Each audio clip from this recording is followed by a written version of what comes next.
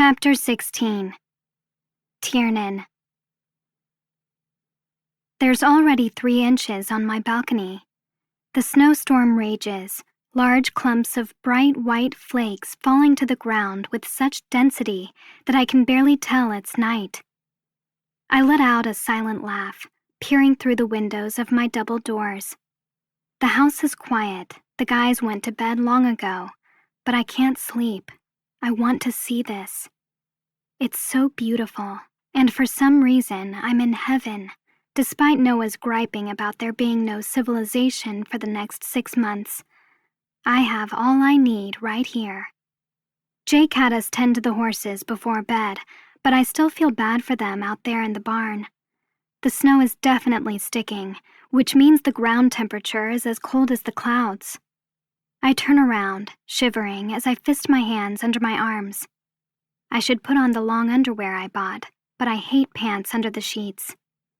I walk over, deciding to stay in my silk shorts, button down Oxford, and wrapped in a blanket as I crawl into bed. But I spot something lying at the bottom of the bed and stop, walking over and picking up Caleb's belt, or the one he gave to me. I'd tossed it there when I came up earlier.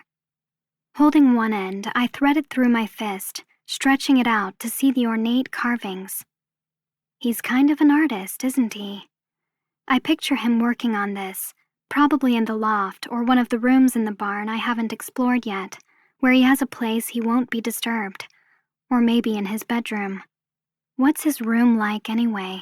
I've never dared go up there, and the one time my uncle asked me to fold a load of laundry, none of Caleb's stuff was in the load, so even then I didn't have an excuse to go into his room like I do Noah's.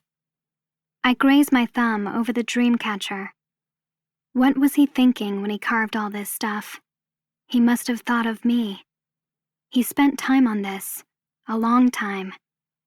I stare at the notches, absently walking over to my floor-length mirror as I thread the end through the buckle and slip my wrist through the hole.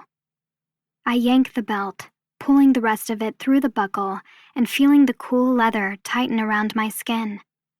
Something rises up my throat, almost like vomit, but almost like my stomach and how it's flipping, too.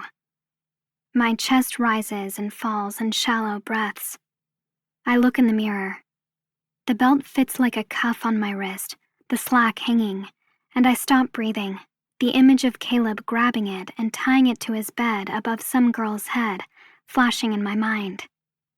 He yanks the strap, her body jerking, and I whimper. Jesus. I shake my head and take it off, tossing it back on the bed. I'm not old enough for that, and I have 2 wrists. He only gave me 1 belt. Nice little scare you tried to give me, Noah. I shiver again, looking over at my fire. Out of wood. Great. I drop my blanket on the bed and hurry down the hallway, jogging down the stairs. I'm not going into the shop. It's too frickin' cold. The fire in the great room still crackles, and I hurry over to the stockpile next to the fireplace. But I can't resist. I turn around and bend over just slightly, letting the heat warm the back of my thighs. I face my fingers to the flames as well, wiggling them and basking in the heat. I tip my head up and see Caleb sitting in the high-back leather chair not 3 feet away, watching me. A shotgun lays across his lap, and he holds the neck of a beer bottle in his fingers. I straighten, the hair on my arms standing on end. Is everything okay? He slouches a little, his long legs bent 90 degrees at the knees as the firelight flashes across his bare chest. I know you understand me, I say. I know you can nod, or write or something. Why don't you want to talk to me? The light makes his eyes glow as he watches, and I frown. He acts like an animal. He just eats and sleeps and... The shop door opens and closes, and I pull my eyes away from Caleb to see Noah walking through the great room. He looks over at me as he also carries a shotgun. Can't sleep either? He asks. I watch him check the locks. It was cold, I reply. I came to get more wood. Why are they both still up and armed? I thought we were safe. Watch a movie with us? He suggests. I thought you said they couldn't get up here, I say instead. He plops down on the couch, propping up the weapon on the arm of the sofa. They can't. So why are you both up, guarding the place? Precaution. For what? I press, almost amused. Is your plan really to open fire on police officers if they show up? Noah shakes his head. Not them. I shoot a look to Caleb, who watches the fire as he takes a drink of his beer, and then back to Noah. He must see a puzzled expression on my face because he's quick to explain. Holcomb and his cronies know that we're safe from them up here during the winter, he points out. But also, whatever and whoever is in town is safe from us, too. He grabs the beer on the end table and twists off the top, tossing it next to the lamp. If the snow isn't as thick as we want, I wouldn't put it past him to ambush us tonight and try to take you back down the mountain before we woke up and lost our chance to follow you in the weather. So, I glance between them. You're guarding me? He feigns a smile as his only answer. They're awake at 1 a.m, armed and alert for me? Aww, I croon, faking teary eyes and putting my hand to my heart. Shut up, Noah grumbles. I laugh quietly, walking into the kitchen and grabbing a beer from the fridge. So, what will happen then? I ask, sitting cross-legged on the couch next to Noah. When the snow melts, will Caleb be in trouble? What happened tonight was the locals' fault, but I know if I wasn't here, it wouldn't have happened at all. It's not your fault, Noah assures me, pointing the remote and clicking the TV on. They were looking for you for a reason. Why? He takes a deep breath and sighs. Because for some people, it's not enough that they have their share, he explains. They want it all. I study him as he scrolls the streaming choices. I'm not sure I know what he's talking about, but at least it sounds like this didn't start with me. I pull the blanket off the back of the sofa and cover up my legs, taking a drink of my beer. The room falls quiet as we view the selections, but I'm not concentrating very hard. Noah is dressed in black pajama pants and a white sleeveless t-shirt. His skin's still so tan and smooth, and I want to roll my eyes at myself for noticing. I just don't get many opportunities to lounge around with them. They often stay up to watch TV at night, but I'm so wiped by the end of the day I'm aching for my bed. He settles on a film, something with Tom Cruise when he was younger, and I lie my head back, holding my beer as I try to watch. The only thing I know about this movie is that he dances in his underwear, and I find myself constantly looking at Caleb to see any sign of amusement, or perhaps a foot tap to the music. But his face is hidden behind the curve of the chair back, and his body barely shifts during the film. There's a decent soundtrack by Tangerine Dream, though. Unfortunately, Tom, or Joel, is a good kid trying to lose his virginity at the behest of his stupid friends when his parents go out of town for a few days. So what does he do? He hires a hooker and turns his parents' house into a brothel. It's nothing more than a teen male fantasy, and I can't believe this is the movie that turned him into a household name. I roll my eyes and cross my arms over my chest. This film is so dumb. Is it? Noah asks, watching Joel and Lana have sex in public on a train. Your laughing over there is sending me mixed signals. I never laughed. The comedy is subpar. This was similar to how I lost my virginity, Noah offers, taking a swig of his beer. I cock an eyebrow and look over at him. A prostitute? An older woman who only wanted one thing. Your money? I hear a breathy laugh and look over, seeing Caleb's chest and stomach shake a little. Did he just? Oh my God, he laughed at my joke.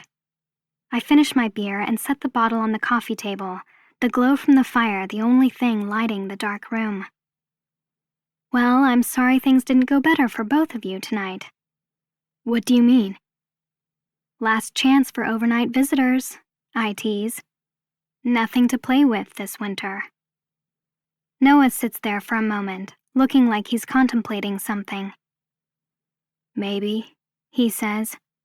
I narrow my eyes. Maybe. I nod. You're right. I mean, you can't be the only people up here, right?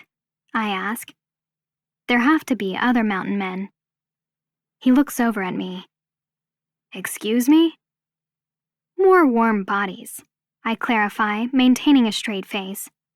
There have to be more guys holed up in cabins up here, right? It's okay. It happens in prison. Gay for this day?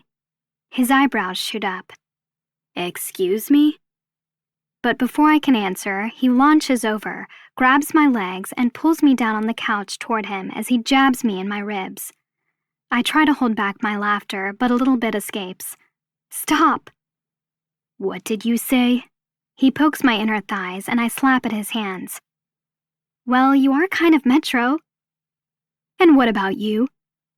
What about what? I curl, shielding myself from his fingers in my stomach. I saw you dancing with Cece at the race. He leans over me, continuing his attack of jabs. Maybe same-sex heat turns you on. I let out sad little laughs but plead at him with my eyes. Stop it. I shove his hands away, but they keep coming back. I mean, it's okay. You have to cope with the seclusion somehow, right? He growls and grabs my feet, tickling the underside. I kick, laughing hard. Stop it! But then, all of a sudden, he grabs me by the collar and pulls me up onto his lap. He wraps his arms around me, whispering in my ear. You want to see how we really cope with the seclusion? My smile falls, my laughter gone, and I watch as he scrolls the TV's files and finally clicks on one. My ass is planted firmly in his lap, my back against his chest, and all I'm aware of is his body underneath mine, through the thin fabric we wear. The screen goes black, the whole room cast in darkness again except for the fire, and Noah sits back, pulling me with him. I tense. Another soft glow lights up the room, but I'm afraid to raise my eyes because I know what he put on the TV. I can't look, but I don't want to leave either. I hear kissing and rain. The acting is bad. My face warms with embarrassment for them, but I don't know. I stay sitting there on top of Noah. It's a boy and girl in the film, teenagers. They're making out in their car, and I can tell from the conversation that they're in the woods on a rainy night, secluded and alone. Or so they think. I look up, taking in the gradient picture of the porno, the windows of their car fogged up as the rain pounds the roof, but then flashing lights appear and 2 cops are knocking on their window. Noah holds me, rubbing his thumb over the back of my hand as we watch. No, please, the young guy on the movie begs the cops. I don't have money for all that. I'll pay it. Can we just forget about this? Apparently, the loser has a couple warrants for unpaid tickets and expired insurance. They want to take him to jail. But then, of course, they flash their lights inside the car and get a good look at his little girlfriend. Cop number 1 cocks his head and offers the idiot a get-out-of-jail-free card. I watch as the 2 uniformed officers pull the girl out of the car and coerce her into compliance. Her boyfriend can go home, the warrants erased, and her daddy will never have to pick her up at the station tonight if she gives them what they want. The rain drenches her little white blouse, which she has tied up under her breasts, her nipples and skin showing clear through the wet fabric as the cop looks hungrily at them. An ache settles between my legs, pulsating and warm. This is what we do, Noah whispers in my ear. This is what we do to get through the winter, Tiernan. I glance over at Caleb, his face hidden, but I see his chest and stomach rising and falling with his quickened breathing. It's what you'll do, too, Noah adds. With them, or? I drop my eyes, hearing the girl's clothes tearing. Noah's breathing turns ragged and he shifts under me, his cock hardening and rubbing me. I draw in a breath. You should go to bed now, he says in a low voice. Gently, he pushes me off his lap and scoots down in his seat, getting more comfortable as the officer shoves the young girl up against her boyfriend's window, her bare tits pressing against the wet glass so he can watch. I slide down the sofa, and I should leave. He pulls down her shorts, rips off her shirt, and pulls her panties aside, gripping her hair as he pushes inside of her. She whimpers, looking guilty and shy, but she doesn't protest as the shot slides to her boyfriend inside the car, who watches her wet tits bounce against the glass as she gets fucked right in front of him. I look over at Noah and see he's not watching the movie. He's watching me. Last chance, he says softly, rubbing his cock through his pants. You should leave. But I don't want to.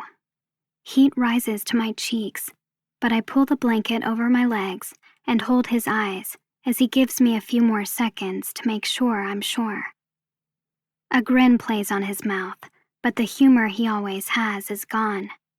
He's hot right now. His muscles are tense, his eyes are on fire, and he knows we're about to cross a line. Holding my gaze, he reaches inside his black pants, stroking himself under the fabric and watching me for a reaction. But when I don't move, he takes it out. My eyes flash to what he holds in his hand, and my stomach immediately starts swirling with heat and butterflies. Shit. He's thick and hard, the firelight dancing across the fat tip, and I watch as he pulls off his t-shirt and licks his hand, stroking himself up and down, again and again, never taking his eyes off me. You want to watch?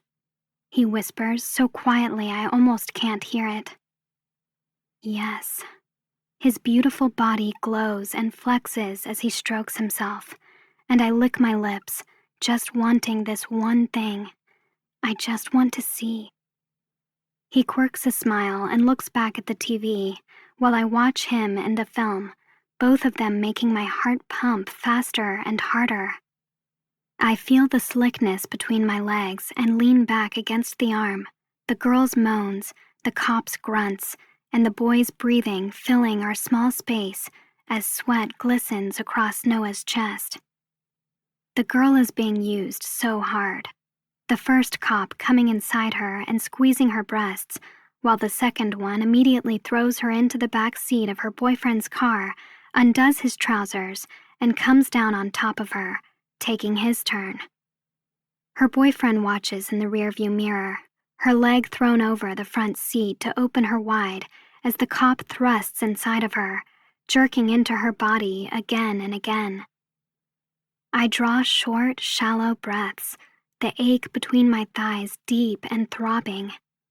It hurts, low in my belly, and I chew on my bottom lip, seeing the bulge in Caleb's jeans growing. God. I scoot down, lying back on the sofa and clenching my thighs against the discomfort. Noah takes my leg and lays it across his lap, resting his hand on my thigh as he closes his eyes and continues jerking himself off with the other one.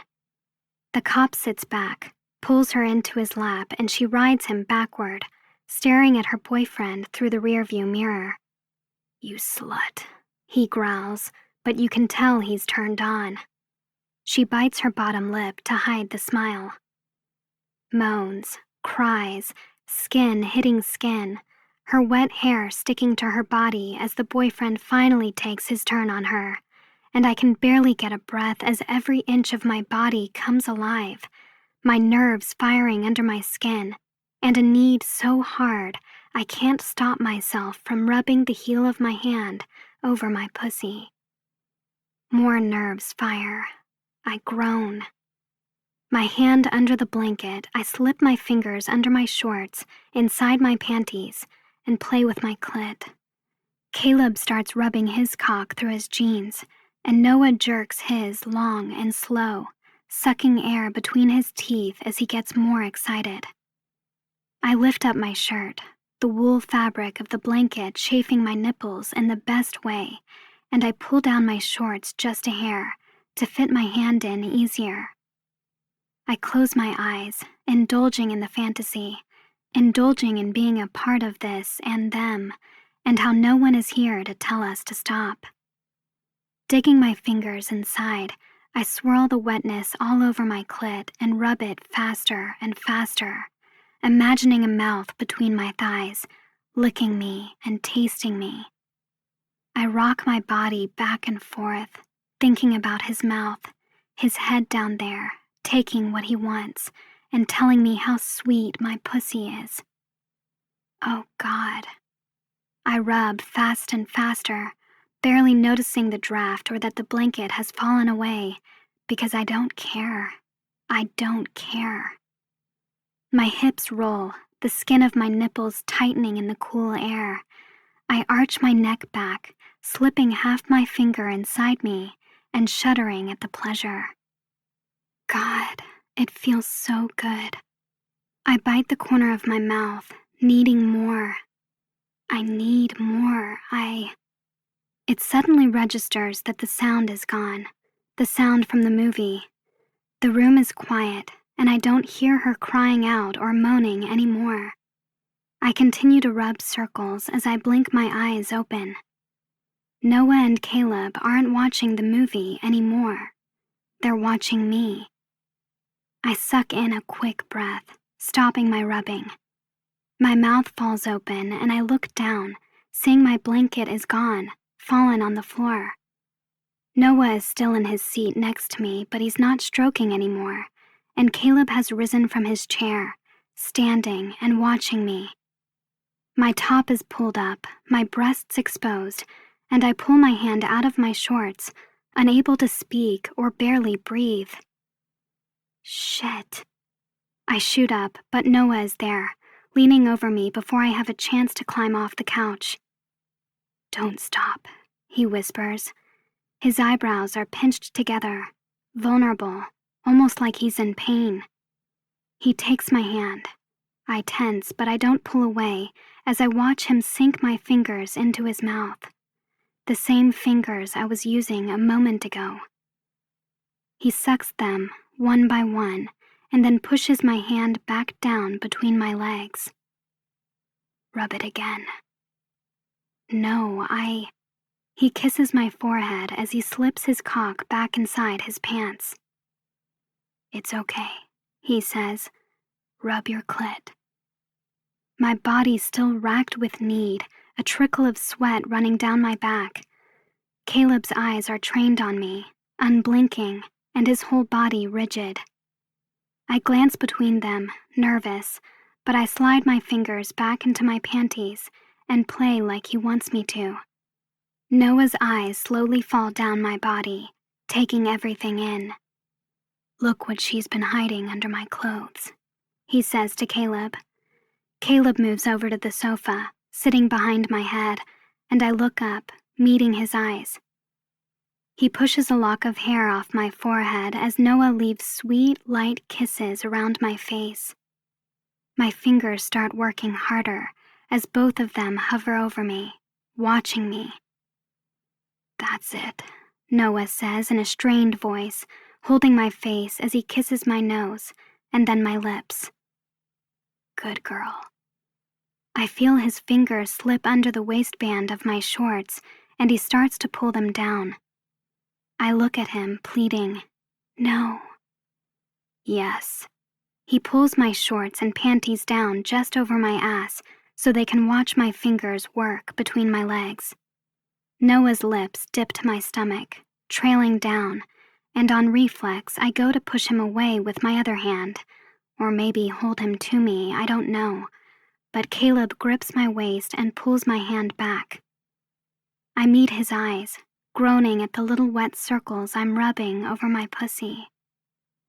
Looks like we might have a little something to play with this winter after all, Noah tells his brother.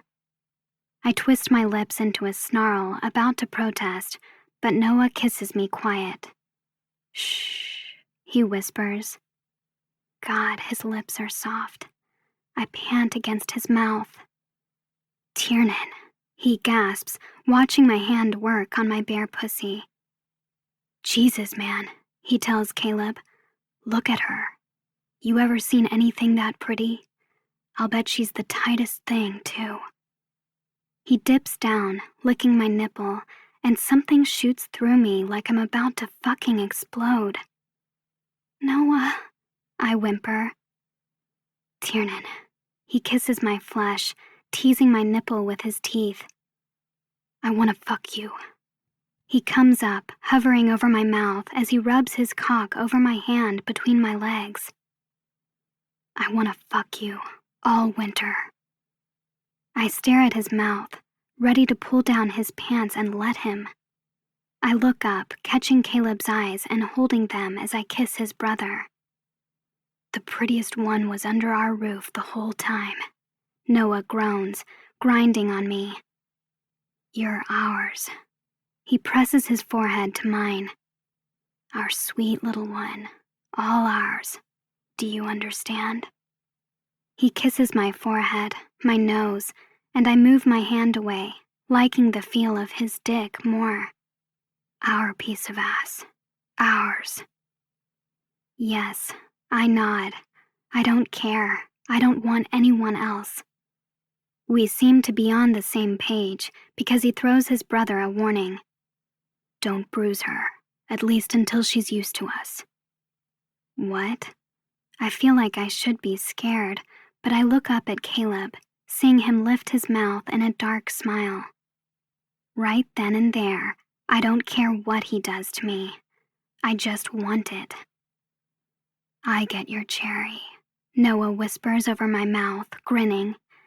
As long as I promise not to touch your ass, he'll want that. And he tips his chin at his brother.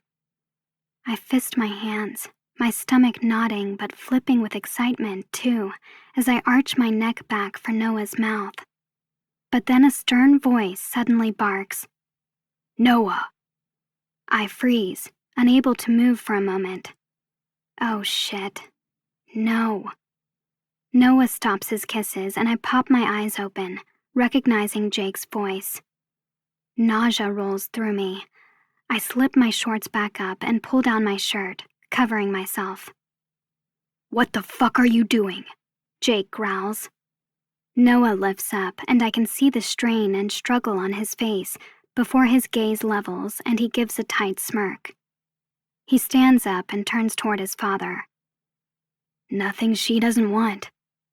I sit up, Caleb rising to his feet behind me, and I can't bring myself to look at my uncle. Just his bare feet and the bottoms of his jeans as he stands on the last stair. Go to bed, he says. Noah hesitates, but then he clicks the TV off, grabs his shirt, and heads up the stairs, Caleb following. I'm not sure if they look back at me or if this whole thing is amusing to them, but I quickly stand up and dart off to follow. Not you. Jake grabs me. I turn my head away, feeling his eyes blaze into me. What would have happened if I hadn't come down? He asks. I don't know, and I don't know why I'm embarrassed. Normally, yes, I should be. Given our familial ties, this is wrong. I can see how people would see it as wrong. But it's not like he wasn't all over me a few weeks ago, too. What would have happened? I don't know, I answer. Why didn't I ask them that? What did you want to happen? He asks. I can only shrug, meeting his eyes as I search for words. I don't know. You don't know? He rips my blanket away and steps down, gripping my upper arms as he backs me into the living room again. What did you want to happen? I don't know, I cry. What? Why am I the one in trouble? Is he really angry? Or just disappointed? What did you want to happen? I wanted it all to happen, I utter, finally looking back up at him with tears in my eyes. I don't know what's wrong with me. I feel it everywhere. He stares at me, his eyes narrowed. You feel what everywhere? You, I whisper, dropping my eyes. And them. This place, the house, the land, the wind. Them. I'm alive. You get hard. You feel it. I remind him of our night in the kitchen. Am I not supposed to feel it too? You're 17. 18, I growl back. I could have screwed anyone by now. My parents never cared, but I did. I look up at him as he brings me close, his hot, angry breaths falling over my forehead. No one ever felt right, before. He holds me, squeezing my arms and seething. His fists clench, his fingers digging into my skin, and I whimper. Jake. It hurts. He drops me and twists me around, bending me over one arm. I barely have time to suck in a breath before his hand lands hard on my ass, a loud slap piercing the air. I gasp, squeezing my eyes shut in shock. Still feeling good? He asks, breathing hard. I don't look at him. Rage boils my blood, and part of me wants to scream and hit back. But another part of me feels the knots loosen in my stomach. My heart jumps and the adrenaline runs. Still feeling good? Slowly, I nod. What the fuck are you going to do to me? For some reason, I'm emboldened. I want to find out. He's quiet for a moment, and then I hear his threat. You want more? I nod twice. He still holds me, and I rise back up, feeling the muscles in his arm tight and hard, and his body almost like it's vibrating. I can't hear him breathe. He's so hard. I know he is. Take off your shorts, he bites out, so you can feel my hand. My pulse fills my ears and my hands start shaking, but I push my shorts down my legs, standing in my shirt and underwear. He sits on the couch, leaning back, and looks at me, his eyes trailing over my body and down to between my legs. Come here, he instructs. Over my lap, princess. My nerves shake so badly, but still, my pussy clenches when he says princess. I want him to say it again. Slowly, I crawl across his lap and lie down on my stomach as he lays an arm across my back to hold me down. I don't want his hand. I just want his fingers. He peels down my panties, and my breath catches, closing my eyes on reflex at the shame.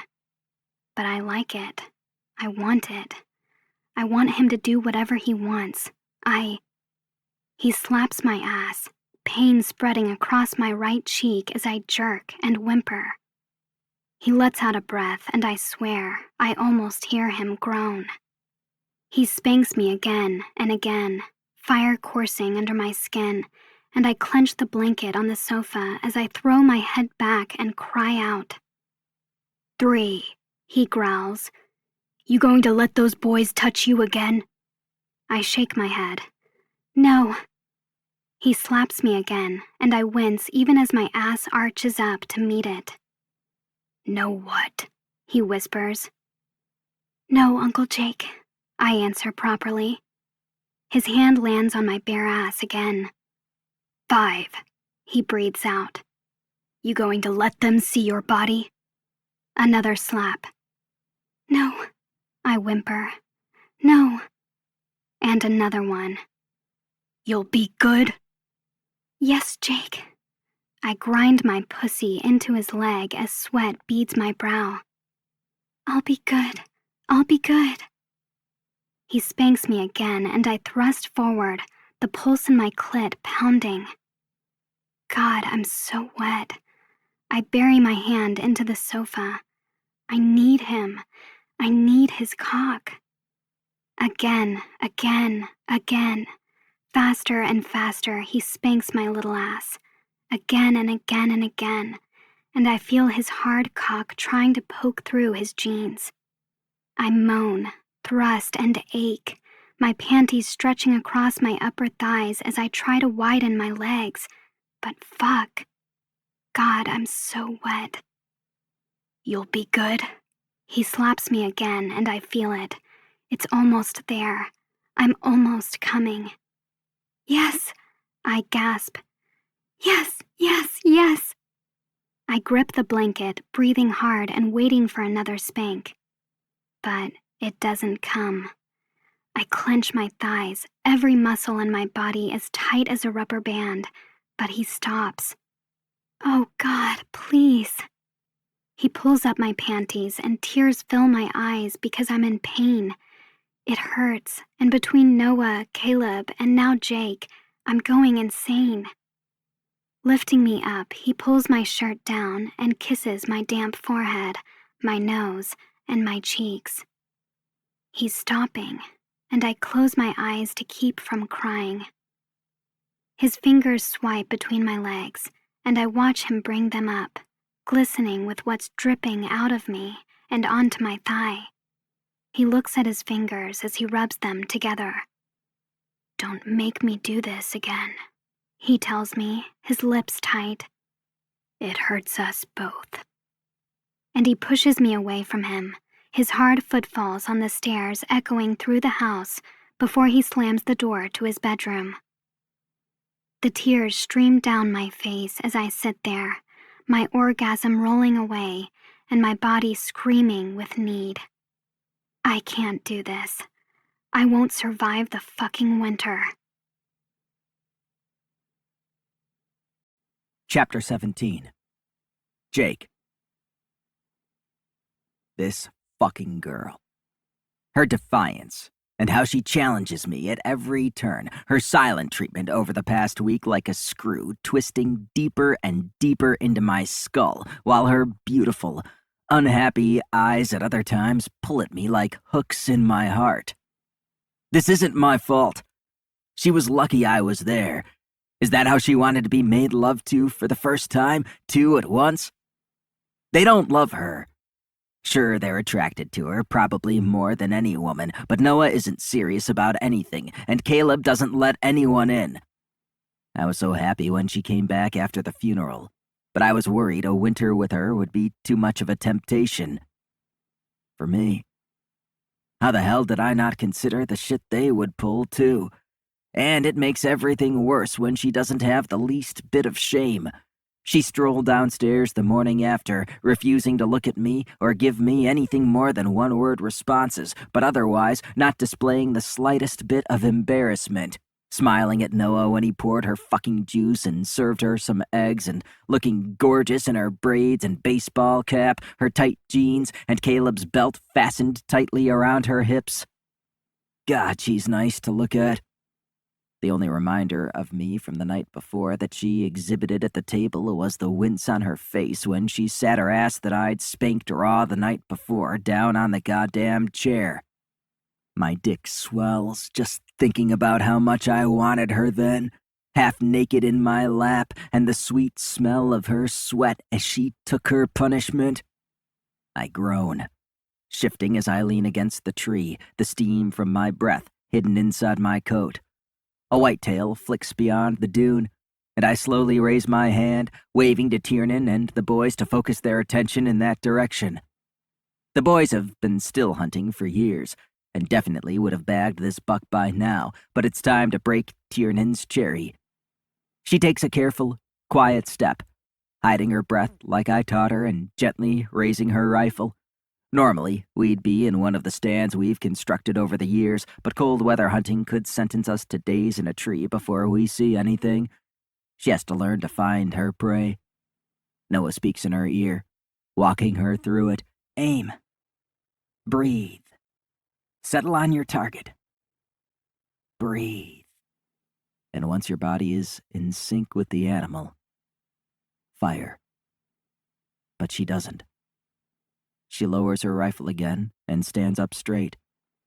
I flex my jaw. I head over, careful to step silently through the cold snow.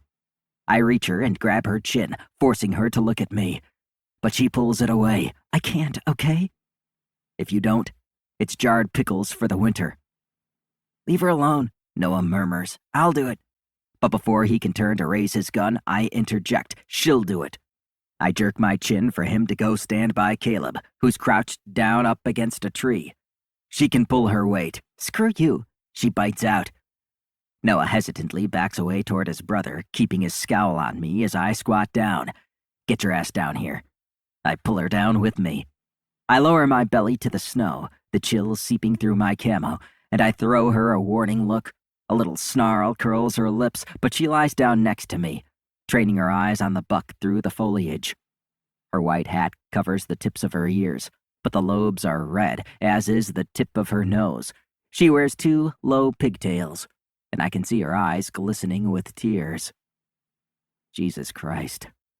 You want to know what that meat you buy nicely packaged in the grocery store went through before it came there? I growl at her.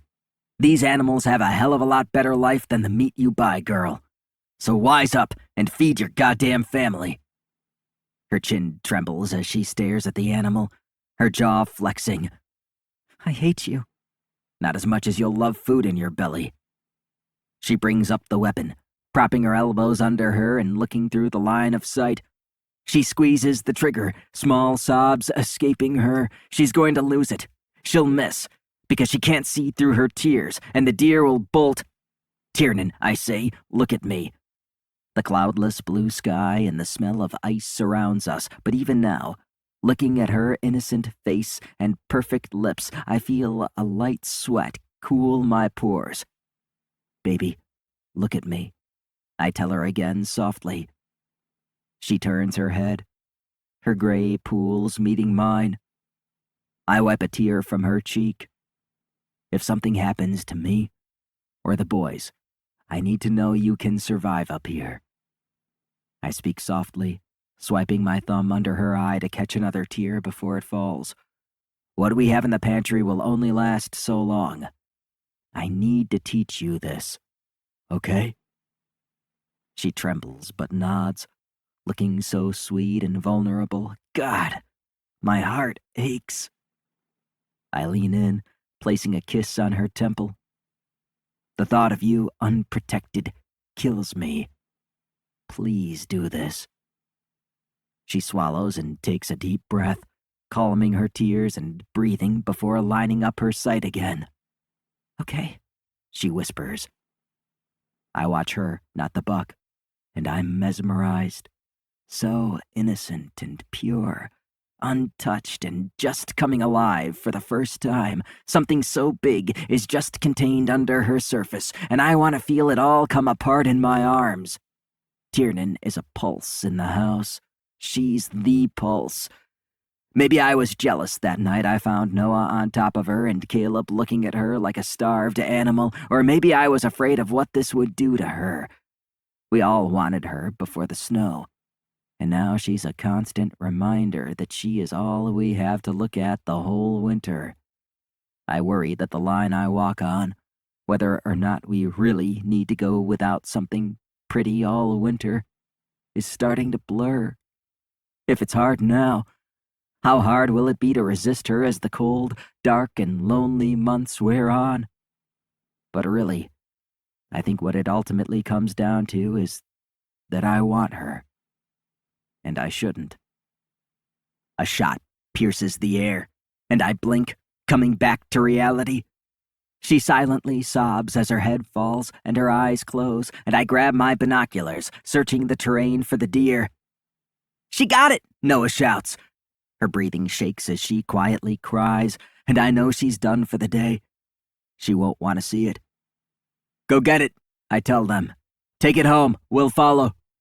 The boys walk past, the snow crunching under their boots, and my body burns with the cold seeping through to my skin.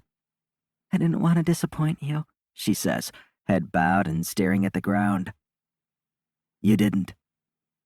She jerks her head toward me, her fierce eyes piercing me. I did it because I didn't want to disappoint you, she explains. Why do I care about pleasing you? I don't want to please you. She looks away again, pulling off her hat and looking disgusted with herself, Loose strands of her hair fall in her eyes, and I want to push them away. My voice sounds strangled as I whisper, "Everything you do pleases me." I could blame her all I want. Her beauty, her scent, her laughter and fight, her eyes when she smiles, and how she makes us a little happier. The way even a garbage bag would look good on her as she walks around my house. But honestly, it's just what I said. Every day I'm losing the will to resist and hating myself for it, and hating her more for being something I can't have. It'll be easier next time, I tell her. There won't be a next time. Not unless you want to eat. She launches up and swings her fist, slamming me in the jaw as she growls. Pain shoots through my face, and the next thing I know, she's pounding on me as she cries. I turn my face away, trying to protect myself as I grab her wrists. Taking them both in my fists, I flip her over and come down on top of her, still feeling her body through the layers of clothes we wear. She wiggles her hands free, struggling underneath me, and blood starts rushing to my groin as she squirms and moves. "I hate you," she gasps, hitting me. "I hate you. You're a fucking joke." I snarl, trying to catch her flailing fists. "You little bitch. My parents sent me to you because they hated me." She tries to push me off her. "They wanted me to suffer, and you were the worst they could do to me." "Maybe," I bite out, cutting her off. "Maybe they felt bad about what they took from me, so they gave me you."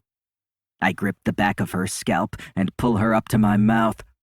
A payment on their debt. "That's what you are, Tiernan, a fucking payment." Her body shakes as she looks up into my eyes, that same desperate passion I saw in the kitchen that night I first kissed her. She whispers against my mouth, tears still thick in her voice. "A payment you'll never collect because you're too old and bitter to spend it, right?" My eyes flare, and my dick is rock hard. I crush her mouth with mine, eating her breath and sucking her lips so hard she whimpers. But she kisses me back. Fuck yeah, she does. I rip open her coat, stick my hand under her sweater and then under her shirt, filling my hand with her plump tit. She moans, turning her head left and then right, biting and kissing my mouth in a frenzy as she rips open my hunting pants and sticks her hand down my jeans, grabbing my cock. "Ah," I groan, thrusting against her palm. "Tiernan." She pumps me, dipping her tongue into my mouth to taste and feed, and the world is spinning behind my eyelids. I want her in my bed. I want her now. I press my forehead to hers, hugging her to me. She's exquisite. And ours. Fuck her father. Our bodies start moving as I thrust into her hand, and she rolls her hips to meet me, both of us panting and kissing until I'm ready to rip off her goddamn clothes, but it's fucking freezing, and I can't do this here. I don't want to stop long enough to get her home, either. "Fuck, man, watch your step," Noah shouts, and I suck in a rigid breath. She continues to trail kisses down my neck, but then she stops, both of us listening to the snow crunching with their steps. Shit. I let go of her breast and pull her shirt and sweater down before taking her hand off my dick. "Get in the fucking truck," I bite out in a whisper. I stand up, seeing Noah walking behind Caleb, who has the buck slung over his shoulders, and I immediately turn, fastening up my snow pants. Fuck. She should be one of theirs. Why did I stop them the other night? If I had let them go, this wouldn't be happening. Tiernan rises, and I take her gun and pick up my own, walking back to the trucks and feeling her follow me. "We'll follow," I tell the boys as they unload the deer into the bed of the black Chevy. "Get started on that deer." "Yep," Noah cheers, cracking open a beer as he strips off his outerwear.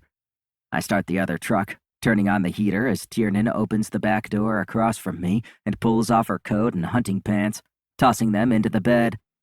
I slam my door and round the truck, slipping off my coat and tossing it into the back with one hand and wrapping my other arm around her.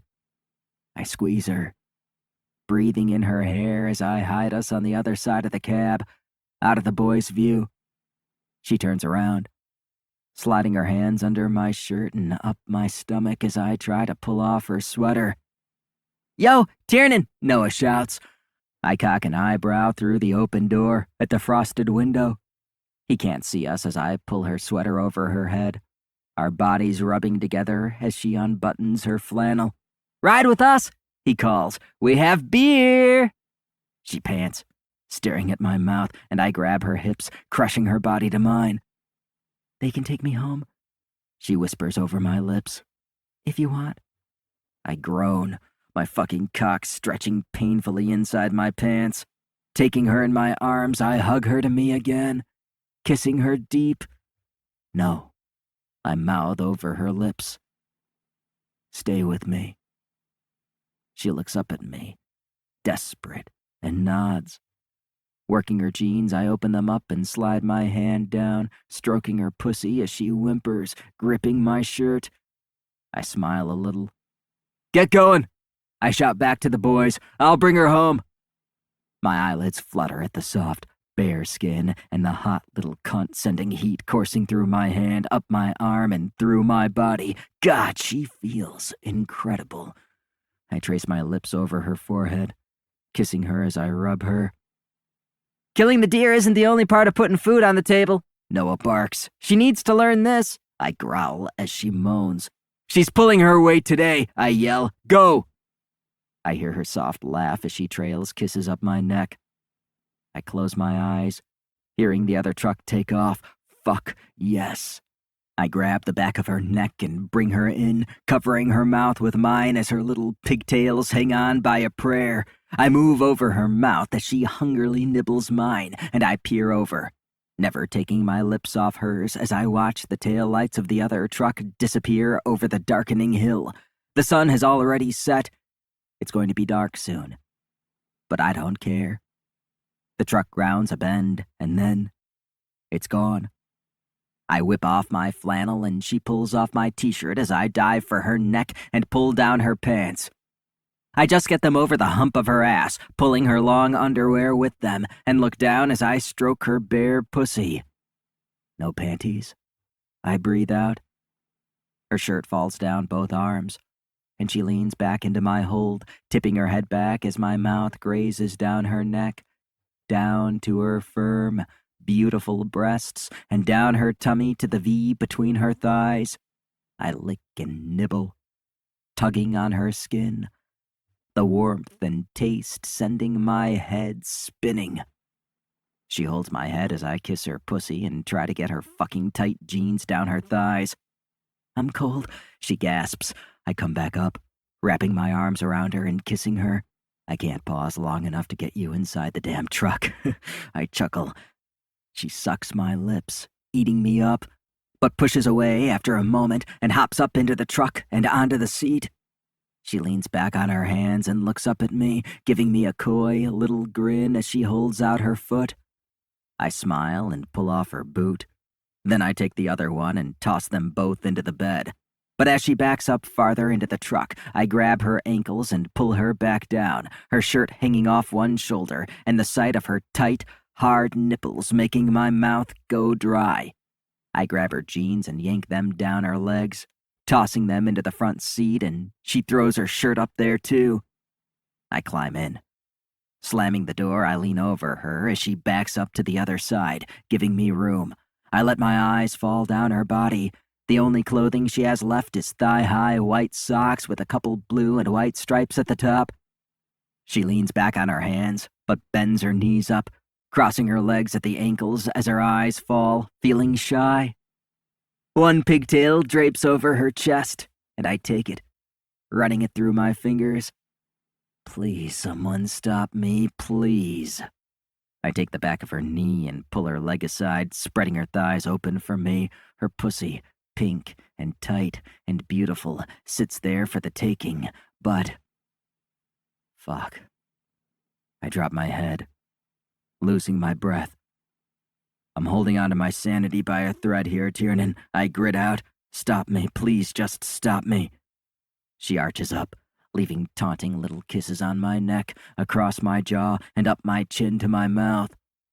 I meet her eyes, seeing tears in hers. "You know why my parents sent me to you?" she asks, her voice barely a whisper. "Because you're nothing for anyone to fear." I tense as she continues her little kisses. "You would never take my inheritance before I was old enough to claim it," she says, sick amusement in her voice as her fingers glide down my stomach. "It would never occur to you to force me to live here, or—" She kisses my lips as she looks up into my eyes. "Or have the balls to stand up to me. A day has." I bare my teeth, my heart pumping wildly. "Excuse me?" "So don't worry," she breathes out. "I'm not afraid of you. You won't take anything you want. You're safe. Weak. My father said so." And then she gives me a condescending smile. "I was never worried." She comes in for another peck, and I jerk my lips away, glaring at her. "He said that, did he?" I shoot back, grab Haynes to Haas's little girl, and yank her ass down. Hearing her whimper as she slides down the seat, I dive down, sinking my mouth into her pink pussy and pressing her thighs wide for me. "Ah!" she cries out. "I was joking. I'm sorry." I wrap my arm under one of her thighs and hold her to me as she arches her back and squirms. "You're what?" I challenge, swirling my tongue in steady, hard circles over her little nub. Sorry," she stammers. "I'm sorry, Jake. Oh, God." That's fucking right. I want that piece of shit to hear his little girl scream my name wherever the hell he is. I want him to know how much she loves her Uncle Jake. I suck her and lick, nibbling and kissing around her pussy and inner thighs and teasing her little hole with the tip of my tongue. She moans when I do that, and I do it again, savoring her taste and tightness. My cock bulges and seeps, and I continue eating her while I undo my hunting pants and jeans. Jesus, just thinking about how tight she is. She digs her nails into her thighs, and I suck on her clit, chewing it gently as her stomach rises and falls faster and faster. I lift up, rubbing her little nub with my thumb and watching her tits move up and down. "I'm so glad you came to live with us, baby," I say. "You want me to stop?" Her eyes watch my hand work. "No," she rushes out in a whisper. "Please do it some more." She claws down her thighs. "Do what some more?" "Lick me." "Lick your what?" I tease, making the little bitch eat her words about me being weak. "My pussy," she says, wetting her lips. "I like it when you do that. Please do it some more." She falls back to the seat, closing her eyes and rolling her hips into my hand, hungry for me. "Please lick me down there again." God, what those words do to me. We should be in a bed. I fist my cock with one hand, stroking it while I dip down to keep eating her because she likes it so much. I swirl and nibble, suck and lick, sinking with her breaths and going faster and harder as her lungs fill again and again. "Yes, yes," she pants, opening up wider, one leg through the opening between the front seats and the other up over the back seat. "Fuck, I'm coming, oh God." She shakes, her short, shallow breaths racking through her body. "Oh God, Jake, you feel so good." She sucks in a breath, and I know her orgasm is cresting, and I stop. My tongue paused on her clit a moment before I raise my head. Her eyes remain closed, but after a moment, pain is etched across her face, and she blinks her eyes open. She finds me watching her. "No," she begs. "Don't stop. Please. What are you doing?" I leave a little kiss on her clit, feeling the pulse inside throb like she just ran a marathon, and I almost feel sorry for her. I rise up, looking down at her. "Jake," she says, looking like she's about to cry. But then her hands dip between her legs as she tries to finish herself off. But I take her wrists, pinning them to her sides. "Please." She squirms with need. I lean down, leaving little kisses on her stomach. "I would never take your inheritance, because your money doesn't interest me," I tell her between kisses. "It would never occur to me to force you to live here because I don't have to. You like me." I smirk as I trail kisses up to her tits, licking a nipple. "So don't worry," I taunt. I don't want you to be afraid of me. I hated your fucking slimy parents. But they left me a really pretty piece of ass who likes it when I lick her pussy. I cup her between her legs, rubbing my palm over her clit and dipping the tip of my middle finger into her cunt. Her hips shoot off the seat. I push her stomach back down and do it again, swirling some wetness around her. I slide it in a little deeper. She arches up, grabbing my wrist with both hands. No. I kiss her mouth, her soft lips loving me back. I know. You still have your cherry. It's okay. I soothe her, bringing more wetness out and swirling it around her pussy. I'll get you ready.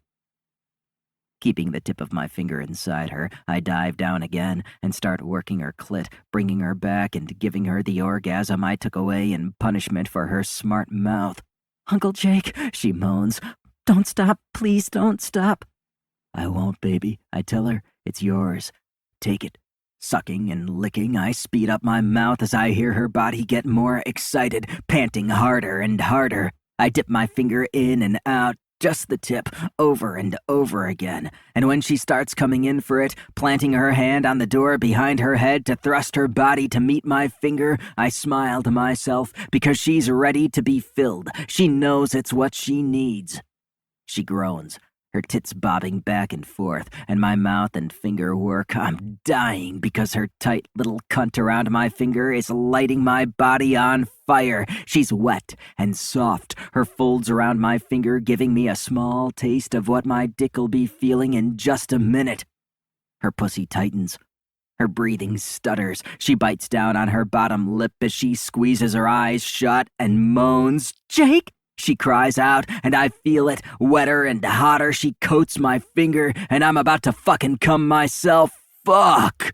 Rising up, I stare down at her as I reach into the center console, pulling out a condom. No, she whimpers, rising up and looking up at me. Bear, please. I want to feel all of it my first time. My cock twitches, wanting that too. I don't want anything between us, but I shake my head. I won't be able to pull out of you, I tell her. Not the first time. She kisses my stomach. Do you usually use rubbers? I hold her head to me, reveling in her mouth, always. The last woman I fucked without one was my wife 16 years ago. She eyes me. I've been on the pill a long time, she says. Fuck me, bear. She licks my abs, and my stomach tightens. A light layer of sweat coats the back of her neck, and I push her back down on the seat, coming down on top of her and covering her mouth with mine. Her hands go to my hips, both of us pushing my jeans and hunting pants down, and as soon as my dick is free, her hand wraps around the long, hard shaft. Everything swells and heats up, my stomach on fire. Fuck, Tiernan, I murmur over her lips. Fuck. She licks my lips as I crown her entrance, and I lift up so I can look down at her as I push inside. Spread your legs, I tell her. She hangs one through the opening between the front seats and presses one into the back seat again, and I grip the door above her head with one hand and her hip with the other, thrusting my hips and pushing my cock inside her. Ah! She cries out, digging her nails into my chest. My arms almost give out. Tiernan, I moan, closing my eyes at the pleasure. It's so hot and tight. Fuck, she's wet. She shakes, her mouth open in surprise or pain, I don't know. I lean down to kiss her. You're doing good. Just hold on to me. Her breathing calms, and I hate that I have to do this, but it's better not to tell her anyway. I slide out, almost all the way, and then thrust, sinking all the way inside her this time, to the hilt. Her back arches off the seat, a pained look crossing her face, and she whimpers, squeezing her eyes shut. I kiss her lips gently. Good girl. Oh, God. It takes a moment for her eyes to open, but as soon as her breathing calms and her body relaxes, she glides her hands up my back and kisses me. That was the hard part. I nibble her lips and settle between her thighs. This is the fun part. I move, thrusting my cock inside of her, sliding in nice and deep how she likes it. Her legs fall open more and more, and I hold myself up, looking down at her body lying open for me and taking me. Her pretty breasts bob back and forth, and I run my free hand up and down her body, squeezing her tit, her neck, and holding her face. God, she moans, when you go deep. I smile and lean back down, pumping her as I suck her neck and ear, and then her mouth.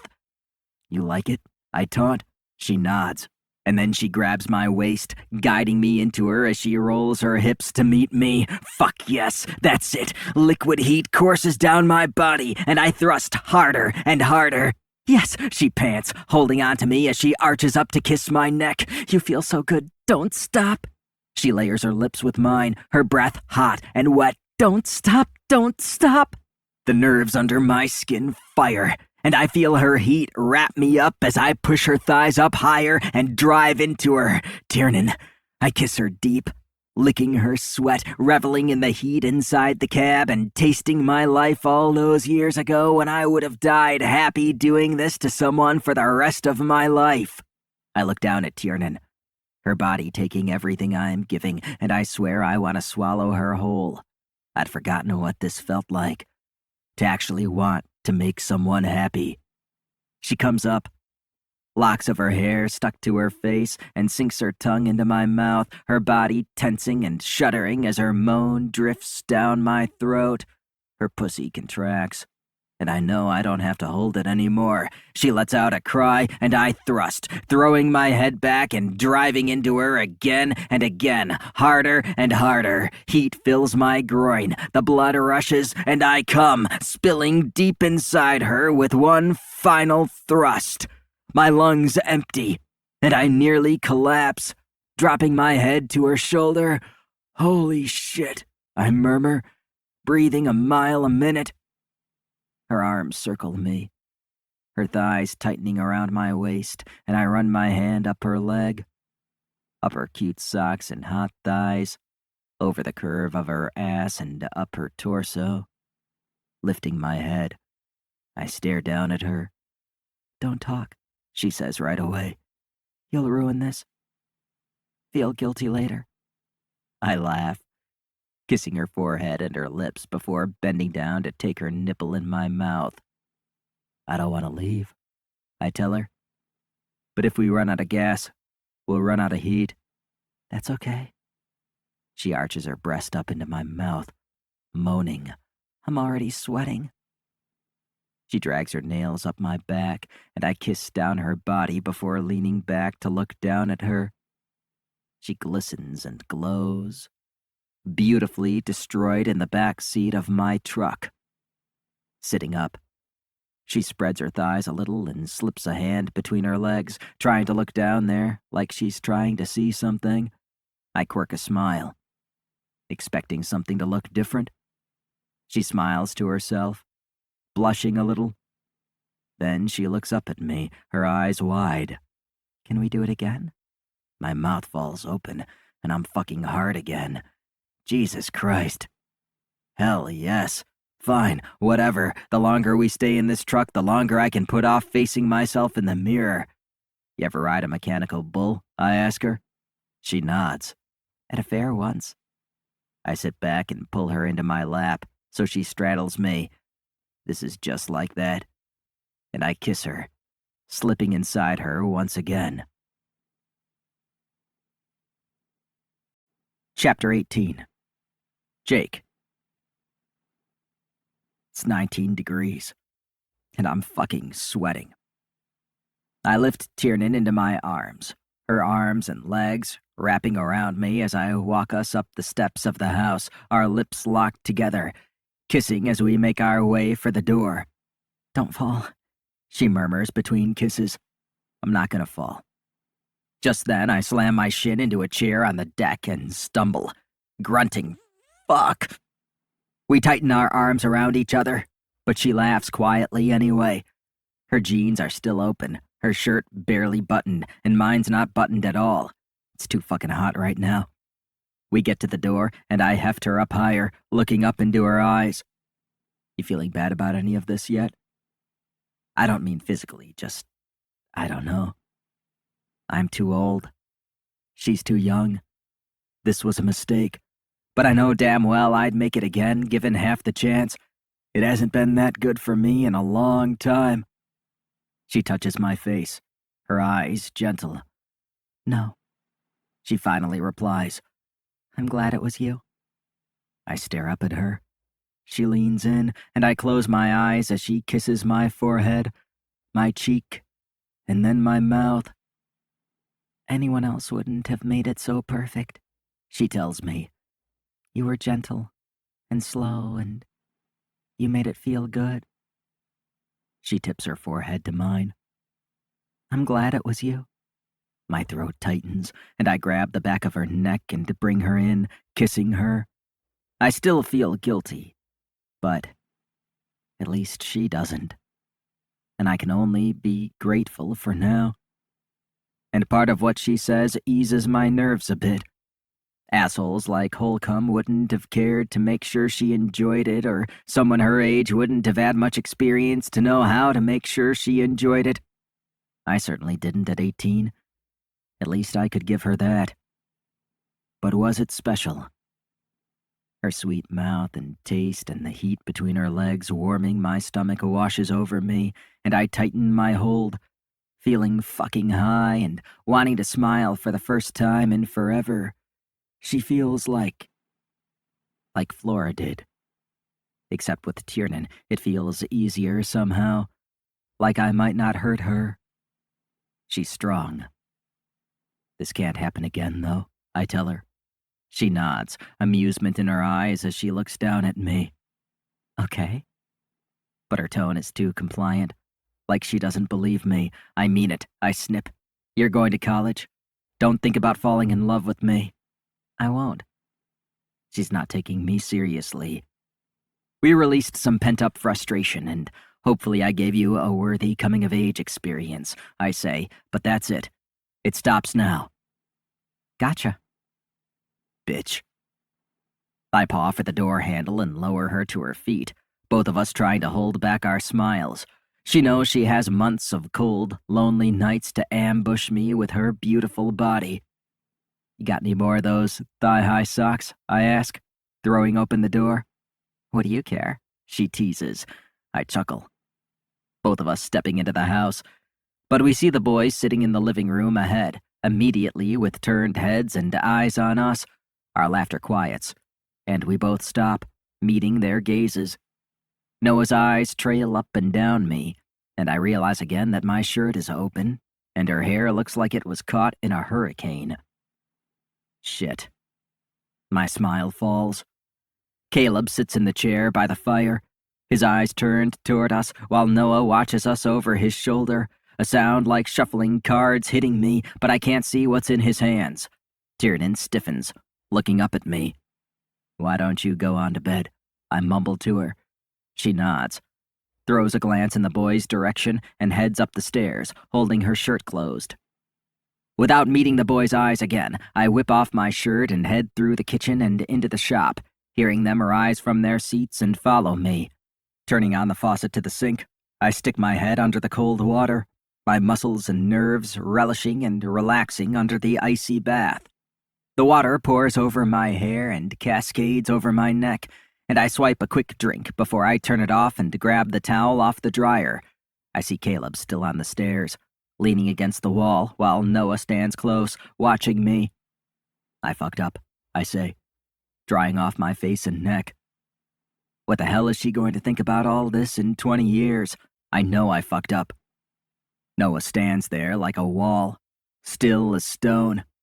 But then he lashes out. He throws his arms, swiping everything off the top of the dryer. Containers and a laundry basket crash to the floor, and he picks up a paint bucket and heaves it at the garage door. It bangs and hits the floor, teetering for a few seconds before it stops moving. He breathes hard. And if I want her too? You don't want her. I shake my head, tossing the towel. You're latching onto anything that will hold you here. And you? You're not gonna marry her and keep her up here, have babies and all that shit, he barks. She's leaving in the spring, going to college and moving on with her life. I might leave with her. I flex my jaw and step up to him, his eyes just a hair below mine. I'm not sharing a woman with my sons. How convenient. he spits back. After you took her away from us the other night, we had her first. No, you didn't. The night of the last race when you both were upstairs with who knows who, we were down here in the kitchen. I had to. I look away, shame warming my skin. It didn't go far, but something started that night. Caleb had already been on her out here the night when he came home from the cabin weeks ago, Noah retorts. What? I shoot my eyes up to Caleb, his gaze slowly rising to meet mine. You've got to be kidding me. But you got her cherry, so, Noah adds snidely. I look at him hard. I know he's right. They'd be a lot more suited to her than I would. But I like her, Noah says, his voice unusually gentle. There are times when I just want to be close to her. I meet his eyes. I'm not going to stop myself. Unless she stops me, he warns me. And what am I supposed to say? She's mine, back off, he can't take her because why? Why can't he have her? I'm not claiming her. She'll leave, and this'll end because it has to. I'm not taking her life from her and saddling her here. I shouldn't have touched her. Slowly, I start to nod. Just act right, I tell him. She's free to make her choices. You act right. A smile curls his lips, and he backs away, Caleb and him disappearing back into the house. It's only right. Right? I didn't have any business fucking with her in the first place. I don't want her to think I don't want her, but I don't want her getting attached either. It's better to stop it sooner rather than later. I kick off my boots and head into the house, grabbing a beer from the fridge as the boys watch TV as I pass by, catching Caleb's eyes as I climb the stairs, him holding my gaze a lot longer than he ever does. The nice thing about my oldest is his anger is never verbal. The bad thing is, it usually ends up in him disappearing into the mountains for weeks on end. I'll need to talk to him tomorrow.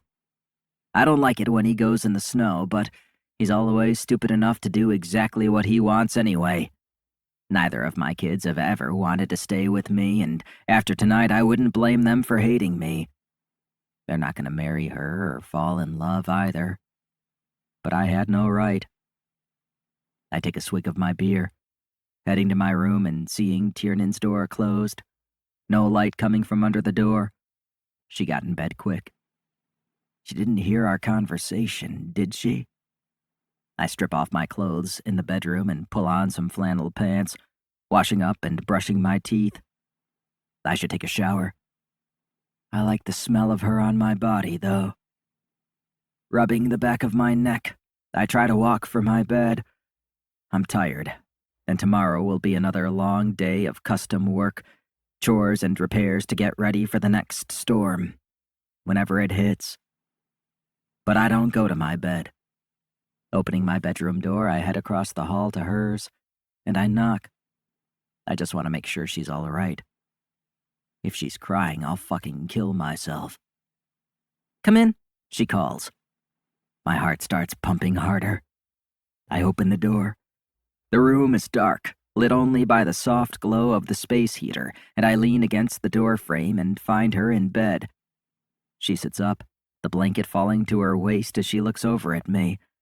I trail my eyes down her little white half-shirt, my mouth going suddenly dry at the glimpse of her panties peeking out of the sheet. Showered? I ask. She nods. I can't see her eyes very well, but when she straightens her spine, stretching out her body and drawing my eyes to her bare stomach, I feel my arms ache with the emptiness. Hungry? I fight to keep my tone level. She shakes her head. I take a swig of the beer, looking at her. Warm enough? She cocks her head playfully, and she shakes it again. I smile to myself, even through the sinking in my stomach. I really wish I could have surprised myself and been stronger. I wish I wasn't such a lousy piece of shit. She climbs out of bed and walks over to me, taking the bottle out of my hand and wrapping her arms around my neck so I can lift her up. Her legs circle me like a belt, and I grip her ass. "Want to come into my bed tonight?" She buries her face in my neck and holds me tight, her breath and body warm and wanting on my skin. God, this feels good. And I carry her into my bedroom, slamming the door and hiding us away. This will end. Just not tonight. Chapter 19. Tiernan. I wake with a start, my fingers aching as I slowly unclench them from the sheet. I blink a few times, seeing the time on the clock come into view. 1:21. The room is dark, and I turn over onto my back, the cool air hitting my bare breasts. I quickly pull the sheet up, covering myself as I remember everything we just did a couple hours ago, and in the truck yesterday. I reach down, slipping my hand between my legs, the raw skin stinging a little and my thigh muscles aching. I smile a little. I'm glad it was him. What I told him last night was true. No one's first time is good, but mine was. It hurt, but he was careful with me. He wasn't selfish or mean or impatient. I look over, but he's not in bed. I should probably get back to my own, actually. A light glows from the bathroom, and I sit up and slide my hand under the sheets, finding my panties and shirt. Swinging my legs over the side of the bed, I slip them both on and stand up, stretching. I wet my dry lips as I pull off the rubber band on my wrist and tie back my hair, walking for the sink to get a glass of water. But as soon as I step into the bathroom, I see Jake standing in front of the mirror, turned to the side, with his arm raised and gazing at the tattoo on his hip. My Mexico. He catches my eyes in the mirror, and I drop mine, backing out of the bathroom. "Where are you going?" I hear him ask. I stop and step back into view, but I just want to be gone now, out of his way. I rub my eyes. "Just giving you your privacy," I mutter and make to escape again. "Why?" I hesitate, shifting on my feet. "Because you didn't ask me to come in. I don't want to intrude. Because I know what this is, and I'm not her." He stares at me through the mirror as he turns on the water and fills up a glass. Without letting myself think, I walk over and press my forehead to his back, close my eyes, and wrap my arms around his waist. He stills, letting me. I don't know why I do it, but the feel of him, of someone warm and strong, in my arms, makes this weird feeling swell in my chest, and I lay my cheek against his spine, hearing his heartbeat. It feels good to feel this, to be touched, to ask for what I need, even if he wants me to leave, just for a minute. Finally, I sigh and pull away, but he catches my arms around his stomach before I escape and tugs me back into place. "Stay." My chin trembles, my heart races, and tears fill my eyes. I dip my head back into his back and try not to cry. He's not my parents. He's not my parents. He wants me around. It's okay. I draw in a deep breath and release it slowly. It's okay. He stands there silently, thankfully not asking any fucking questions about why I'm almost crying again as I hug him. He just holds my arms in front of him, hanging on to me in a way. "Are you thinking about her?" I ask, but he remains silent as he dumps out his water and sets the glass down. "It's okay if you are." "I've never really talked about her," he says in almost a whisper, "to anyone but you." I snake my hand back around his waist, breathing in the smell of his skin. "What did she do that you liked?" I say. He inhales a deep breath and takes my hand, leading me over to the shower. "Her hands in my hair," he replies, turning on the shower. He tests the water and then turns around, coming behind me and pulling out my rubber band so he can tie my hair up higher into a bun on the top of my head. I grin at the gesture. Was he like this with her? Probably more so. If he's this sweet with me, what was he like with the woman he loved? I feel his fingers under the hem of my shirt and I stop him, turning around and shaking my head. Holding his eyes, I peel back the curtain and step into the shower, letting the water soak me. His eyes fall down my body as the water trickles down my stomach and thighs, the white shirt and silk panties molding to my skin. Just like she would have looked when they swam together. I lean against the wall and watch as he pushes his pants down his legs, his cock already stiff. God, 3 times in the truck, once in the bed. Apparently, I wasn't too much for him to handle, or vice versa. He closes the curtain, darkness and steam filling the shower, and our eyes still locked. He presses into me, but I keep my hands at my side. And what did you do then? I ask, after she ran her hands through your hair. He lifts my leg and I bite my lip as he pulls my wet panties to the side and pushes inside of me. I dig my nails into his arms, the pain and sting from being entered once again, mixing with the pleasure of being filled. His mouth hovers over mine, breathing through his teeth as he pumps his dick. Close your eyes, I pant with his thrusting. Make love to her. He shuts his eyes and I circle my arms around his neck, hanging on as he lifts Flora into his arms and fucks her against the wall. I run my hand up the back of his head and over the top, threading my fingers through his hair, relishing the sweet ache deep inside. I moan between our kisses, the water on his mouth warm and sweet. I close my eyes too, letting him go back, letting him sink into the fantasy, because I want him to remember how he loved her and know how lucky she was to have him. That it wasn't his fault. That my parents weren't his fault. He slides in and out of me, grunting as I tip my head back and letting his mouth trail down my neck as I thread my fingers through his hair once again. I love you, he murmurs, but Tiernan uses her nails, and I like that more.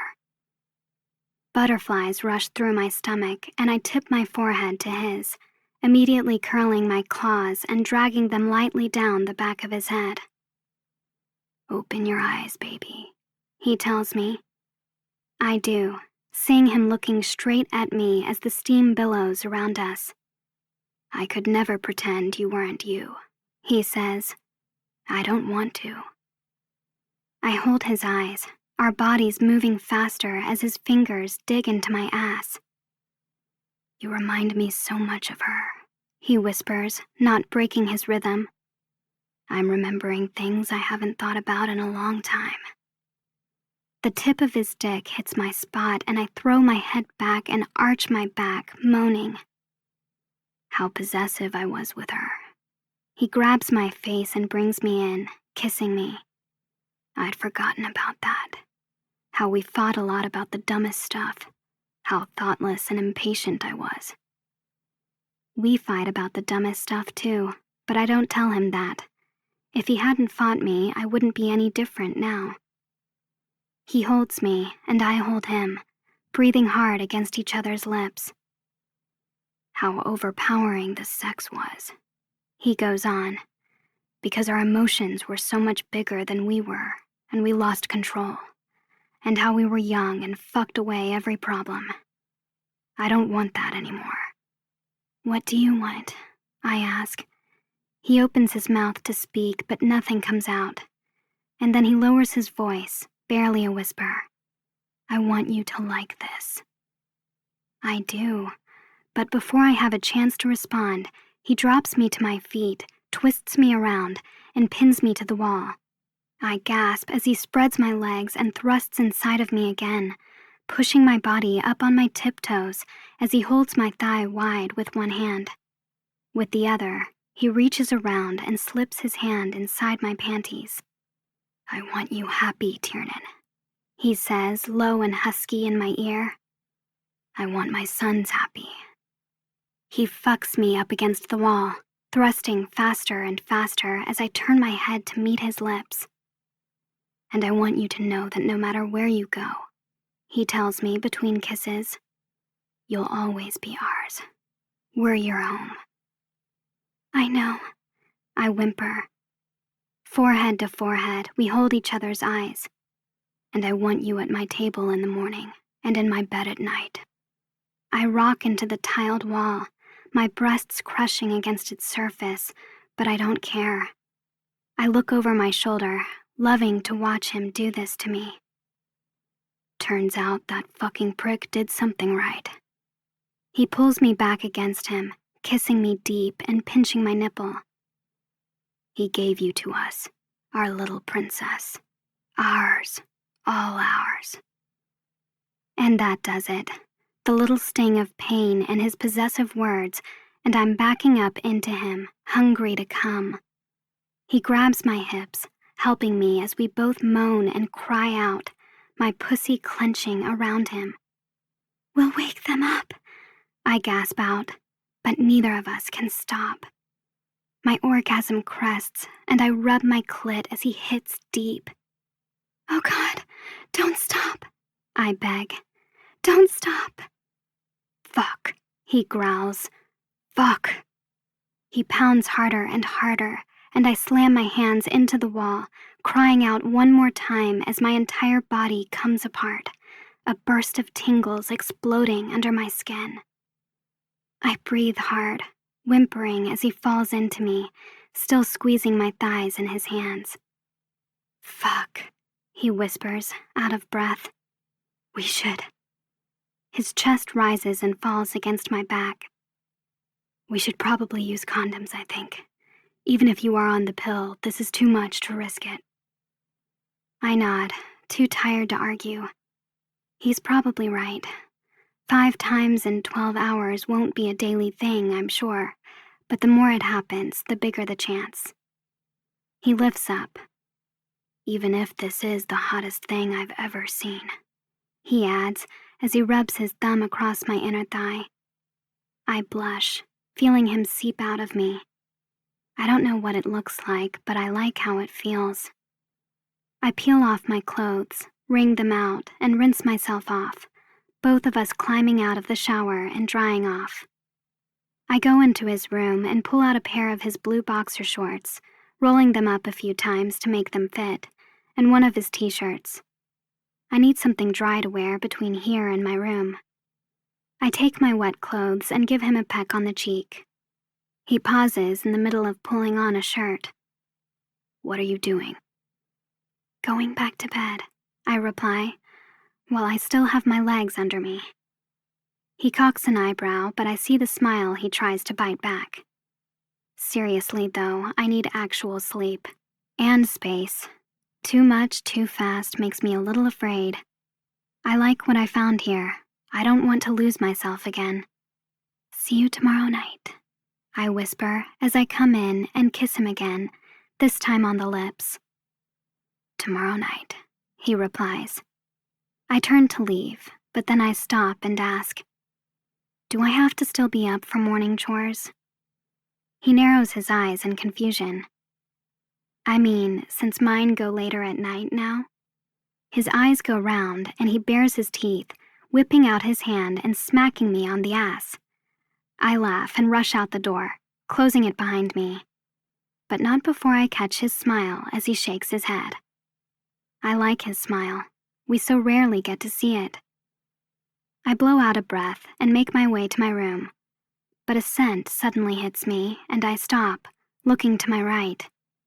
There, in the narrow, dark stairwell leading up to the 3rd floor, an orange ember burns bright and a cloud of smoke drifts out from the black. My smile falls. Caleb. I glance at Jake's door, gauging his bedroom as well within earshot of the stairwell. How long has Caleb been sitting there? He moves, the floorboards creaking as he stands up, and I straighten as he emerges from the darkness, staring at me as he takes another drag and then drops the butt to the floor, stepping on it with his bare foot. My stomach coils, and I shoot my eyes up to meet his again. "What?" I ask, but of course he remains silent. He walks toward me, and I move, backing up to my room, but he shoots out his hand and blocks me. I hit the wall, dropping my wet clothes as he comes in close, bearing down. Shit. So what is he thinking? We'll go out to the shop and finish what he started weeks ago? I'll be easy now? His warm body and bare chest hover close, and I turn my face away, almost shivering at his hot breath on my cheek. Bending down, he picks up my red panties that are still damp from the shower and stands back up, rubbing the material between his fingers as he stares at them. A moment of guilt hits me, but I don't know why. I grab for the underwear, but he yanks them away, and my stomach hardens like a wall of bricks. I slap him. He jerks a little, but doesn't falter. I grab for the panties again, but the fabric tears as he pulls his arm away. He balls my underwear in his hand, his eyes angry and on fire as he slams the fist into the wall by my head. I suck in a breath, cowering on reflex. What did I do? Like he actually cares. Everything I felt a moment ago with Jake is gone. I straighten, ready to shove his son off me, but before I have a chance, Caleb grabs me. Taking me by the arms, he backs me up into my room and pushes me down on the bed, pinning me there. "Get off!" I growl, fighting his arms, but he's quick to keep hold. He rears up a little, and I barely have a moment for realization to dawn before I turn away and squeeze my eyes shut, his spit landing in my hair. Tears immediately spring to my eyes, and my chest swells with a cry. He grabs something off my nightstand, and when he drags it across my forehead, I realize it's my marker. He quickly climbs off me, tosses the Sharpie, and I lie there, too stunned to move for a moment. I don't have to look in the mirror to know what he wrote. He leaves the room, his foot falls heavy on the stairs to the attic, and when I hear his door slam shut, I finally sit up. Tears hang in my eyes, but I'm not crying anymore. I stare off, angry and feeling dirty all of a sudden. But after a moment, the shame turns to more rage, and I almost smile. He's pissed. I'm almost amused. He's had at least 3 women in his room since I've been here, not counting Cece in the barn that day. But I'm the slut who gets spat on. Would I have still been one if I'd let him and Noah share me that night last week? His fucking spit weighs in my hair, and it's all I feel. The anger building in my lungs with every breath is almost enough to drown out the ache. Ours, Jake had said. All ours. But in the quiet of my room, the dull thrum of Caleb's music vibrating overhead, I shake my head. Yours, I murmur, not his. "No laptops at the table," Jake says at breakfast. He picks up my computer, and I grab my notebook and pencil off it just in time so it won't tumble to the floor. "This assignment is due," I argue. "I've been trying to send it for an hour now, but the internet keeps going out." "They'll understand." He closes the top and sets it on the counter. "Try again later." I frown, but I toss my notebook and pen on the counter with the computer, giving in. I was on a roll. I've never had trouble being motivated for homework until now. You wouldn't think a remote little place tucked away in secluded little Chapel Peak, Colorado would provide so many distractions, but I constantly want to be doing a million other things. Petting the animals, making treats for the animals, playing with the animals. I glance at Jake as he doles out oatmeal into my bowl. Tucked away somewhere quiet with one animal in particular. He must sense me watching because he shoots his eyes over, meeting mine as he pours heaping scoops into the boys' bowls. I spot the slight curl of a smile because he knows exactly what I'm thinking, but he quickly hides it again as he drops the ladle back into the pot. I tuck my grin between my teeth, picking up my spoon. Both boys walk in, Noah shivering as he slips off his coat and sits down at the table, while Caleb heads to the sink, washing his hands. I look out the window. There's no glow of the sun that's usually hitting the deck by now, and I can't smell the barn on their clothes, the hay and the animals, that's usually so pungent. It's too cold. How many inches are we expecting tonight? I ask, knowing without looking at the weather that it's going to snow. Noah lets out a chuckle, as if I just told a joke, and Jake stops dead, cocking his head and throwing him a look. And then it occurs to me. Inches. I roll my eyes and sprinkle some brown sugar on my oatmeal. Idiot. He looks at his father, holding up his hands in defense. I would have made that joke no matter what. Caleb pulls out the chair across from me and starts to eat, and I watch him for a moment, almost hoping he meets my eyes. My forehead still stings from all the scrubbing it took to get that Sharpie off. But he doesn't look. Again, I'm not even here. I drop my gaze and stick a spoonful in my mouth. I should tell Jake what happened last night after I left his room, but that wouldn't hurt Caleb. He doesn't care what anyone thinks, and Jake can't control him. The most annoying thing I can do to Caleb is to keep doing exactly what I've been doing. I stick another bite in my mouth and look back down at my copy of Beloved, turning the page. Have you ever seen snow before? I hear Noah ask. Oh, never mind. My mistake. You're totally a Swiss Alps girl. French, thank you, I say, without looking up from my book. I take a bite, remembering the last time I skied. Another activity I could do alone, so I loved it. Winter and snow don't suck if you're having fun in it. I look up again. Yes, I've seen it, I tell Noah, joking aside. I haven't played in it much, though, or driven in it, or lived in it. But I have seen The Shining, and I do know what happens to people cooped up at a remote location through a long winter in Colorado. It can be quite deadly. He chuckles, and I look back down at my food, but catch Caleb's eyes and stop for a moment. He watches me, his body still and his hot green eyes hard on me. I clear my throat. All work and no play makes Jack a dull boy. Noah jabs me in the ribs, teasing. I squirm away in my seat. Stop it. All play and no work means I got a new toy. He sings songs and slides his chair over to mine, tickling me harder. Noah, stop! I protest, but I giggle anyway as I squirm in his arms. I've never been tickled before coming here, and I don't like it, but I can't stop laughing. I shake my head and kick him under the table, the silverware clinking. I'm dying to hit him, but I'm too busy trying to twist away from his fingers as I tear up through the laughter. Hands off, I hear Jake chide. Now! But Noah doesn't listen. He brings his hand up under my neck, and I go to bite it, but he pulls it away. I jab him back, tickling him too, and we push back our chairs, the legs scraping against the tile as I start to fight back. When I was little, my parents' friends had a daughter who invited me to her birthday sleepover. Because of who my parents were, and not because we were friends, but I remember seeing the dad wrestling with his toddler on the floor that night. They laughed and played, rolled around, and he let the little boy tickle him back. It was such a weird thing to see, families who played together. I dart out for his glass, ready to threaten him with a little shower, but before I can take it, Caleb shoves his bowl, hitting the pot in the middle of the table. It slams into my cup of milk, making my drink topple over, hit the table, and spill across the top.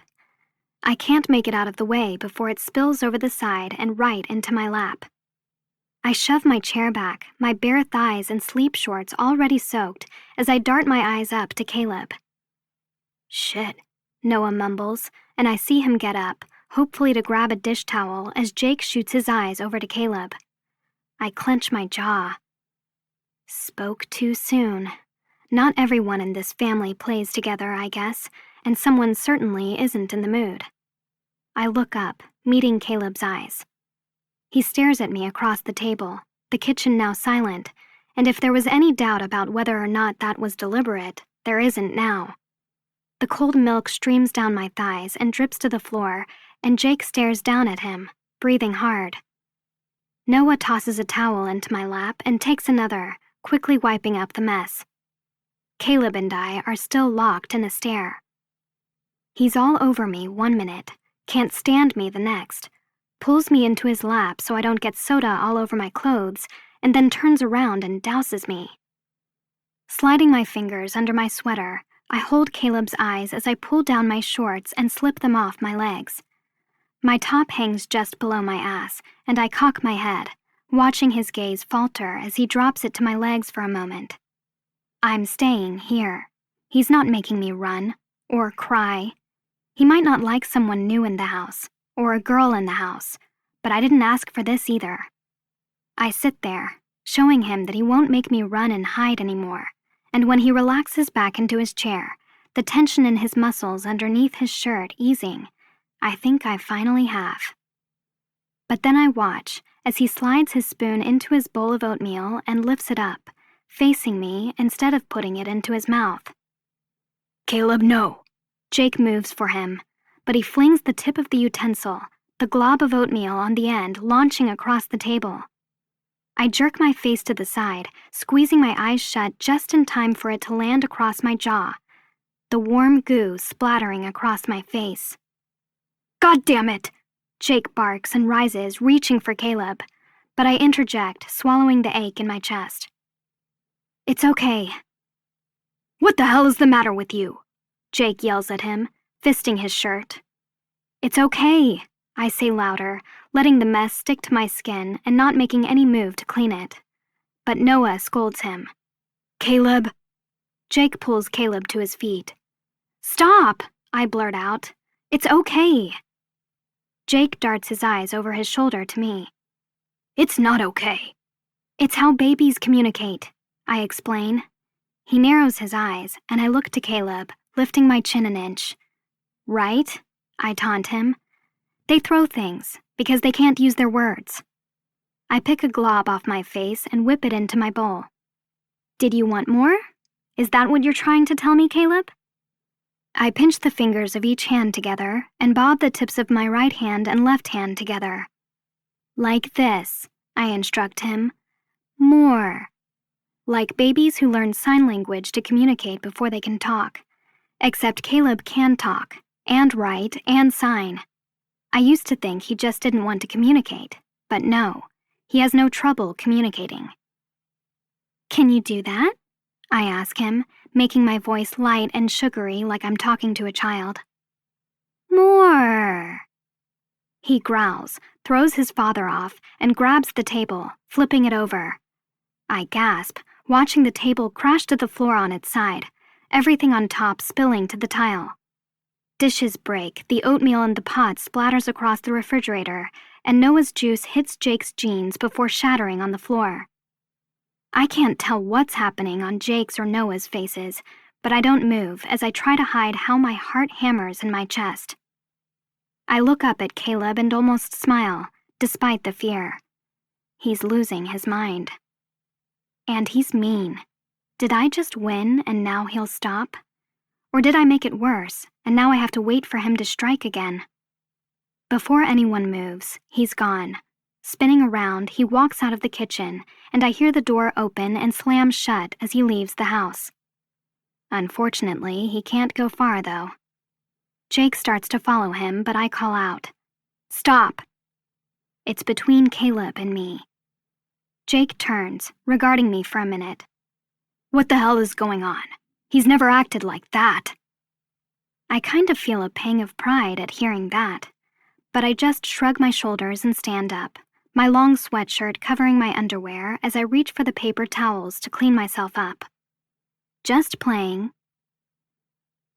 Poor Noah got stuck cleaning up the kitchen because Jake went out looking for his son, only to find that Caleb had taken the snowmobile out hunting. Good. I hope he is gone all day. Hell, hunting can take multiple days, and since we just bagged a buck yesterday, we don't need the meat, which means he wants to be gone as much as I want him gone. I don't understand him. I wanted to, but he's like an animal. He eats, he mates, he fights. That's it. He can't be jealous. He didn't seem angry when Noah was on top of me the other night. Noah. I drop my eyes. And Jake. My cheeks warm, and the guilt I've been pushing away creeps in again. I'll never not understand why it happened with Jake, or why it could have happened with Noah. Something about this house, these people, lend credence every day to what I always knew I needed. Not sex, not a guy, just a place, somewhere or someone to feel like home. And yesterday, Jake Vanderberg needed that just as much as me. I guess I feel guilty because others won't understand it. They'll have opinions, but the great thing is they'll probably never find out. Mirai's not here. Strangers with smartphones aren't here. TMZ's not here. We're free. I spend the rest of the morning catching up on schoolwork and finally getting it submitted online when I can catch a signal, and then I bundle up in my coat, boots, gloves, and hat and step outside. A sprinkle of snow falls, little wet flakes hitting my face as I close the door, and I stop, tipping my face up to the cloudy sky. I love this. The air seeps into my pores and caresses my face, making the loose hairs peeking out of my hat float and flit in the breeze. For a moment, everything is quiet, except for the sound of the snowflakes hitting the 12 inches of beautiful, untouched blanket on the deck. Snowfall isn't like rainfall. Rain is passion. It's a scream. It's my hair sticking to my face as I wrap my arms around him. It's spontaneous and it's loud. Snowfall is like a secret. It's whispers and firelight and searching for his warmth between the sheets at 2 a.m. when the rest of the house is asleep. It's holding him tightly and loving him slowly. I open my eyes, breathing out a puff of steam into the air and watching it dissipate. The cordless screwdriver whirs in the shop, and I take a step, the snow packing under my feet as I head down the stairs.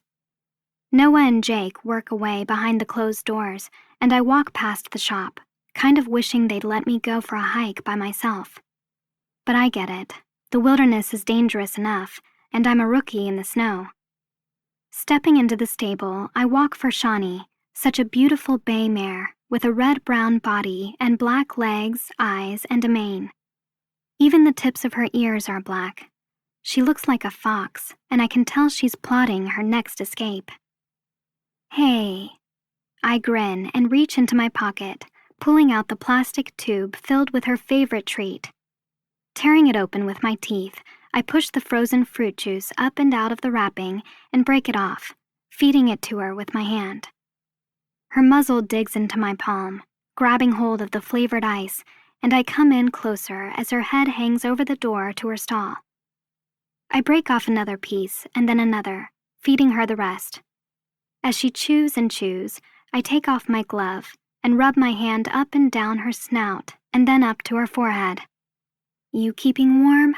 I ask, rubbing her all over the head and nuzzling my own into her. It's amazing how warm she actually is. Jake blankets the older horses at night, but he doesn't want to baby Shawnee. She gets more than enough hay, and he assures me she's acclimated to the frigid winter temps as long as she doesn't get her winter coat wet. And so far, so good. I guess it's all relative. A 40-degree day feels better than a 19-degree day, but a 19-degree day feels a hell of a lot warmer than 10 below, too. I give her a half smile. Reality is fickle, isn't it? I ask. We can get used to almost anything. We all acclimate. We learn, we resolve, we come around. It's not that anything really gets easier or harder. We just get better at rolling with it. I'm not sure these men will be different because of me, but I'll be different because of them.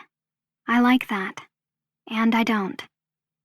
I pull out another juice pop, and Shawnee immediately stomps her hooves and bobs her head.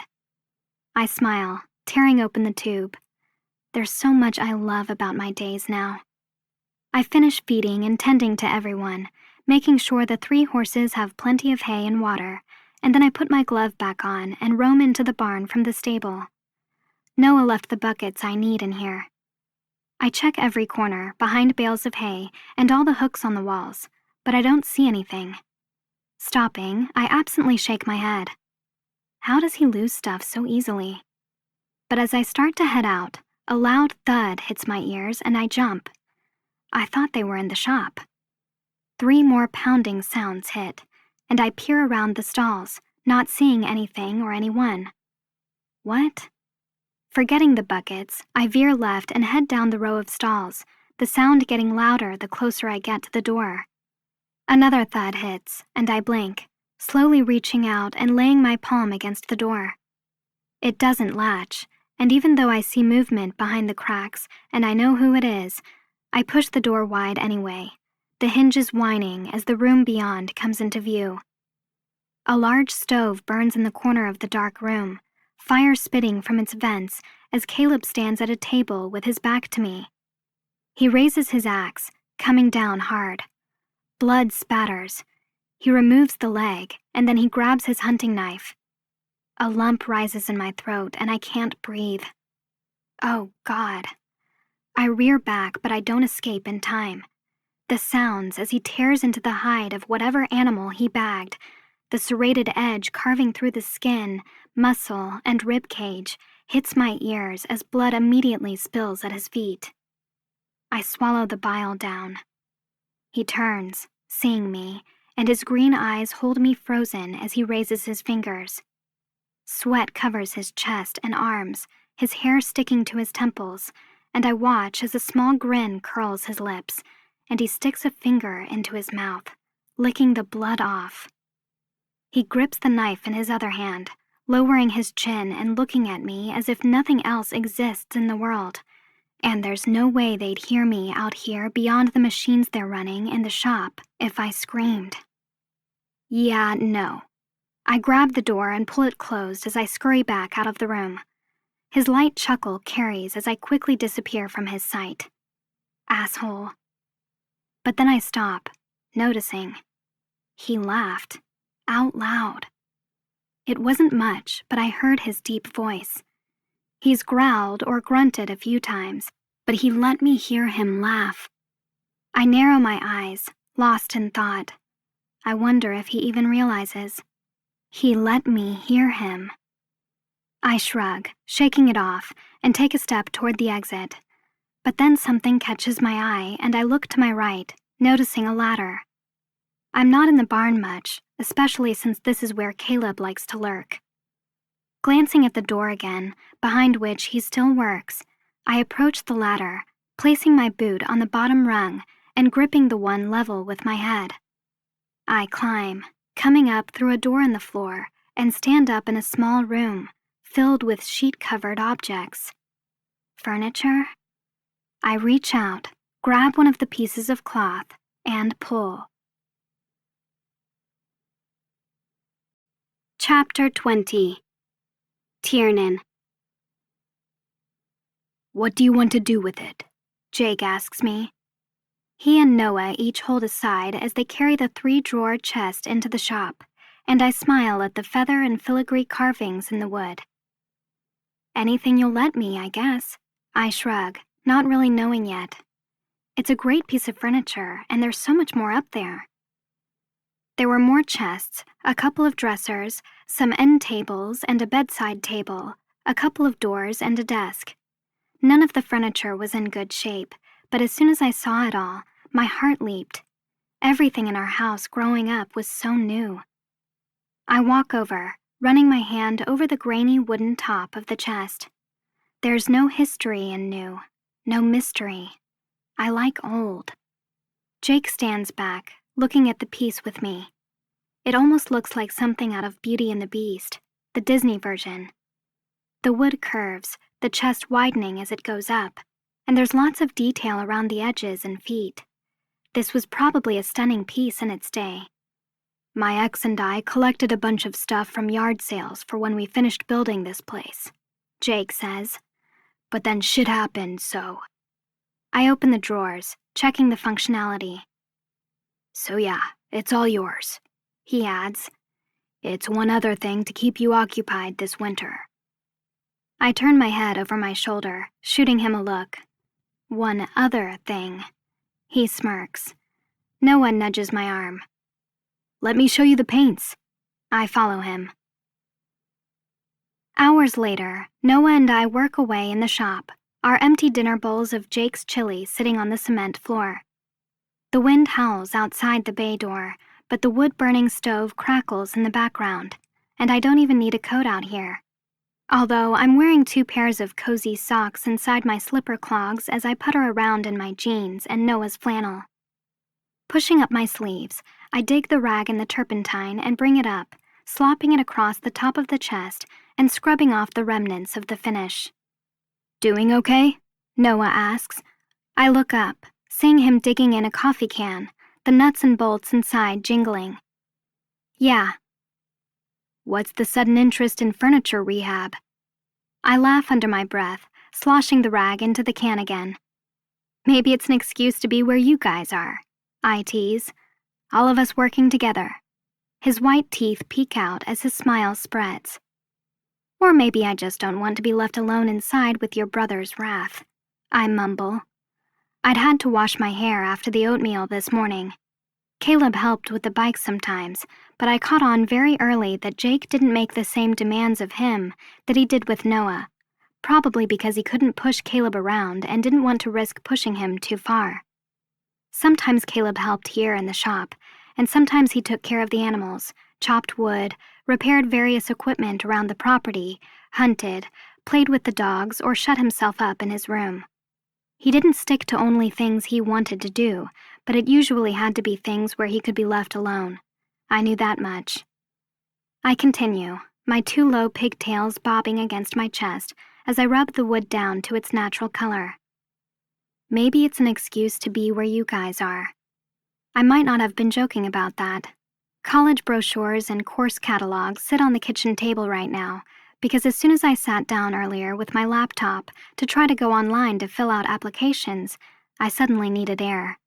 Every university takes me away from here. "It's not personal, you know," Noah says. I look up at him. "Caleb," he clarifies. I drop my eyes, focusing back on my work. I find it that hard to believe. Does he spit in most people's hair? Noah doesn't know everything. Tossing the cloth back in the can, I walk to the basin and wash my hands. Noah crouches down to lie on his back, sliding under the bike again. "Don't you want to know what happened to him?" he asks. If he wants to tell me. I actually am interested, but my pride won't allow me to show it. I whip my hands, flinging the excess water before turning off the faucet. "He's like our father." Noah twists a wrench, looking up at his work. "They don't trust women. Until you, anyway." "Trust me how? And want to bet it was one woman who ruined it for all of us? How original, and not at all silly." Noah tosses his tool, and I see the black all over his fingers. "Hand me that wrench with the yellow tape on it, would you?" I head over to his work table and grab the long silver tool with a black handle and yellow tape. Walking over to him, I drop down and slide under the bike with him. "And you?" I ask, handing him the wrench. "Do you trust me?" He uses the tool, tightening or loosening something, not making eye contact. I'm still not sure what that means, though. Trust me to have their backs, not hurt them, be faithful, never abandon them. He's silent for a few more moments, and the seconds start to stretch as the dread inside me churns. "I heard you last night," he says in almost a whisper. "Heard me." His tight lips purse as he tightens the bolt. "Daddy didn't love you, so you let mine fuck you so he will." I stare hard at him as he works, and even though his anger rocks me, because this is Noah, and Noah is always my friend, his words don't necessarily hurt. He needs to say something. He goes on. "Maybe you've done without for so long, you're confused that sex means love." He hands me the wrench, and I take it. "Maybe you'll do anything to make sure he never forgets you exist," he nearly whispers, "even if it means spreading your pretty legs." The jaw of his smooth, tanned face flexes, and he still won't meet my eyes, but even though his sharp words try to cut, I'm not mad. He frowns, and I can tell the wheels are turning in his head. Or maybe, he says, maybe you're like me, and you'll do anything to feel good. He finally turns his eyes to look at me, even if it means never remembering their last names. I hold his gaze, both of us lying on our backs, and Jake and Caleb somewhere in the house. The flecks of green in his blue eyes darken, and I'm almost at ease until I see his stare harden on me. I wanted to be in there with you, he whispers. The dark space under the bike hides us from the door, and I don't run away because I'm not scared of Noah. And I am scared of him. I like that he talks to me, but sometimes I'm afraid of it too. They don't talk to me either, he murmurs. I was going to make love to you, you know? My gaze falters. He says it like he's never done it before. I was going to make love to you, he repeats. And I finally get it.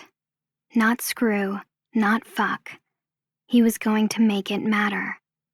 His chest rises and falls, and even though I know I have a warm bed inside filled with a man who holds me so tight and will never not care for me, I want to see Noah.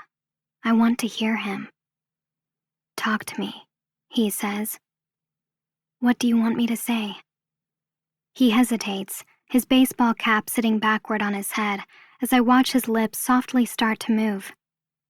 Did you like watching me on the couch the other night? He asks in a low voice. I search his eyes, fear holding me back, but desire keeping me planted. How far would we have gone if he hadn't come in? He presses. I breathe in and out, holding his eyes, and all of a sudden we're back on the couch. The space is small, the air is thick. Something is happening, and we don't know what or if we should, but we know we don't want to stop yet. He reaches down, but I don't look to see what he's doing. Instead, I hear his belt buckle jingle and his zipper open. His eyes search mine, probably wondering if I'm going to flee, or waiting for me to flee. But I don't. Not as he reaches inside his jeans, and not as I watch him stroke himself out of the corner of my eye. How far? He urges. How far was I going to let him and Caleb go that night? Would I have let them take turns? Or would we have gone to a bed, and would I have let them have me at the same time? We'll never know, but I do know one thing. I wasn't going to stop, I tell him. I turn on my side, tucking my hands under my cheek as I look over at him. I just wanted to let go and have the moment, even if you were using me to feel good, because I wanted to feel good too. He nods slowly. Sucks, doesn't it? A beautiful smile plays across his lips. Craving that fucking escape so badly because someone else left you empty. I move in, placing my hand on his chest as my nose brushes his cheek. Nothing about you is empty, I whisper. I can feel your heart. It beats against my hand, and I close my eyes, feeling his warm body move and thinking about what he would feel like, how he would have felt that night we were interrupted. It wasn't just an escape, Noah. It wasn't. It was a connection. A connection I feel with him probably stronger than anyone here. No one loved him enough. Jake's respect has been too hard to earn, and Caleb doesn't talk to him. Like me, Noah doesn't have a place he belongs. He gets everything I'm feeling. He sees what I see, and he knows what I walk around with, because even though he's not alone, he's lonely. He didn't have anyone to talk to here, and just like my parents' house wasn't a home, neither is the Peak for him. He doesn't feel good here. Until maybe now. He quickens his pace, and I open my eyes, looking down at his hand, moving inside his jeans. My clit throbs despite myself, and the warmth between my legs aches. Noah, I breathe out, begging him. Go slower. I like watching you. I like it slow. He turns his face toward me, our lips brushing each other. Tiernan. I lick my lips. Take your pants down more. He bends his knees up and pushes his jeans and boxers down. He pulls out his cock, thick and hard, and I watch him rub his thumb over the wet tip and continue stroking it. I know he's watching me as I watch him, but I don't care. Someone, maybe me, straddles him, and I see it in my head. He makes love to her from the bottom, pumping his hips up into her. Slowly, I unbutton his shirt with one hand. I spread the shirt open, his naked skin from his neck down to his groin waiting for me. My fingers hum with desire. I want to touch him, but I don't. Slower, I tell him. I don't want him to come yet. Open your shirt. I meet his eyes. He won't see, Noah murmurs. Open your shirt for me. I falter, the pulse in my neck throbbing. I want to. He won't find out, Noah says, tossing a look behind me toward the door to the kitchen. What would happen if he did? At any second, that door could open. Open, Noah growls under his breath. Your fucking shirt, princess. I reach up, holding his eyes as he jerks himself, and unbutton his shirt that I wear. Underneath, I sport a tight tank top, and he doesn't even ask. He bares his teeth, yanking it up over my breasts. His lungs empty as he stares at my body, and I lie on my back again, letting him drink me in. My nipples harden, sharpening to points in the chilly air. Noah. He licks the palm of his hand, dragging his tongue over it and dipping back down to jerk himself harder, his eyes never leaving my body. He fists his hard cock, cum dripping from its tip. He inches in to touch me, and I shake my head. No. He stops, his angry eyes zoning in on me. No one says no to me, he whispers. I smile a little. I want my mouth all over your body, he says, staring at my breasts. Let me taste them. I shake my head again, but my skin tingles with the idea. His mouth hungrily sucking on me. God. He makes me feel powerful. With Noah, I'm not embarrassed to demand or refuse. He dangles on my line and not the other way around.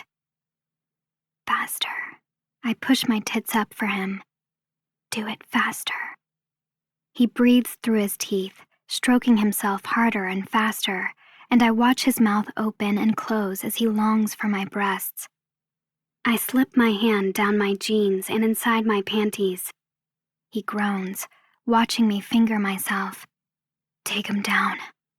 I shake my head, swirling my wet clit.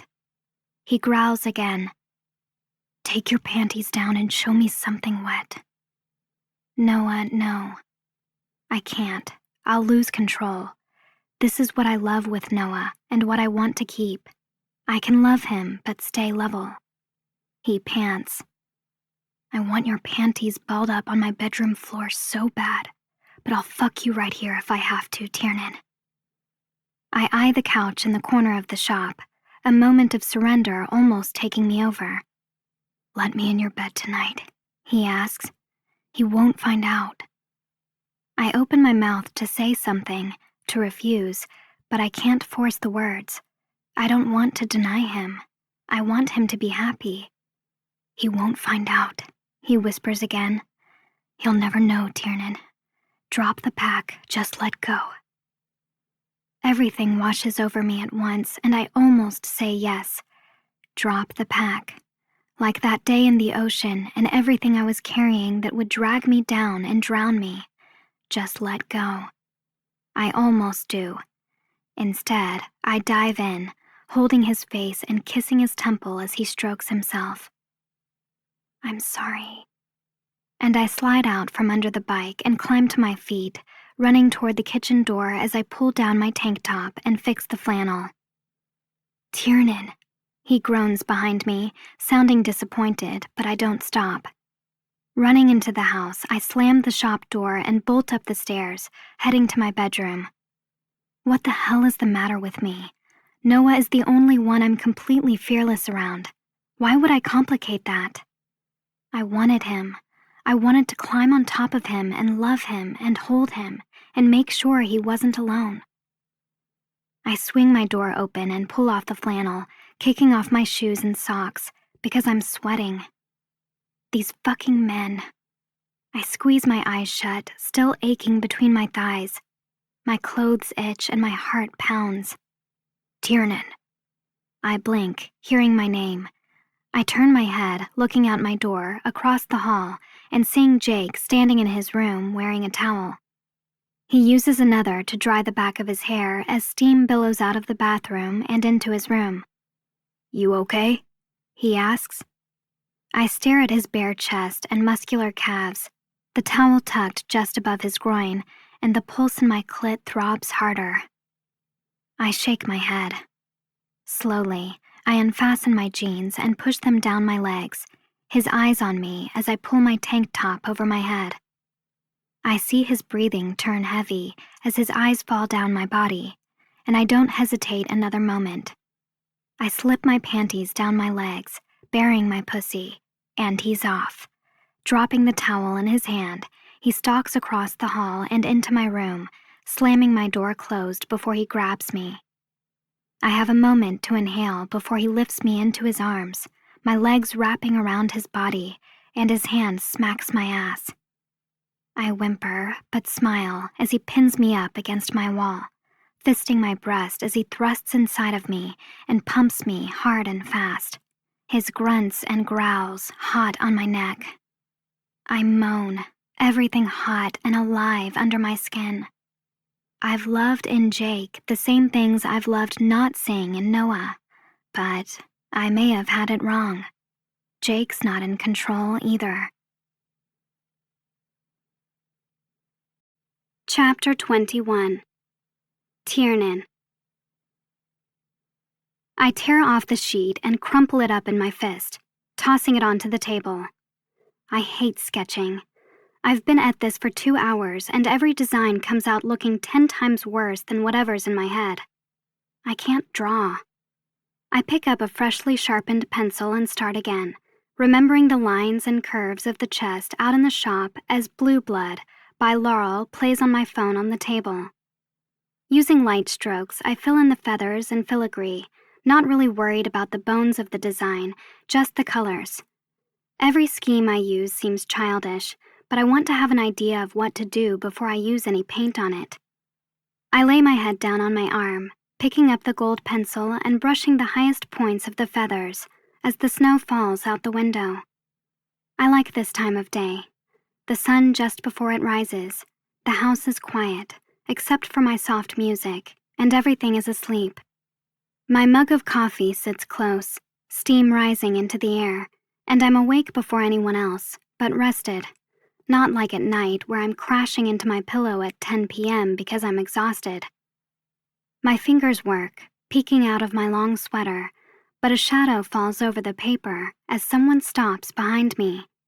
I pause, but only for a moment. I take a breath and continue, glossing up the trim of the chest as Caleb walks to the coffee pot and pours himself a cup. I knew it was him because Jake and Noah would have said good morning. He stands at the counter, and even though I'm tempted to look up to see if he's watching me, I don't. I switch out pencils, my hand hovering over the choices, before I finally pick up the violet and light blue ones. Keeping my head nestled on my arm, I shade the left tip of the chest, working diagonally before switching to the blue to continue the design. He comes over, standing behind me again. "What, Caleb?" I dig in my brows, my body tense and bracing myself for whatever mean shit he'll do now. But after a moment, I decide to ignore him. I continue shading in some blue. Unfortunately, the same thing happens, and I pause. I want the colors to blend, but the change from lavender to blue is too abrupt. I scribble harder, changing directions, trying to make the colors melt into each other, but he's standing behind me and I can't concentrate. I lift my head, struggling to make it work as I switch from shading in lines to shading in circles. Still, though, the transition is too sharp. I reach up to tear the sheet off and throw it away, but his hand comes down on top of mine, stopping me. I'm about to throw him off, but he gently pulls the pencil out of my hand, sets his coffee down, and plants his other hand on the table, leaning over me. I watch as he holds the pencil between his fingers, pinching it all the way down at the tip, and shades in a circular motion along my line, and then uses his thumb to rub the colors together, blending it just how I wanted. He continues, the wind howling outside as a curtain of snow falls beyond the windows, and my shoulders relax a little as he picks up the violet again, bringing streams and drops into the blue, almost like a watercolor. I want to smile. It's exactly what I was seeing in my head. I pick up the green pencil and start on the final section, shading in circles like he does. He follows, blending in his blue with my sea green, and our hands brush as we rub the colors with our fingers. Does he draw a lot? I move my head, wanting to look up at him, but I catch myself in time. I finish the legs and add some fancy handles to the drawers, only faltering for a moment when I see him uncrumple some of my previous drawings. He lays one down on the table, smoothing it out, and hands it to me. I swallow. It's the teal and black design. I liked that one, I murmur. But it looks too, I don't know, Beetlejuice? I thought it was childish. I stare at the amateur sketch and pick up my pencil and ruler, adding more stripes to the drawers. I used to do so many drawings when I was little, I tell him. My house with trees and a rainbow. I'd put it on the refrigerator for my parents to see, display it really pretty and nice and high so they'd notice it when they got home. His hand remains planted on the table at my side, and I pick up the black pencil, shading stripes. I was so excited by how dreamy the picture was. I go on. There was so much color, I just wanted to jump into it like it was one of the chalk drawings in Mary Poppins. I laugh a little. Kind of precious and magical. I switch out the pencil, picking up a teal one as a lump forms in my throat. All I can manage is a whisper. Hours later, I'd find them hidden in the trash. I flex my jaw as needles prick my throat. They didn't go with the decor. Tears rise up from my chest. I'd forgotten about that. But now, years later, it hurts more than ever. Couldn't they have kept it up for a day? Was it impossible to say one nice thing? I want to break, to let it go, but he catches me just in time. Suddenly, I feel him, his lips in my hair as he leans over me. I close my eyes and stop breathing as the silent house surrounds us. He holds me, barely touching me, he holds me. Chills spread down my arms as his mouth grazes my hair. He inhales, like he's drawing in my scent, and I pause in my work as he reaches around and cups my face. His nose trails down my temple, his hot breath heavy on my cheek, like he's struggling. Bringing his other hand up, he holds me to him as my whole body warms under the blanket of him. No kissing, no touching anywhere else, just warmth.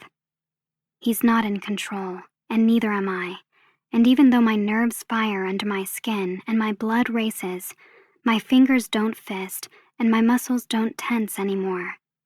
I feel safe. And when he wraps his arms around me, holding me tight, I fight to keep the tears away again. Caleb. He just holds me or holds on to me. Either way, I don't want it to ever be over. I know what he wants, though, so it can't ever start. He can't do this, and I can't let it happen.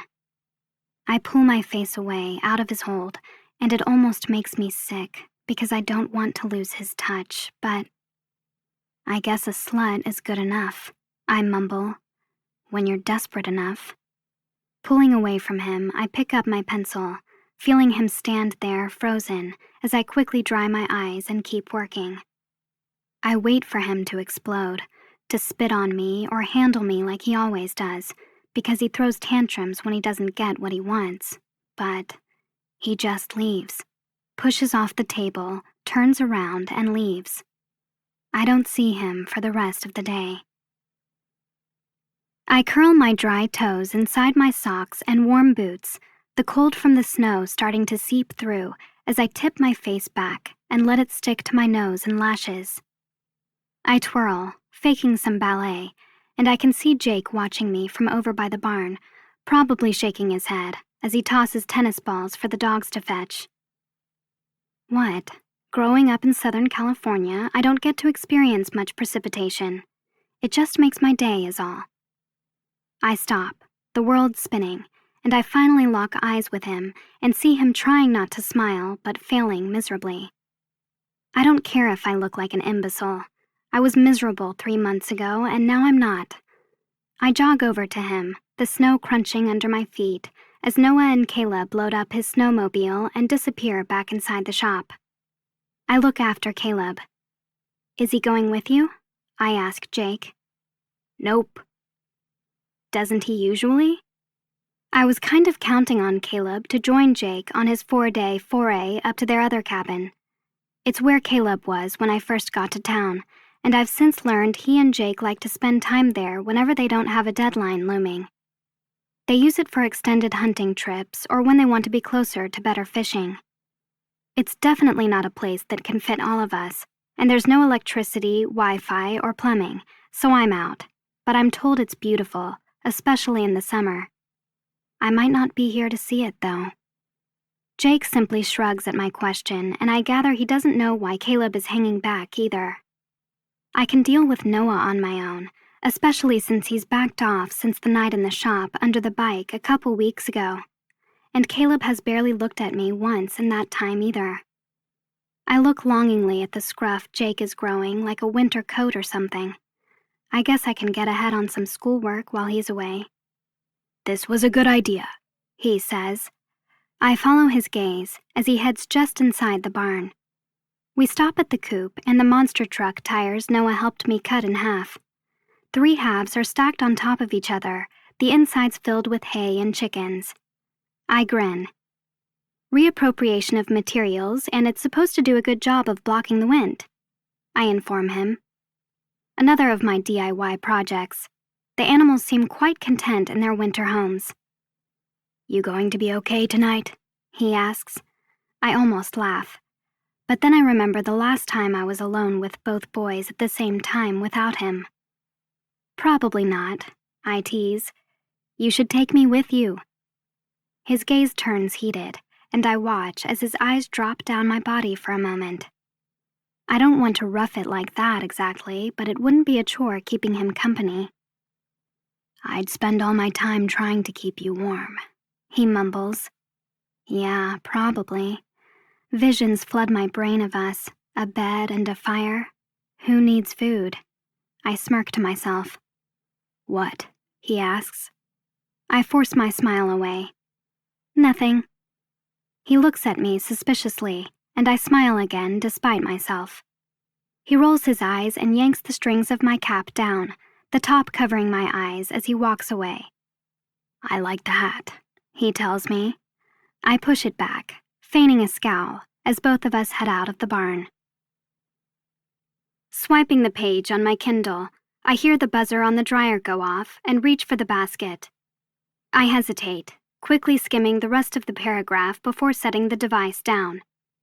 Opening up the dryer, I pull out my clothes. Comparative economic systems and various government types. This class might have been better taken in person. Not that it's particularly difficult to follow, but I have questions, and talking to the Vanderburg men about world issues would be like watching Yoda get a manicure. Jake doesn't vote because, as long as they stay off my peak, we've got no problems. As if tax laws, pollution, or nuclear war will respect his property line. Noah doesn't vote because that seems like work, and I'm pretty sure Caleb just doesn't care. Mirai would be good for some conversation. I'm overdue calling her anyway. I reach in, pulling out the rest of my clothes, and pick up the basket, kicking the dryer door closed before I head upstairs. Once in my room, I dump the clothes on my bed. I pick out my jeans and all the clothes that need to be hung up, laying those in a separate pile, and reach back in, searching for all my underwear and bras. I sift through the clothes, pulling out my blue lacy pair and the black bra, but as I search through the items of clothing, I don't see anything else. I frown. This load is 6 days' worth of clothes. Where did 5 pairs of panties go? I search again, finding my 2 boring sports bras, but still no underwear. They may be stuck in jeans or on some shirts, but as I continue to tear through the pile, I don't see them. What the hell? I stop and think.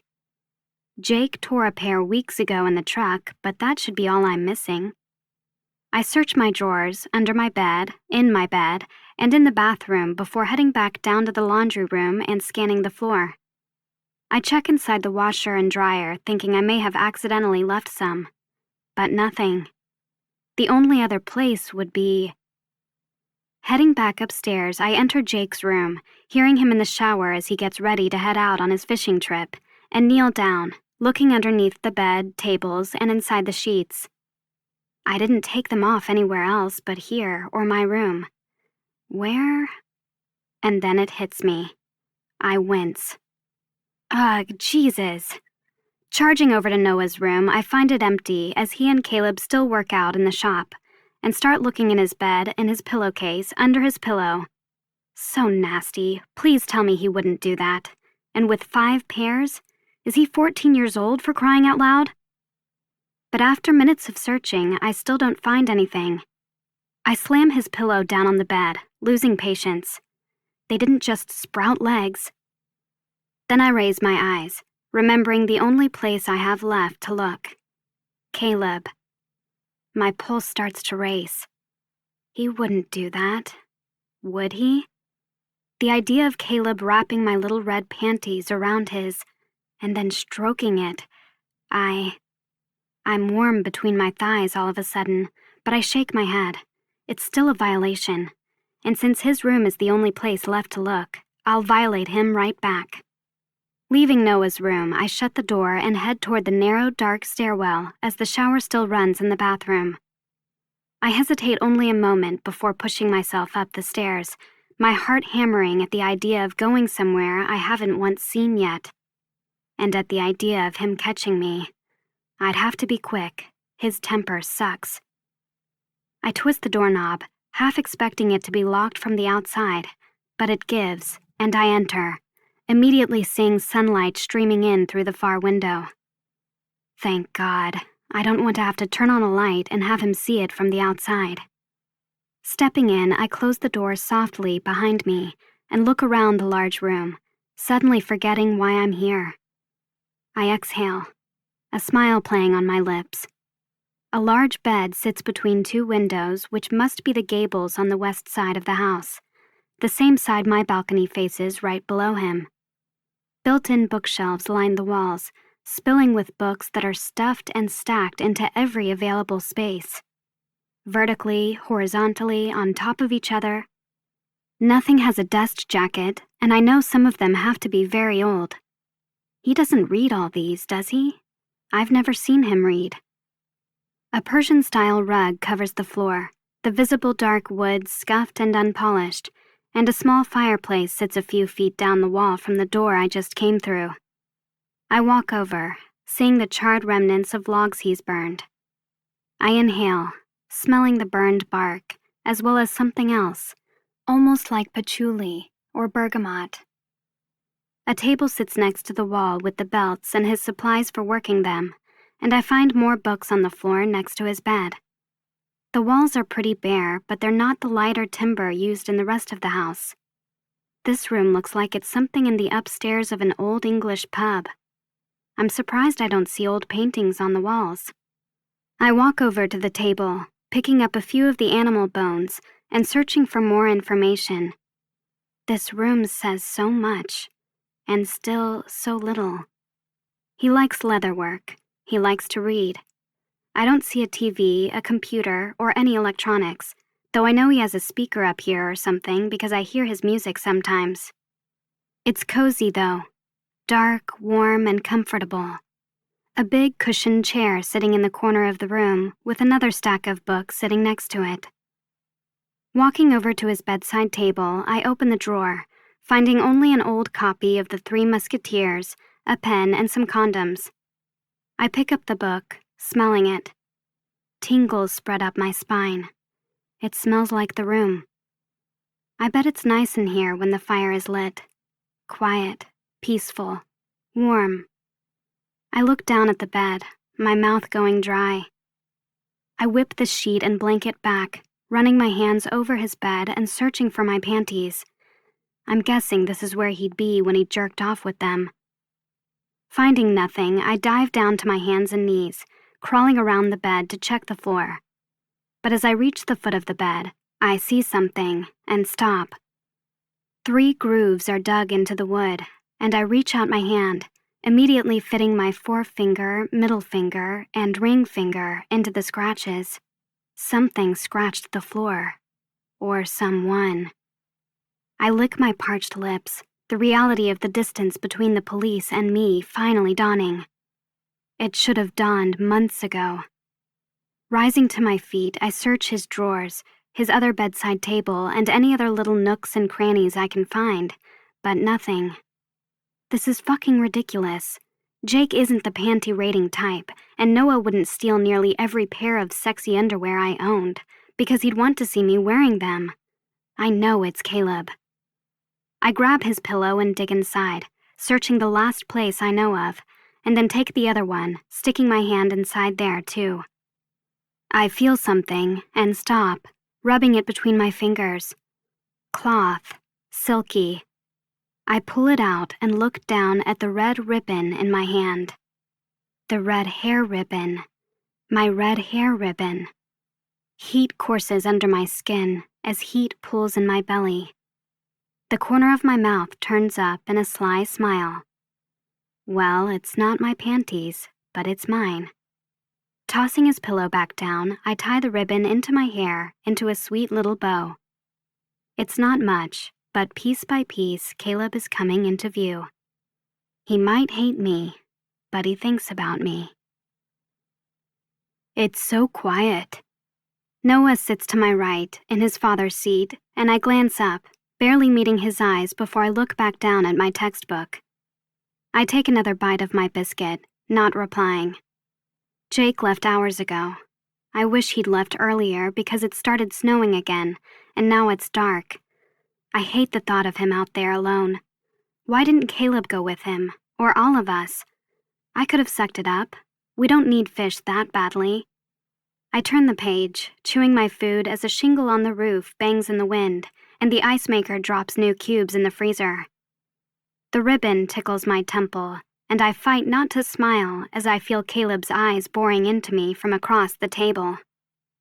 I never realized my father was the life of the party at dinner, Noah adds, trying to get us to talk. But I'm enjoying Caleb's attention a little too much to make conversation right now. Noah reaches over and touches my ribbon. This is cute. I give him a smile, but then flash my gaze to Caleb, seeing his jaw flex. So you want to watch a movie tonight? Noah asks. A movie? There's a sequel where the same cops pick her up for smoking weed and take her back to the station house, he tells me, waggling his eyebrows. All night long. Lots of prisoners. I chuckle. Sounds hot. I close my text and drop the rest of my biscuit to my plate, brushing off my hands. But I have about 15 critical responses to finish. I rise, picking up my plate and glass.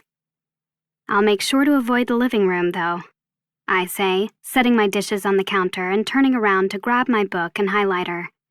But as I move around the table to go to my room, Noah slides his chair in front of me, blocking my way. I stop, straightening.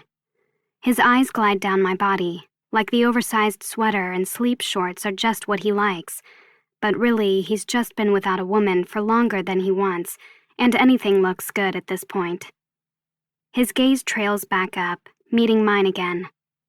Come here, he says. Get out of my way. His lips turn tight, his usual Noah humor gone. I said, "Come here." I glance at Caleb, who looks between his brother and me, tense but not ready to defend me yet. "He's not gonna help you," Noah tells me, as if reading my thoughts. And then he reaches out, grabs my sweater, and pulls me into him, my book falling onto the floor as he pulls my knees around him. I straddle his lap, growling as he wraps an arm around my waist and locks one fist at the back of my scalp. I plant my hands on his chest, trying to push myself away, but he holds my hair tight. "Noah, stop it, you're drunk." The 4 empty beer bottles on the table clink as I struggle, kicking the leg of the table. "No, I'm bored." He inches up toward my mouth. "I want to make love to you, Tiernan. I want to fuck my father's little whore." I rear my hand back and slap him as hard as I can across the cheek. His face whips to the side and he sucks in a breath, but he laughs, almost moaning with pleasure. "You wanted to," he continues, looking up at me as he presses his groin into mine. "Ride me like this, right here on this chair. Tell him I made you do it." His hot breath on my mouth makes my skin tingle. "Tell him I made you do what you're supposed to do for all the men in the house. Right here on the kitchen table every morning after you serve us our fucking breakfast." I fist his t-shirt, the ridge of his cock and his jeans rubbing me through my thin shorts, and I breathe hard, still trying to push against his hold. He releases my hair and plants his forehead to mine, whispering to me, "I want you." His breathing turns shallow, like he's in pain. "I want you." The longing in his voice seeps through, and even though my thighs are warm, and there's a longing for something more that I can't explain, or don't want to, I push him away. "Until the road's clear," I grit out. As soon as they both have access to the women in town, I won't be so needed. I slap his chest and push him away, stumbling back to my feet. I back away from him, swiping my textbook off the floor. Noah rises, advancing on me, and Caleb stands too. "You needed affection from him," Noah says, referring to his father. "He abused his authority with you. With me, you can play. With me, you can call the shots." I narrow my eyes on him, confused. Is that what he thinks is happening between his father and me? A little lost orphan who needs love? He really thinks Jake took advantage. When I was 16, this 19-year-old guy took me from home from a party and wanted to do the same things to me that your father does to me. I say to Noah. I didn't let him because I didn't feel anything around him. They both remain silent as I continue. When Senator DeHaven's son cornered me at the governor's ball with a couple of his frat buddies, I go on, promising to treat me right. I didn't want that either, and he got a bloody lip to show for it. When Terrence Holcomb walked into that lake with his beautiful body and just as many cocky words coming out of his mouth as you, I didn't escape into him for a few moments of instant gratification. I may have been a virgin when I came here, but I wasn't stupid. And when you all took me out for my birthday and I was dancing and some of the local guys were watching me, I couldn't care less, because all I could care about was you and Jake and... I throw a look at Caleb. And how you were watching me, of how I didn't want or need anything from anyone else because I have everything I want in this house. I'm not some twit who latches on to anyone who shows her attention or soaks up affection from anyone who comes along. Jake didn't mark me. I chose. I know how to stop things I don't want. I tell Noah. I know how to say no. So? No. I reply. I grab my book off the ground and brush past him, leaving the kitchen. Chapter 22. Noah. If she would just let me in. I know she wants me. I could see it on the couch that night on her birthday, and I saw it in the shop when we worked under the bike. I was right when I told her I'd make love to her. I wouldn't run out of the room or die for it to be over. I'd love to make her feel good. I stare up at my ceiling, my arm tucked under my head as I chew the shit out of how this night went to hell. I fucked up. I got drunk and blew it. Caleb is asleep and Tiernan has been in bed for hours. I swallow the lump in my throat and close my eyes as my dick swells with heat. I reach down and grab it through my jeans, damn near groaning at the ache. She should be in here, quietly and sweetly riding me, taking advantage of the fact that he's not here tonight and Caleb won't give us away. I close my eyes, massaging it and feeling it harden by the second. Or I should be in there, kissing her and stirring her body, making it impossible to say no because I'll eat her so good she'll beg for me. And before she can think twice, I'll be inside of her, keeping up with her like a young man can. I squeeze my dick, grunting at the need. Jesus. I need to go rub one out. I'm not going to get to sleep. Rising from the bed, I stand up and fasten my jeans, leaving my shirt on the floor as I head for the door. But as I do, I hear a muffled cry and stop, draining my ears. What is that? A cry sounds out from Tiernan's room, and I jerk my eyes to the wall between us, confused. My father's not here. She's not in there with him. Why? There's another grunt, followed by what sounds like a sob. What the hell? I open my door and look left toward her bedroom door, seeing it's closed. I walk for it, but just then Caleb comes pounding down the stairs from his room, also wearing dark jeans and no shirt. His eyes are half closed, and his hair is mussed like he just woke up. He doesn't stop or make eye contact with me, simply opens her door as if this is routine. He enters, and I follow, hearing Tiernan scream as he walks quietly around her bed. I wince, seeing her clench her t-shirt, her eyes closed and her face half buried in her pillow as she cries out again. I stop breathing for a moment. She looks like she's in pain. What?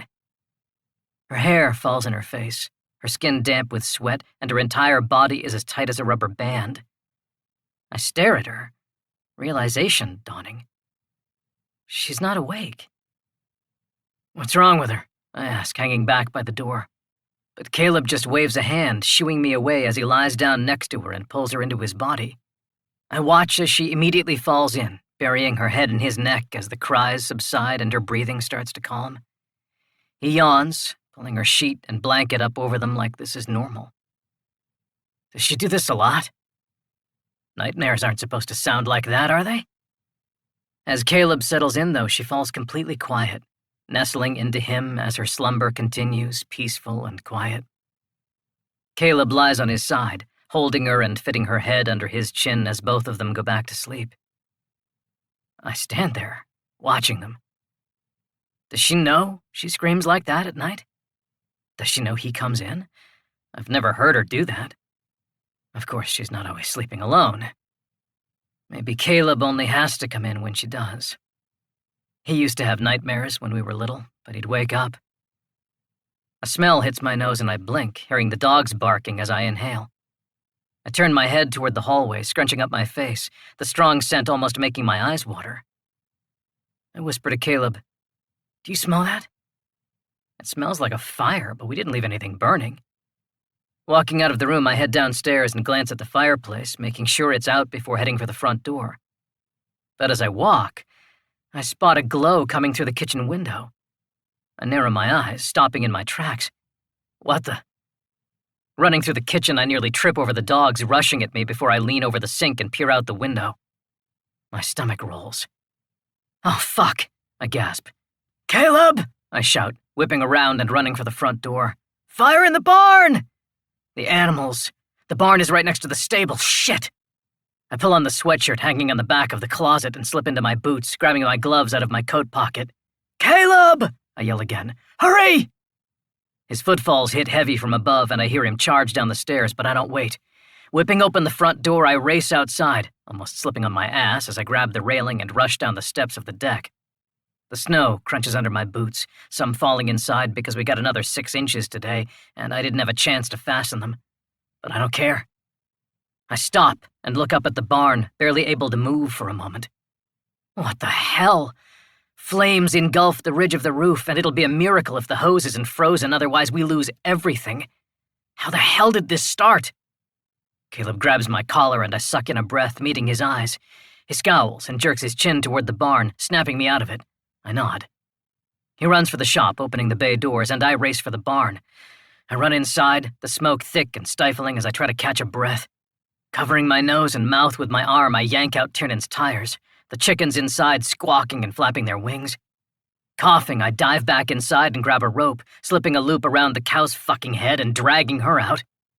I try to get air, but I can't stop coughing. Everything stings and burns as I struggle to find my way out through the smoke. A whine echoes from above, and I look up just in time to see a piece of the loft floor break away, dangle, and fall. I run, the board hitting the animal as I pull her out into the cold night air.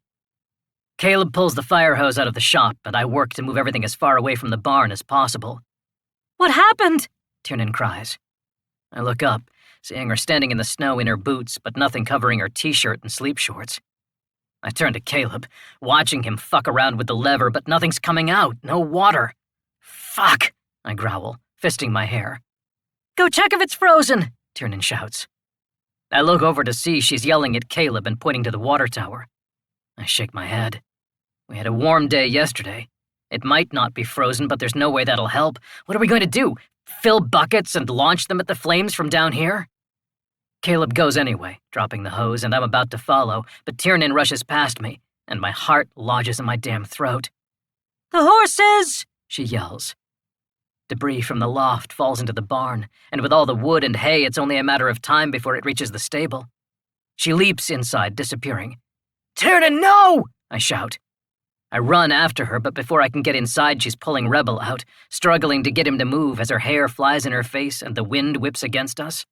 Dumb fucking horses. They can be so smart, but they'll damn well sit there while the building falls down around them.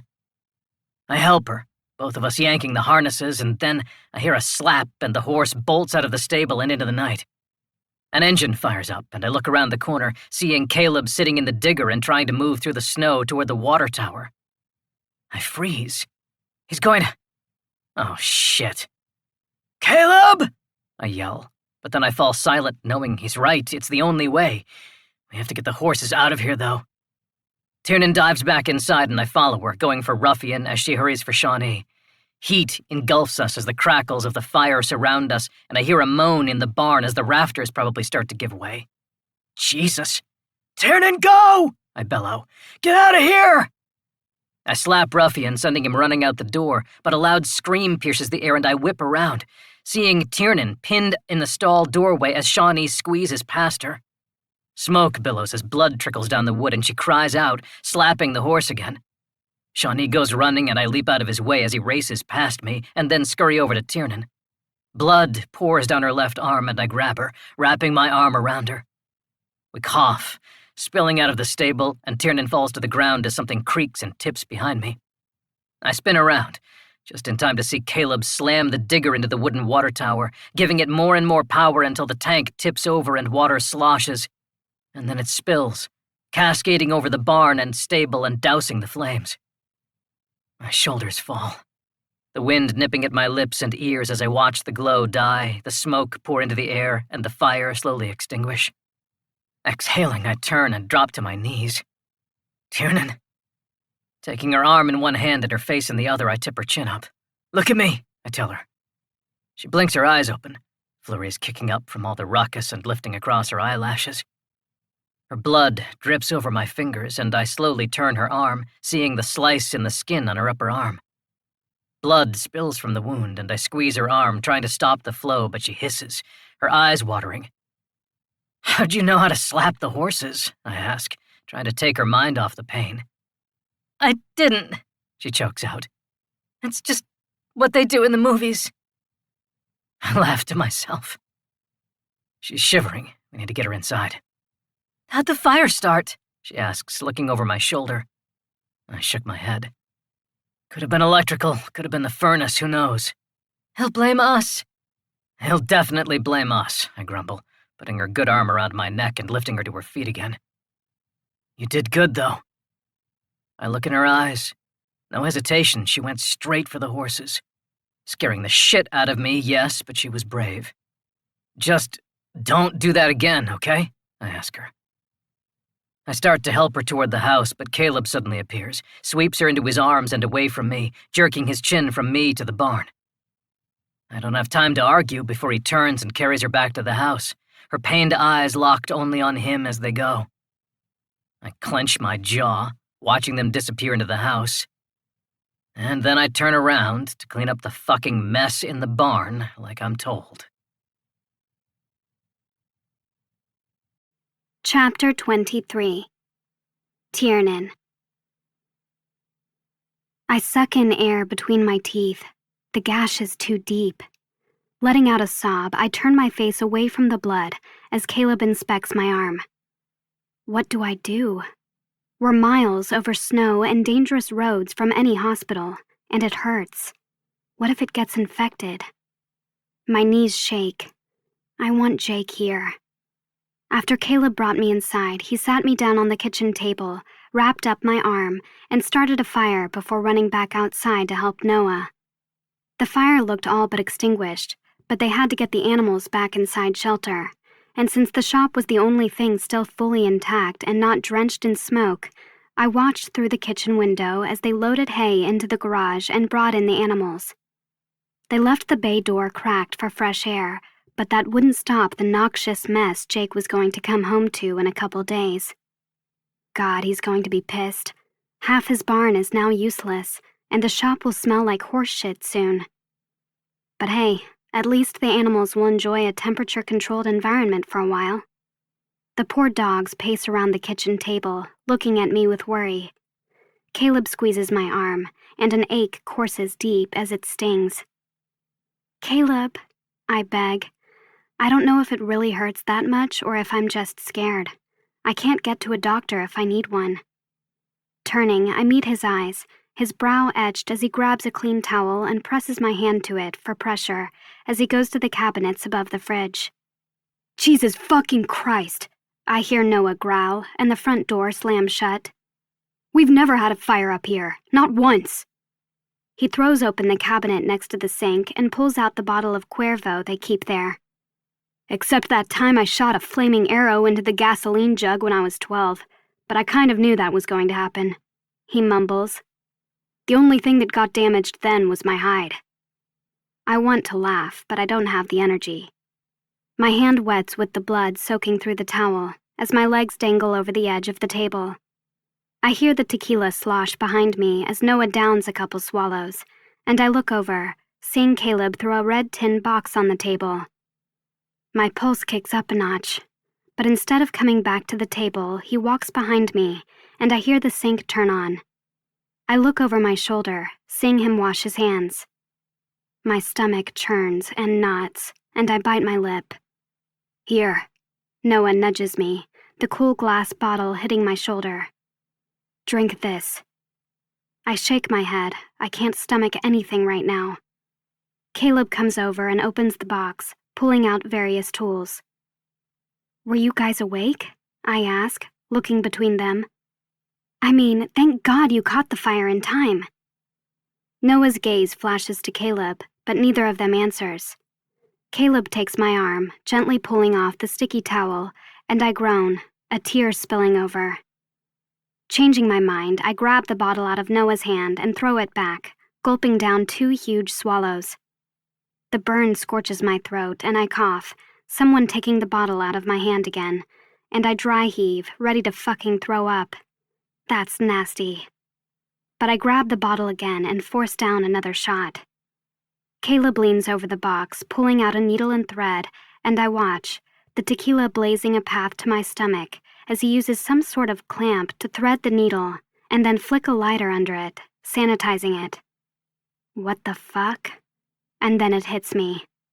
Oh no. I shake my head. Caleb, no. He shoots his eyes up to me, his dark green gaze unflinching. But his stomach, the top half of his body bare, because he never got completely dressed when he ran outside, tightens with his heavy breaths, almost like he's nervous. He takes my arm, clenching his jaw, and presses his fingers into my arm, pinching the torn skin back together. I cry out, "No, Caleb, stop!" I can't do this. I turn my face away, sucking in breaths. You have to do it, Noah says, handing me the bottle again. If you don't, you might get an infection, and then you'll wish you were dead. I down another swallow of the tequila. Caleb's eyes meet mine once more, and then his fingers, red and stained with my blood, pinch the skin closed again as he sticks the needle through. My stomach churns, and I shake, a cold sweat hitting me as he pulls the thread through. I bite my bottom lip until I taste blood. Noah! I sob. It fucking hurts. I want Jake. They don't know what they're doing. Isn't there a super glue thing now? You know, where you glue your skin together? Caleb pulls the thread tight, a searing snake bite hitting my arm, and I clench my teeth, tears hanging and threatening to fall. Fuck. Noah hands me the bottle again, but I push it away. My stomach is warm, and I feel the lightness in my head, but I'm about to fucking throw up. I take deep breaths, inhaling and exhaling, and trying to calm my damn stomach, but Caleb sticks the needle through my flesh again, and I can feel the blood spilling down my arm as white-hot pain shoots off through my body. Please, I cry. Please stop. I shove him away, trying to get his hand off my arm. I can't do this. We have to wait. Jake will know what to do. I can't do this. I won't lay eyes on a doctor for 5 more months. What if the pain never goes away? What if it doesn't heal? I pry his hands off me. Get off me, I growl. It hurts. He stands up, and before I know I can tell what's happening, his hand whips across my face, and my neck twists so hard a tendon nearly snaps. My eyes pop wide, my mouth falls open, and I stop crying, pulling in a breath as I sit there, my ears ringing and my body frozen. What the fuck? He hit me. He hit me. He plants his fists on the sides of my thighs and leans down into my face, and it takes a moment to get my bearings again because the room is spinning. What the fuck? I snarl and turn back around. I raise my hand and slap him back, his head barely jerking with the attack. You hit me! I scream, anger hardening in my gut. I shove him in the chest with both hands, hitting him again. But you're not in pain anymore, are you? Noah says in my ear behind me. I glare at Caleb, but I process Noah's words, focusing on the feeling in my arm. The pain is there, but it's dulled. The rage in my head too strong right now. I don't feel sick anymore. My breathing turns shallow, and I stare at Caleb, who's still leaning down into me. But he doesn't wait for my shock to wear off. He sits back down in the chair and jerks his chin at Noah, as if signaling something, and pinches me again, puncturing the skin with the needle. Noah climbs on the table behind me, wrapping an arm around my waist and threading a hand into the back of my scalp. He fists my hair, and I wince at the sting, but exhale as the focus is taken off the pain in my arm. Caleb pulls the thread tight, and I close my eyes, sweat breaking out all over my body at the onslaught. Jesus fuck. Caleb threads, Noah's fist tightens, and I let my head fall back against him, turning my lips into his neck to cry. Again and again, 2 more times, and my stomach rolls. I heave. Caleb, I beg. He darts his eyes up to me, and I look at him, nodding. Just do it. Just. His brows pinch, and he breathes hard, but he rises, hesitating only a moment before he claps me again. I cry out, squeezing my eyes shut and making tears stream down my face. I blow out a long, slow breath as the world spins. Hands suddenly cup my face, caressing so softly now, like feathers, and then a mouth is on mine, gently kissing my lips. He nibbles and soothes, his teeth grabbing hold of my bottom lip and making my blood warm all the way down to my toes. Heat fills my body, and it's like I'm floating. His tongue touches mine, scorching, and, oh God, I'm weightless. It tastes so good. I run my hands up his stomach and chest, and I start to circle my legs around him, but I stop myself. Finn, I stammer in a whisper. Finn, finish it. Just finish it, please. The lips leave me, and I turn my head as the needle pokes through, and I let out a cry. But it's lost in Noah.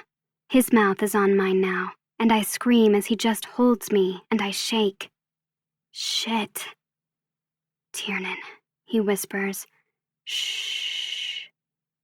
The fire on his clothes wafts around me, and the next thing I know, he's burying his face in my neck, not kissing, as he squeezes the front of my throat. Harder, I gasp. He sinks his teeth into my neck, squeezing me, and just as I feel the pinch of Caleb's needle, I grab the back of Noah's head and turn into him, breathing in and out hard against his lips. Tiernan, Noah whispers, and I taste salt, but I'm not sure if it's his tear or mine.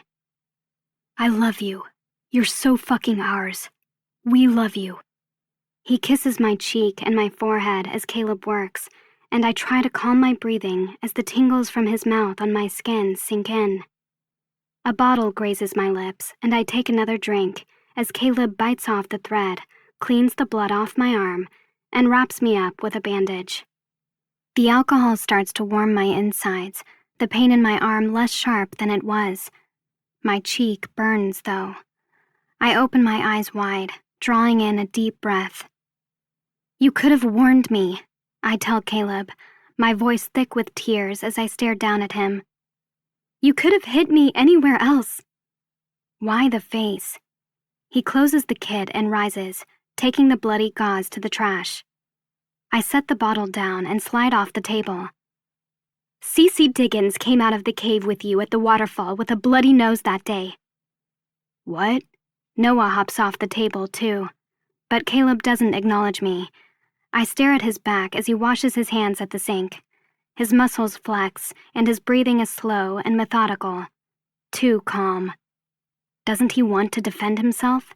She could be telling the truth. I've seen him abusive.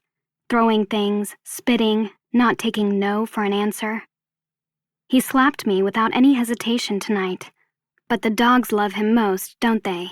They follow him, sleep with him, and make him smile when he doesn't think we see. He's always ready to stand in front of me and keep me from harm. He tries to connect, like when I was sketching. No matter what snide comment Noah makes or what his father demands from him in his harsh tone, he doesn't say anything or start a fight. He just does whatever he has to do so people will leave him alone. I look away, shaking my head. This is what women do, though, isn't it? Look for meaning in the tiniest details to mean more than they do. The corners of my mouth twitch as my eyes sting. Caleb, I whisper, begging.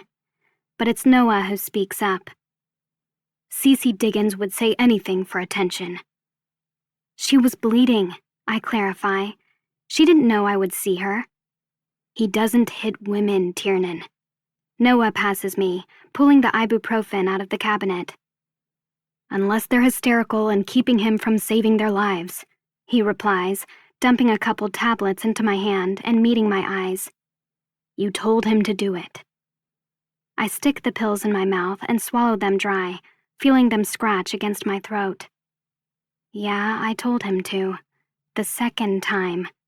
I told him to hit me, partly because it dulled the pain and partly because... I drop my eyes. Partly because I liked it. I liked the anger and the desire to hit him back, because even though it hurt, I was here. I was in it, and I never wanted it to stop. I never wanted that feeling to stop. Pain always reminds us that we're alive, and the fear along with it that we want to stay that way. Caleb is like that. If nothing else, he reminds me that I'm more than I think I am. But when he held my face after the slap and kissed me so softly, my heart immediately sank into my belly, and I forgot everything. I forgot why I should keep as far away from him as I can. I run my hand through my hair, chewing on my lip as the alcohol dulls the pain in my arm. I want Jake, I whisper to myself. What if this still gets infected? He would know what to do. They can't handle this. Volatile, irresponsible. He's not who had your tongue in his mouth minutes ago, Noah spits out, looking over his shoulder at me as he fills a pitcher. You liked us then. I shift on my feet, looking away, but he turns, wiping his hands on a towel. You know, it just occurred to me. His eyes crinkle as he studies me. I'm actually the only man in this house who hasn't hit you, he states, and I'm the one you don't want. What the fuck is wrong with you? I narrow my eyes as his words hit. That's not... What? I don't... Maybe if I take you over my knee too, you'll get wet? He asks. And then my face falls. He saw us. He saw his father spanking me that night. My heart thumps in my chest, and I watch him shake his head, the first actual sign of disdain I've seen come off Noah, and it's directed at me. He's pissed now. My mind goes back to moments ago. Caleb's lips so gentle, and Noah's mouth so warm. Moments ago, he loved me. I love you. You're so fucking ours. We love you. I think he was even crying, because he hated me hurting that much and hated not being able to take the pain away. My arm still throbs, but I feel better than I did. They took care of me, not Jake. They handled this. Noah thinks I don't see him. He turns around to fill another pitcher as Caleb cleans the table, and I stare at them both, barely noticing when the lights go out. The kitchen goes black, the outdoor lights outside the window dying in the storm as well, and the boys stop what they're doing as the snow falls in the dark night and the house goes silent. Noah throws a hand towel down. Jesus fuck. Caleb stalks out of the kitchen, heading to the laundry room, and I watch Noah pull off his shirt and toss it down as he works the faucet. All we've got left is the hot water in the tank, he gripes. Fuck. I ball my fists, my arms feeling so empty all of a sudden. I take a step, slowly walking up behind Noah, and I slide my arms around his waist. Noah is always warm, I say in a low voice. He's the one I love to talk to. He stills, and I rest my forehead in his back as my arms wrap around him and my hands touch his warm torso. I see you. He's the one who smiles at me and always makes me feel like my lungs are full. The wind blows through the attic, creaking through the quiet, dark house, and he's barely breathing. My arms fit around him perfectly, and I love to watch him cook. I just want to stay in the kitchen and watch him all the time. I smile to myself, breathing in his scent. He smells good enough to eat, and I didn't want him to leave the shower that day before we went fishing. I wanted him to touch me. His chest caves, and I look down to see his fists curl into the wooden counter. I swallow. I even fantasized about it, I whisper. About us in the shower, hiding in there every morning and keeping our secret. He whips around, anger straining his face. He grabs me under my arms and lifts me up on my tiptoes. I gasp as he brings us nose to nose. I was so wet for you on the couch the night of my birthday, I whisper between us. So wet. I do want you. Something clanks on the floor behind me, and Noah glares down at me, looking like he's about to lose his mind. He looks like Caleb when he looks at me like this. Lifting me up, he plops me down in a tin tub, my toes curling into the rusty surface. Don't talk anymore, he says. It sounds like a threat, though. I tense. I have to. Shh. He releases me, pressing his finger to my mouth. All the air rushes out of me. His eyes pierce, and I don't know what he's going to do, but I know what he wants. This Noah kind of scares me. My thighs clench. I have to go to the bathroom, but I'm not leaving. I don't want to break the spell. Caleb stands off to my side, and all I can see are his legs because I'm too scared to look at his face. I shift on my feet in the tub. The tin tub, I think to myself. The pitchers of hot water. This is a bath. Noah lifts the hem of my shirt, pausing just a moment to give me time to stop him, but I just stare at the floor as he finally lifts it over my head. I hear his intake of breath as the cool air hits my breasts and my shirt falls to the floor. Caleb's eyes burn my skin from where he stands in the darkness, and I can barely breathe. Yes. The silvery feeling between my legs grows heavier, and I rub my thighs together. Slowly, Noah smooths my hair, parting it on the back, and I stand there as he braids it.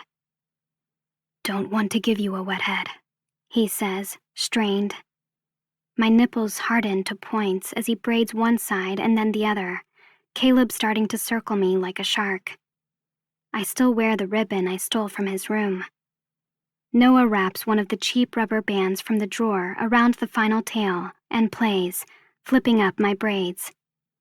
"She's cute like this," he tells Caleb. "Don't you think?" The tails tickle my skin, and I look up in time to see Noah wet his thumb and then rub circles on my left nipple, toying with the sharp little point. I groan, crossing my legs against the burn. "I'm gonna pee my pants." "Then the pants have to go," he replies calmly. I close my eyes for a moment. I'm not sure if I have to go to the bathroom or I'm just nervous. He lowers to one knee and looks up at me as he pulls my shorts down. I step out of them, feeling Caleb like a threat as he stops and watches. Noah reaches up again, taking my light blue silk panties and pulling them down my legs, my body bare for them. I look up at Caleb. He stares, every muscle in his arms flexed with his fists curled as his eyes trail down my body. It doesn't look like he's breathing. Noah pours water into the tub and then rises, both of them circling me. My pulse races, and it feels like they're going to pounce any second. Water sloshes at my ankles, and I hear Noah behind me as Caleb stops in front of me, running a finger down my torso and stopping just below my panty line. I shiver. A hot cloth hits the back of my neck, and I hear the suds bubble and pop as Noah squeezes the cloth. "Do you mind this, baby Vanderberg?" I shake my head, my eyes rolling into the back of my head. He runs the hot cloth down my back and back up to my shoulders. It feels so good. "What would you do without us?" Noah leans into my ear, whispering. I lean my head back against him, closing my eyes. "We take care of her pretty good," he tells Caleb, reaching around me to squeeze hot water over my breasts. "She doesn't need Daddy, do you?" Caleb takes my leg, bringing my foot up to rest on his knee as he washes me. Running the cloth up my thigh, he dips inside. Close, but not there, and I moan. "That's it." Noah bites my ear. "Good girl." Giving me the cloth, he uses his hands and soaps both my breasts, massaging them in circles. A pool of heat settles between my legs, and I want more. I want their hands everywhere. Noah takes my hand with the cloth and pushes it down low. "Clean your pussy." I bite my bottom lip, but I follow directions. Using the cloth, I slip between my legs and squeeze it for more soap, washing myself. Caleb brings up my other leg, bathing me, but his eyes are on my hand, watching me soap up my bare pussy. "Get it wet again?" I ask him, holding out the cloth. He dips it into the water and hands it back to me, his chest rising and falling hard as he watches me wash myself and water drip down my legs. His hard eyes don't blink, and a groan escapes him. I look down, seeing his cock straining against his jeans. "Is it clean?" Noah asks. For a moment, I think he's asking me, until Caleb dives in, his hot tongue licking the length of my slit to check. I shudder. Fuck. I grab Caleb's head, keeping him there, and Noah twists mine to the side, taking my mouth. Caleb licks and sucks while Noah takes my breath, making it impossible to breathe. God, don't stop. Say yes to us, Noah whispers against my mouth. I stare up at him, quiet for a moment. If we do this, we might not be able to come back from it. I don't want to lose them. Caleb's mouth works its way inside, and I thread my fingers through his hair as he licks and sucks my clit. Noah jostles my chin. Open your mouth, Tiernan, he orders. I do, and he sinks his tongue inside, his kiss tingling all the way down to my toes. Say yes to us, he says again. Caleb comes back in, grabbing my ass in both hands and yanking me into him. His mouth covers my pussy. I whimper. Yes, I pant. Yes. Noah releases me and growls. Fuck yeah. Caleb rises, lifts me up by the backs of my thighs, and I wrap my dripping arms and legs around him, meeting his eyes. Mine.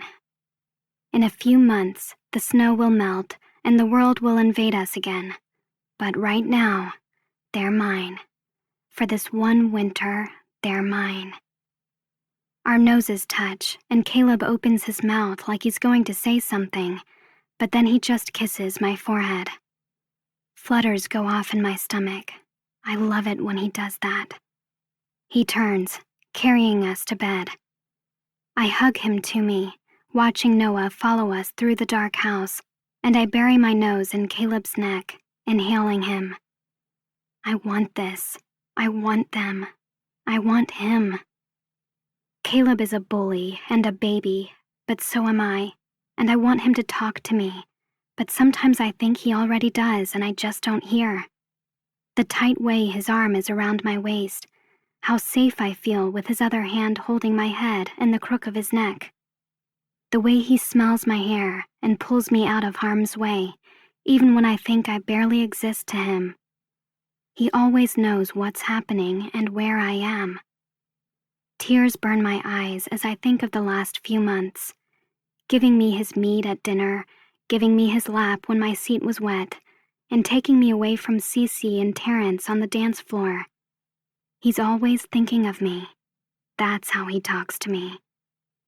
Caleb, I whisper in his ear, trailing kisses down from his temple to his jaw to his neck. He exhales and lifts me up higher, gripping my ass as we reach the second floor. I look down at him, our lips almost touching. He opens the door, Noah squeezing past, because Caleb and I are lost in each other for a moment. The door at the top of the stairs creaks open, and I can hear Noah breathing from here. Get her ass up here, he breathes out. I'm dying. I dart out my tongue, licking Caleb's lip before sinking into his mouth. I move over his lips, nibbling and tasting, as he closes the bottom door and climbs the steps up to his bedroom. My heart swells, and I almost want to laugh or cry because there's too much going on inside me. We reach the top, that door closing too. The fire burns, and the air is warm, Caleb's smell making my skin hum. My pussy clenches, feeling his big bed looming behind me. I start to lower my feet to the floor, but all of a sudden Noah wraps his arms around my torso and pulls me back into him instead. My toes touch the hardwood floor, and I stare at Caleb as his brother whispers in my ear. He could be gone days, he says, reaching around and pinching my clit between his fingers. Days, Tiernan. I arch my back, the little pain and the promise of what they could do to me in their father's absence, sending a shockwave through my body. Fuck yes. The pain in my arm is gone, and I can't feel anything other than my heartbeat right now. Breaking away, I stumble backward, my lungs getting smaller. I can't get enough air. They face me, slowly stalking toward me, Caleb rubbing his cock through his jeans. The backs of my knees hit the bed, and I fall to my ass, hitting the sheets. Crawling back, I move over the bed on my hands and knees, watching them come for me. We took care of you, Noah says, quirking a smile as he rubs himself through his jeans too. Now take care of us. He rushes me, coming in, catching me and cupping my face as both of us fall to the bed. I land on my back, my head hitting the pillow as Noah lies at my side.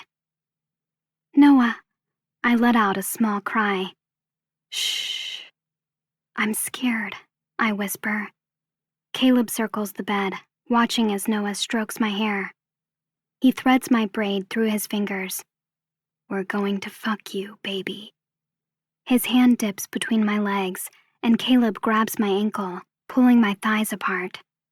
Noah sinks 2 fingers inside me, and I gasp as they slip in easily, wet as I am. Noah's lips find mine, and he kisses as he pumps his fingers slowly. Wider, baby, he begs. I spread both thighs wider as his tongue moves in my mouth and then moves to my breasts, sucking and biting my nipple. I look up at Caleb as I move into his brother's hand, seeking his fingers out and wanting to move at my pace. God damn, Noah grits out. Man, she's tight. He fills me, but I want him deeper. I'm craving more. His body, his muscles. I want it all fucking me. Don't stop, I groan. God, he feels good. But more. I need more. I take his face, bringing his mouth to mine, and he keeps fingering me as his mouth moves over mine, teasing me down to my belly. Something knocks him, breaking the kiss, and before I can open my eyes, Caleb's lips are on mine, kissing me hard from above. Noah sinks into my neck, kissing behind my ear, and I grapple for Caleb's belt, trying to unfasten it. He stops me, though, and I open my eyes to see him rise off the bed and undo it himself. Noah follows, standing up and dropping his pants, his belt hitting the floor. He pauses a moment, staring down at me, and my pussy wants his fingers back, or something. I drop my eyes, seeing his cock sticking straight out like a steel rod, and I shoot up, the ribbon still in my hair dangling over my temple. I open my mouth, wanting to taste him, but he pushes me back down, coming down on top of me and pulling the sheet over us. I'm first, he growls over my mouth. He reaches over and I hear the drawer open as he takes something out. His dick nudges my pussy and I grind into it, so fucking ready to have him inside me. Tiernan, stop that. He bares his teeth, frustrated, and tears the condom open before reaching down and slipping it on. I kiss his jaw 1,000,000 times, wrapping my arms around him and then dragging his bottom lip out between my teeth. He fits his cock at my entrance, rises up to look down at me, and grabs my hip, thrusting himself inside. I stretch, tight around his cock, and squeeze my eyes shut as he hits my spot deep. I whimper. Jesus Christ, he groans, his face twisted in pain. He breathes hard and fast as he pulls out and thrusts back in. She's so damn tight. Jesus. I hold his hips, dragging my nails over his skin as I spread my thighs wider. Noah is always warm. He's the one who smiles at me and always makes me feel like my lungs are full. You feel so good, I say quietly. Don't stop, Noah. He smiles and comes down, squeezing a breast as he starts to pump his hips, faster and harder. You keep talking, and I'll come too soon, he tells me, amusement in his voice. I seek his lips and take them with mine, kissing him slow and deep as we fuck in his brother's bed. Sliding out, he thrusts quickly back inside me, and I squeeze his hips, guiding him and rolling my hips into him to meet each move. I moan as we kiss, the world around me spinning. His hand moves over my body, touching me everywhere, and his mouth grazes my forehead. Such a good girl, Tiernan. he whispers as his lips dip to suck on my nipples next. I hold his head to me, his words making me want to smile. He knows I'm not a good girl. I'm a bad one, but I'm their bad one. I moan, arching my back for his mouth and how good his dick feels. He comes back up, thrusting harder, and my pussy clenching around him as my orgasm crests. We're so fucking lucky, he gasps, kissing my nose and lips. Such a sweet little cunt. I moan, both of us moving in sync as our pace quickens and I start to come. But then I look up, seeing Caleb. My body stills, but Noah keeps going, barely noticing. Caleb stands in the dark corner, his jeans unfastened, but still on as he watches me. I hold on to Noah as my body moves up and down the mattress with his thrusts, Caleb's eyes on me, turning me on even more. My pussy contracts, I don't blink, and my body tenses, every muscle tightening as I come. I cry out, looking at Caleb as I shudder and shake, struggling for breath. The orgasm rocks through me, his eyes not faltering as his brother fucks me, and my pussy warms as I grow wetter. I want to know what he's thinking. I want him to know what this means to me, and loving them is the only time I feel brave. I flip Noah and me over, pinning him on his back as I straddle him. Now it's Caleb's turn. Noah sucks in air through his teeth, grappling for my body, but I don't stay there. Spinning around, I give him my ass and look over my shoulder at Caleb, so he can watch. I reach underneath me, fit Noah back inside, and lower myself onto him again. Slowly, I roll my hips, looking back at him still standing in the corner as I ride his brother. Noah's cock slips in and out, and he fists my ass in both his hands, grunting. "Fuck, Tiernan," he groans. He bends his knees up so I can lean into them while I move, but I hold Caleb's eyes. I want to see you happy. I take out my braids, leaving just the ribbon, and his gaze trails down my back to my ass as it moves, rolling in and out on top of another man. I crook my finger, and I swear I see a small smile. He comes over, and I point to the space on the bed in front of me. Figuring out what I mean, he walks to the end of the mattress and drops his jeans, climbing onto the bed and kneeling at the end. I look down, my heart skipping a beat and my mouth going dry as I take him in. I didn't get much of a view that day in the barn. Fucking Noah, I lean forward and take Caleb in my mouth, his long, thick muscle hard as a rock. I fist the base because I can't take it all, and suck him slow and gentle, licking and teasing with my tongue.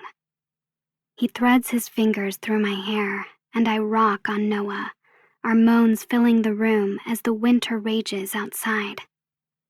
Using my good arm to prop myself up, I stroke him softly as I trail kisses up his abs, reveling in his smooth, tight skin and his taste.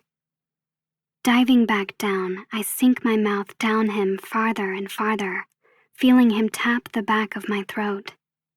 He jerks, a strangled groan leaving his throat. I move up and down him, rolling my ass for Noah as I suck on Caleb, every once in a while stopping to suck on his tip, tasting a little of his cum. Noah digs his fingers into my hips, pumping me from the bottom, and I know he's about to come. But Caleb grabs me and pulls me off his straining cock, kissing my mouth fierce and hard. He climbs off the bed, pulling me with him, and shoves me back at the bed, facing Noah this time. I narrow my eyes, not understanding. What? He pushes into me from behind, forcing me back on the bed, and I climb on his brother, regular cowgirl this time. I slide back onto Noah, Caleb pushing me forward onto his brother's body. I stop breathing for a moment. What is he? Then I feel it. Him behind me. Between our legs, his fingers press into my other place. I tense up. I'm down with a lot, but I don't think this is a good idea. Caleb pulls me up and turns my face to him, guiding my hips. I move on Noah, holding Caleb's eyes as he taunts my ass, working the tip of his finger inside me. I swallow, tightening up, but he moves my hand to my pussy, telling me to prime myself.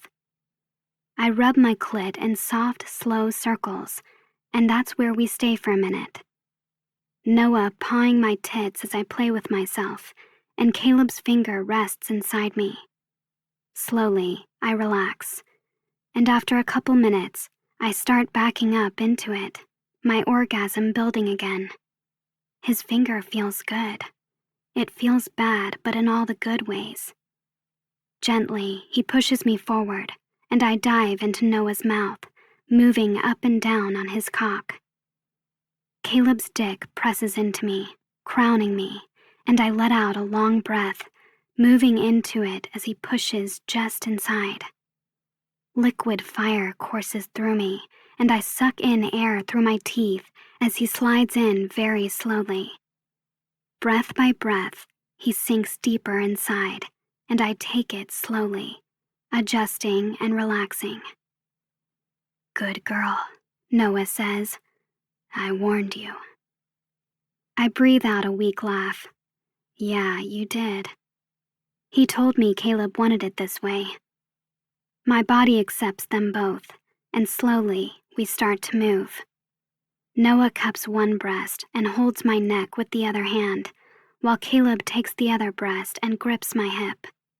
I roll down Noah, taking Caleb inside and sway back, sliding Caleb out as I take Noah in.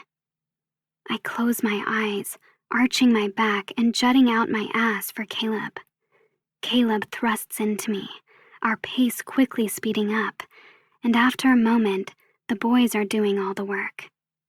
Noah fucks me from the bottom, while Caleb slams into my ass again and again, everything filled, and my body on fire. "You like it?" Noah asks. I nod, delirious with pleasure. "Yeah." Caleb fucks my ass but brings me up to kiss him, everything about his lips soft and sweet. He looks at me, both boys not letting up as they take what they want. But for me, time stands still. His gaze holds mine as he caresses my face, and I feel like he wants to say so much, but he won't. I feel it though. I feel safe. "Caleb," I mouth over his lips. "Do this again to me tomorrow?" He nods and buries his mouth in my neck. I smile. They massage my breasts, and I struggle to keep my moans in check. God, what is Jake going to say or do? "Our little secret," Noah says, coming up to suck on my nipple. "Our sweet little secret." I kiss Caleb as Noah kisses me, and I hold his head to my body, loving his tongue on my flesh. Skin on skin fills the room as my ass slaps into Caleb, and Noah tenses under me, groaning. I drag my nails up my thighs as Noah thrusts into me and comes, and Caleb holds my face to him, staring hard at me as we fuck. I tighten around him, feeling my orgasm coming again, and I rub my clit to help it along. My body warms, my nerves firing inside me as the sensation of both holes filled drives me over the edge. I scream, coming as Caleb grips my hair and thrusts into me harder, burying himself to the hilt. "Oh God!" I cry out. My breasts bob as he rides my ass, and I can't take any more. I fall forward. The only thing keeping me up is him holding my hair. He grunts, lets out short breaths, and punches hard, gasping for air as he spills inside of me. "God!" I gasp, shaking. Sweat trickles down my back, and Caleb releases me, letting me fall onto Noah. Our wet bodies stick, but I don't care. Noah wraps his arms around me as Caleb tries to calm down behind me, his hand pressing into my lower back. I close my eyes, sated and high. I have no idea what tomorrow brings, but I can't bring myself to care. I'm exactly where I want to be, and for tonight at least, I'm staying. LA and my life there once upon a time is 1,000,000 miles away. This is my home. A while later, the fire crackles as Noah sleeps soundly and Caleb holds me to his body. I drift in and out, hearing the wind blow, but I'm warm and safe inside. Something tugs at my hair ever so gently, and I vaguely register soft silk dragging over my forehead. I blink my eyes open to see Caleb fist my red ribbon in his hand and reach under his head, stuffing it back inside his pillowcase. I smile, holding back my laugh, and go back to sleep. Chapter 24. Tiernan. I wake up, the morning light falling across my face, and jerk, squeezing my eyes shut again as I turn over. But as I roll onto my left arm, pain shoots down to my fingertips, and everything comes flooding back all at once. I groan, shooting up in bed. The sheet falls to my waist as I look around the room, Caleb's room, and I see that I'm alone. I look down at my bandaged arm, seeing blood seeping through. God, what was I thinking last night? An ache rocks through my head and I flinch, rubbing the back of my neck. After the fire and the injury, I decided to lose my mind and... Images flash of the three of us, and I shake my head clear. I can't face it. Not yet.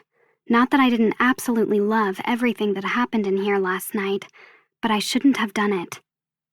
Jesus.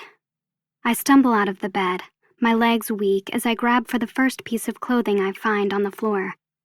I need some ibuprofen and a shower. My entire body is on fire.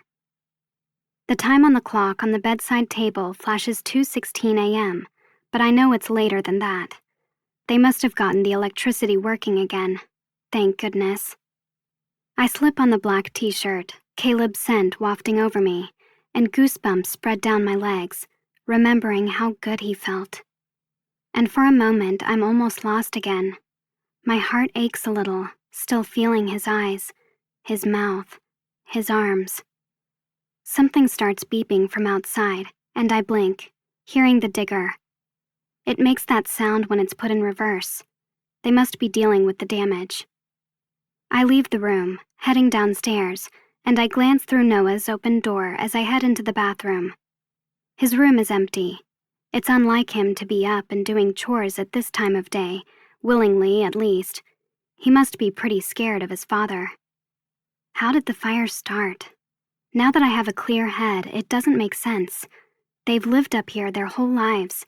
Jake taught them how to be diligent in turning off machinery and not leaving fires to burn unattended. I step softly into the bathroom and reach behind the shower curtain, turning on the water. It must be something we didn't realize was a problem. Like Noah said, something electrical maybe. Leaning against the sink, I lift my arm a little, whimpering as it aches. The muscles are tight, and I look down at it, starting to unwrap the gauze. But I hear steps enter the bathroom, and I look up, seeing Caleb. Showered, shaved, dressed in clean jeans and a navy blue t-shirt, and my cheeks warm, thinking about how I loved everything about him last night. And here I am, dirty, hair hanging in my face, and a night's worth of blood and sweat on me.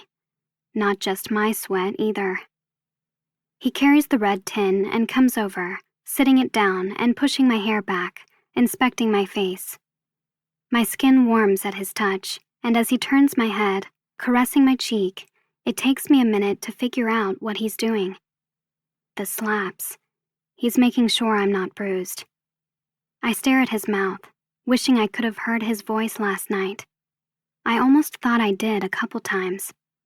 I reach up, touching his cheek too, starting to believe I imagined everything I felt coming off him last night. But he turns away, pulling back a little. My hand stays there, suspended, as he drops his own and starts rummaging through the tin. Tears springs to my eyes. The old Caleb is back. Caleb, I murmur.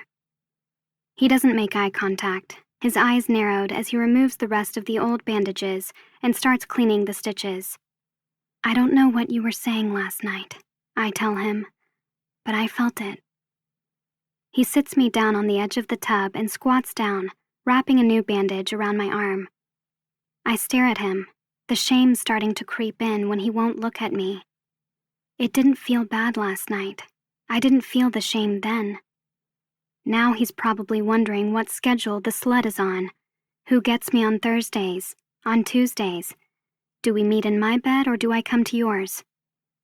I try to swallow through my dry mouth, tears welling. I felt it, I whisper again. I felt him and how it was perfect and how I wanted him to fold me up inside him forever. It was a perfect moment when all of me aligned for one fucking instant, and I felt full and strong. Those moments are rare. His lips twitch, his hands slowing, but then he finds his focus again, securing the bandage around my arm. I reach out. Slowly, I lift my right arm, almost like I'm holding out my hand for a dog to sniff when I greet it. I feel him still as the back of my hand glides up his face and I hold my breath. I just want to know it was real. I was his in those moments. Finally, he closes his eyes, exhales, and leans into my hand, giving in. A lump lodges in my throat, but I hold back the tears as I caress his temple. I don't want to fight with you anymore, I tell him. I'll leave, okay? You don't have to fear me. His eyes open, his brows etched with pain, but he doesn't look at me. I'll leave. I won't ruin this home for you. I won't hurt you, I whisper. I promise I'll leave. Just let us have this time. He shakes his head, and I don't know what he's trying to say now, but just when I think he's going to jump to his feet and leave, his head falls, sinking into my lap. I still, looking down at him. His black hair that's not really black now that I can be close enough to him to see it's a shade above. The tattoo stretching from under his ear and going down his neck vertically, but even this close, the cursive is still too fine to read. It doesn't matter. Caleb has things to say. He just doesn't need everyone to hear. Sitting there, I grip the edge of the tub, something in my chest feeling like it's splintering apart as he struggles for air with his head bowed. He blurs in front of me as my eyes fill with tears. It's not going to be easy to leave them. I swallow. A feeling, not a place. Loving them has made something inside me wake up, and I don't want to go back to being who I was. I might wish this change could have happened differently, but some of us don't learn from the heat. We need the fire. Reaching out, I glide my hands down his back and bend over, wrapping my arms around him. I squeeze my eyes shut, savoring this. But just then, I hear heavy footfalls run up the stairs, and a shadow falls across the bathroom. "What the fuck happened?" someone yells. I pop my eyes open. Jake. I sniffle, drying my eyes as I sit up, but avoid his gaze as he looms at the door. Caleb rises and backs away from me. What the hell is Jake doing back already? What do I tell him? But he doesn't seem to notice that Caleb and I were embracing. He rushes over. Jesus Christ. He takes my arm, gently lifting it up to inspect the bandage, and then diving down to swipe the bloody one off the floor. It's okay, I assure him. He shoots Caleb a glare anyway. I leave you alone for one night. Caleb returns the look and my stomach immediately sinks. God, they look alike when they're angry. But then Caleb quirks a smile, and I'm not sure why, but it pisses Jake off more, and he jerks his head, ordering his son out. Caleb leaves, not sparing me another glance. "It's okay," I tell him again, once Caleb is gone. "The animals are fine. I'm fine." Jake slams the door and comes over, kneeling down in Caleb's place and unwrapping the bandage to take a look. His cheeks and nose are wind-burnt, and the scruff on his jaw is a little darker than the hair on his head. "A fire started in the middle of the night," I tell him. "Thank goodness we woke up. We were able to extinguish it, but I got roughed up when I tried to get Shawnee out of the barn. It wasn't the boys' fault." He tosses the bandage and inspects the stitches. "Jesus Christ," he bites out. "God damn them." "They didn't do this," I say. "They took care of it, though." He shakes his head, continuing to look at the wound. Rising up, he grabs a washcloth off the shelf and wets it, while also taking the petroleum jelly out of the medicine cabinet. I look up at him, worry coiling its way through my stomach. "You're back early?" If he'd shown up 10 minutes ago, he would have found me in Caleb's bed. If he'd come back last night, It's not something I planned on hiding from him, but I don't want him thinking we reveled in his absence either, or that this was planned. "I got turned around," he tells me, setting the items down and spilling a couple ibuprofen into his palm and handing them to me. "The snow was just too deep, and the wind too strong. I wasn't going to make it another night out there." He comes down, dropping to one knee, and cleans around the stitches, adding some petroleum jelly as I swallow the pills. I stare at him, his lips a foot away as he dresses my wound. "Something else happened last night," I whisper. He slows for a moment, but then continues, not looking at me. "After the fire," I go on, "with the boys." I don't blink, and neither does he, as he avoids my gaze. My stomach churns. "Both of them?" he asks, looking down to pick up some gauze he dropped on the floor. I can't say it though, and he doesn't make me. His lips tighten as he wraps my arm. "Were they good to you?" My eyes water, and I nod. He's not yelling. I'm not sure if I'm hurt that he's not jealous, or thankful he's not disgusted with me. But he is jealous. His hard expression and clipped words tell me that. I open my mouth to explain. I love him, but I don't know. I drop my head. I have no idea how to explain any of this, or what I feel with them. It just never feels wrong. That's all I know. It's felt wrong before. Not here, though.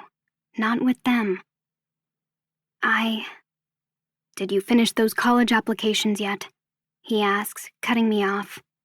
I blink, falling silent. "Huh? College applications. So that's it? He's not going to make this harder?" I search for my words, taking the easy way out he's giving me. "What, are you trying to get rid of me?" I tease. "Well, you're no use as a cook anymore with one arm." I chuckle, relief washing over me as I shake my head. And then I dive in, wrapping my arms around his neck and hugging him. He freezes for a moment, but then relaxes, embracing me back as he pulls us to our feet. "Thank you." "You okay now?" He pulls his head up and looks down at me. "Or do you need help with the shower?" He gestures to the running shower, now hot and filling the bathroom with steam. "I'm okay. I can wash my hair with one hand, I guess." I scratch my head, overwhelmed. I have no idea what happens with the three of them when I leave this bathroom. But nothing has to happen unless I want it to. There's always that. It can all end now. I strip off my shirt, and he takes my hand, holding me steady as he helps me into the shower. I go to pull the curtain closed, but I meet his eyes, and I can see the look there as he stares back. The one where he's thinking of climbing in with me. But as I watch the temptation play across his eyes, I finally watch as he just sighs, shakes his head, and rolls his eyes, yanking the curtain closed between us. In a moment, the bathroom door opens and slams shut again, and I smile to myself. Thank goodness he made that easy. One thing is for certain, though. Too much of a good thing is dangerous. I'm sleeping alone tonight. Move the horses into the paddock and start clearing the debris. Already done, I hear Noah tell his father as I descend the stairs. I'm raking out the stalls now. Oh, and Henderson emailed about his order, so just go deal with the new specs and I'll take care of the barn. I enter the kitchen, seeing Noah pull a small plate out of the microwave as I circle the island toward the sink for some water. He sets the plate down on the counter, his eyes falling to my arm. Is it okay? I fill up a glass and nod, tossing him a half smile. It's okay.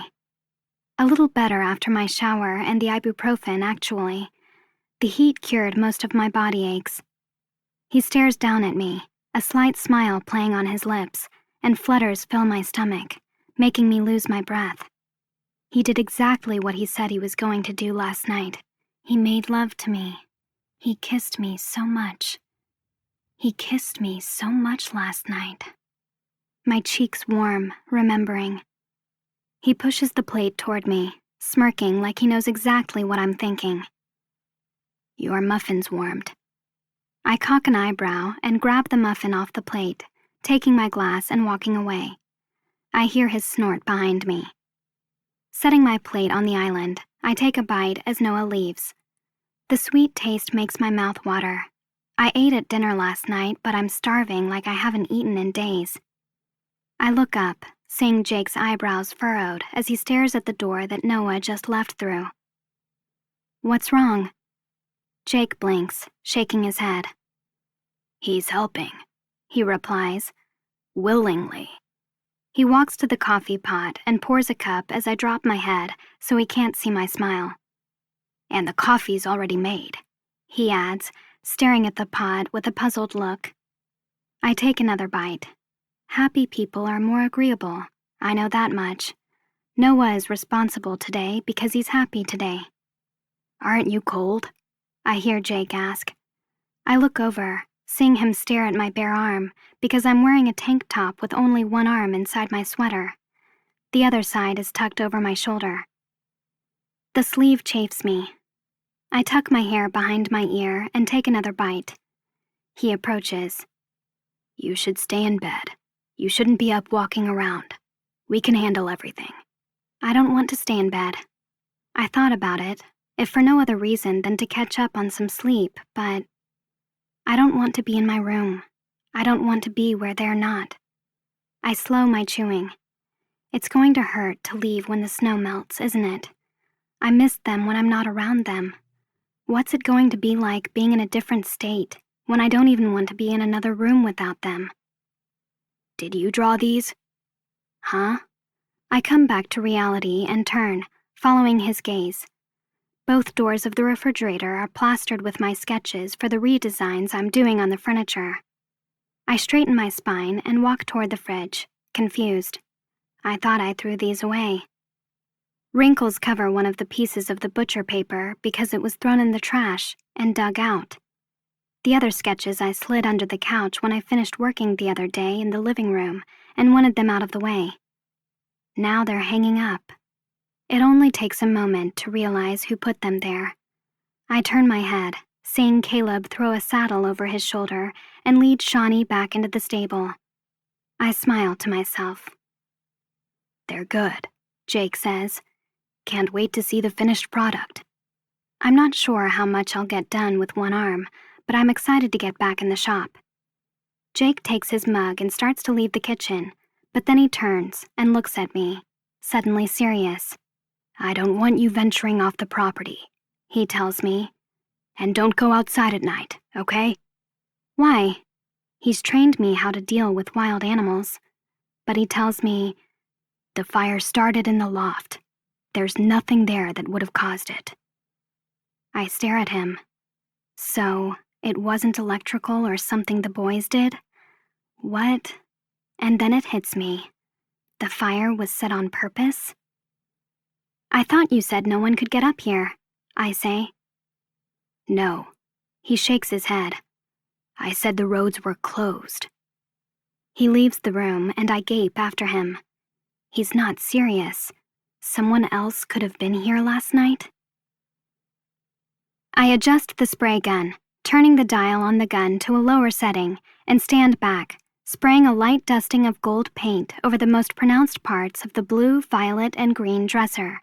I graze the perimeter of the top, as well as the legs and the four corners. Turning the gun off, I set it down and pull off my mask and dyewear.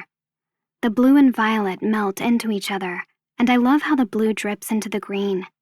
The gold gives it a sheen, and once the handles are back on, I think it'll look amazing. I smile. I like it.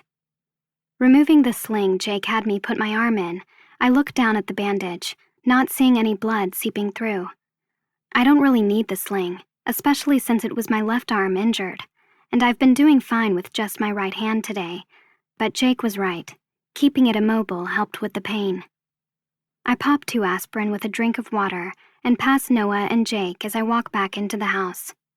Washing my hands, I look out the window, seeing the snow-drenched branches and needles, a light wind kicking up the powder on the rock cliffs around the barn and stable. From this view, the barn looks fine. I can't see the other side and the whole corner burnt out. Thank goodness most of it is still usable. The boys spent the morning cleaning out the rubble and patching up what they could with the supplies we had on hand before laying down fresh hay. The red light on my phone lights up as I dry my hands, and I turn it on to see a missed call from Mirai. I let out a sigh. If I talk to her, what should I lead with? How I was injured by falling debris in a barn fire, or how we were in a police chase, or how I'll be lucky to make it out of here next summer not pregnant? No. I'm not ready to let the world in. I ignore the call, but I catch sight of the date on my phone and do a double take. It's almost December. Christmas. All of a sudden, I glance outside and see the trees that surround us. They look just like Christmas trees. I lean over the sink to check them out.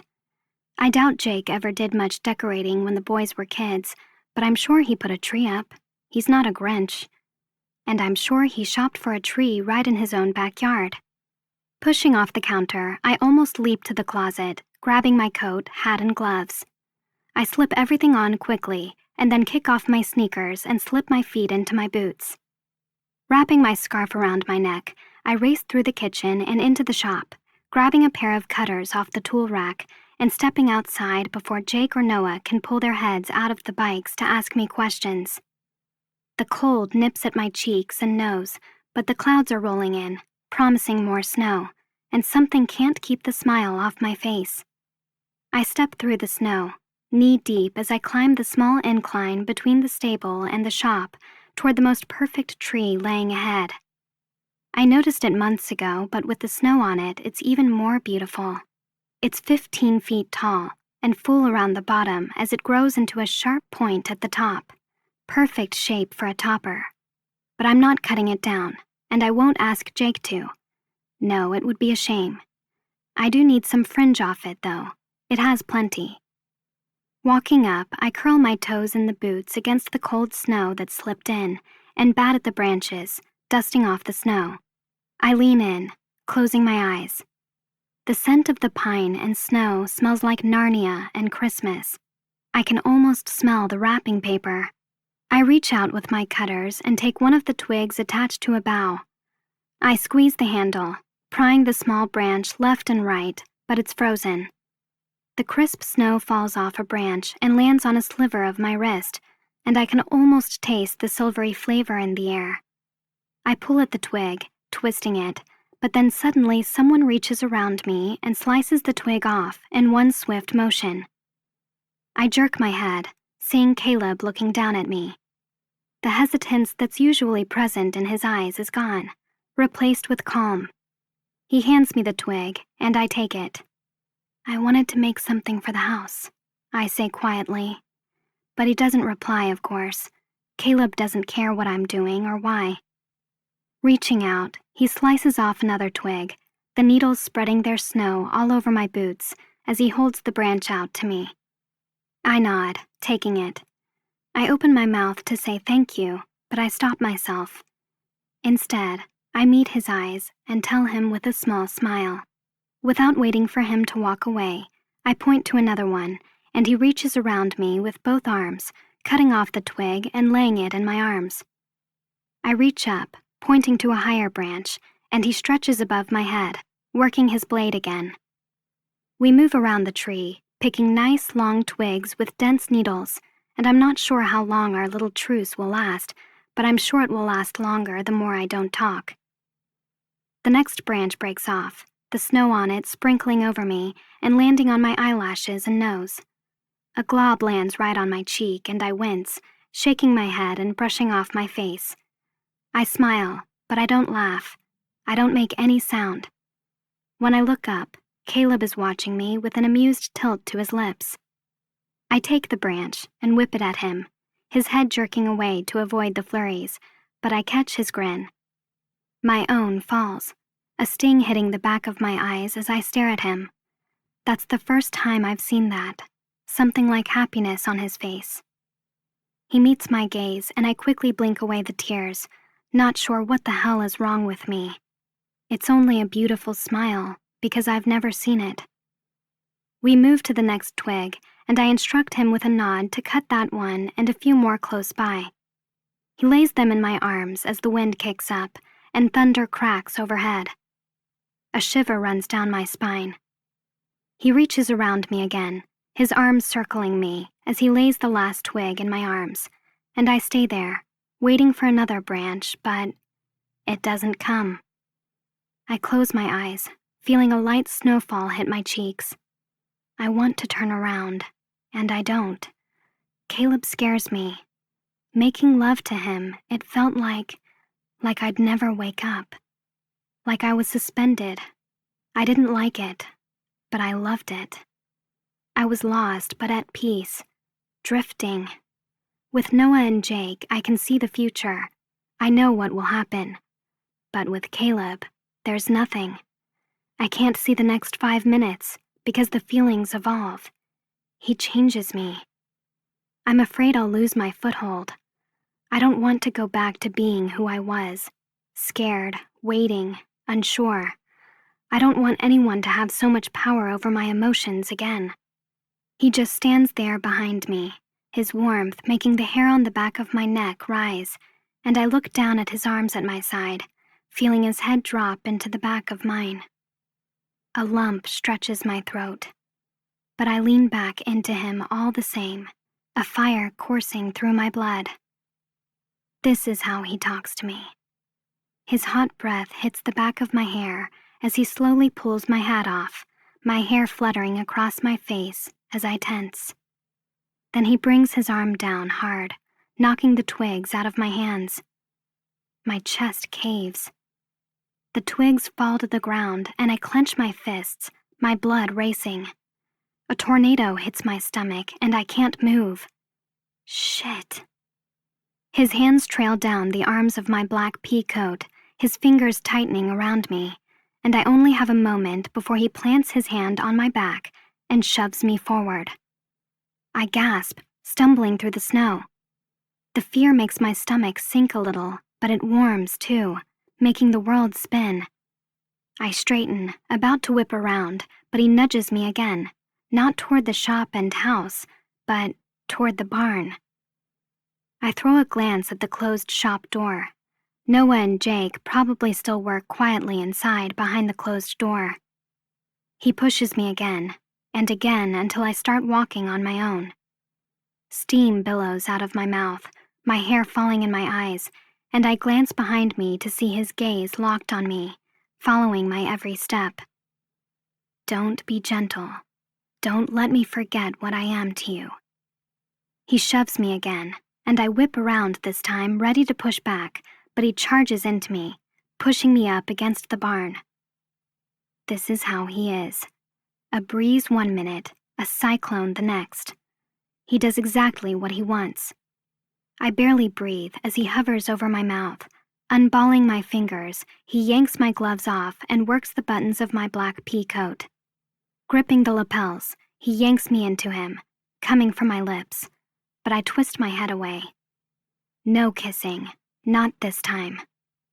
Tightening his fingers, he jerks me into him again, bringing his mouth down, but he only gets within an inch. I hold myself back, shaking my head. No. The heat of his scowl burns my skin.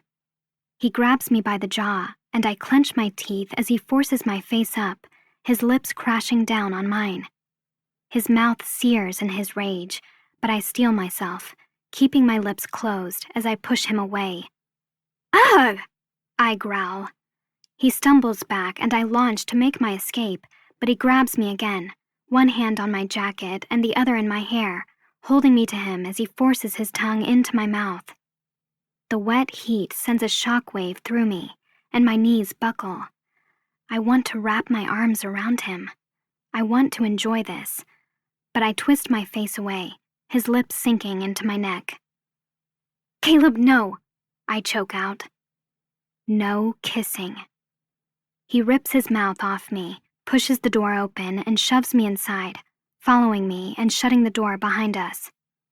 I slip out of my jacket, the wool rubbing against my stitches as I stumble out of his hold. I suck in a breath at the ache in my arm, but it's forgotten almost immediately. I scurry backward, facing him but unable to look at him. If I look at him, I'll lose it. I want him too much. Just no kissing. I murmur, more to myself than him. Please. You scare me. He stalks toward me, and I throw a worried glance to the door behind him, but it shakes as the wind kicks up and howls outside, and I feel walled in. We're out here alone. He stalks toward me slowly, and I back up, hitting a wooden beam and wincing as I veer around it. I stare at the ground at his feet, seeing his black and blue flannel dropping to the ground, followed by his black t-shirt. But I don't look up as I stop, and he closes the distance between us. Circling my waist, he gently lifts me up and carries me to the wall, setting me down. I shake my head. I don't like him like this. I don't like him gentle. Planting his arm on the wall above my head, he leans in and touches my face.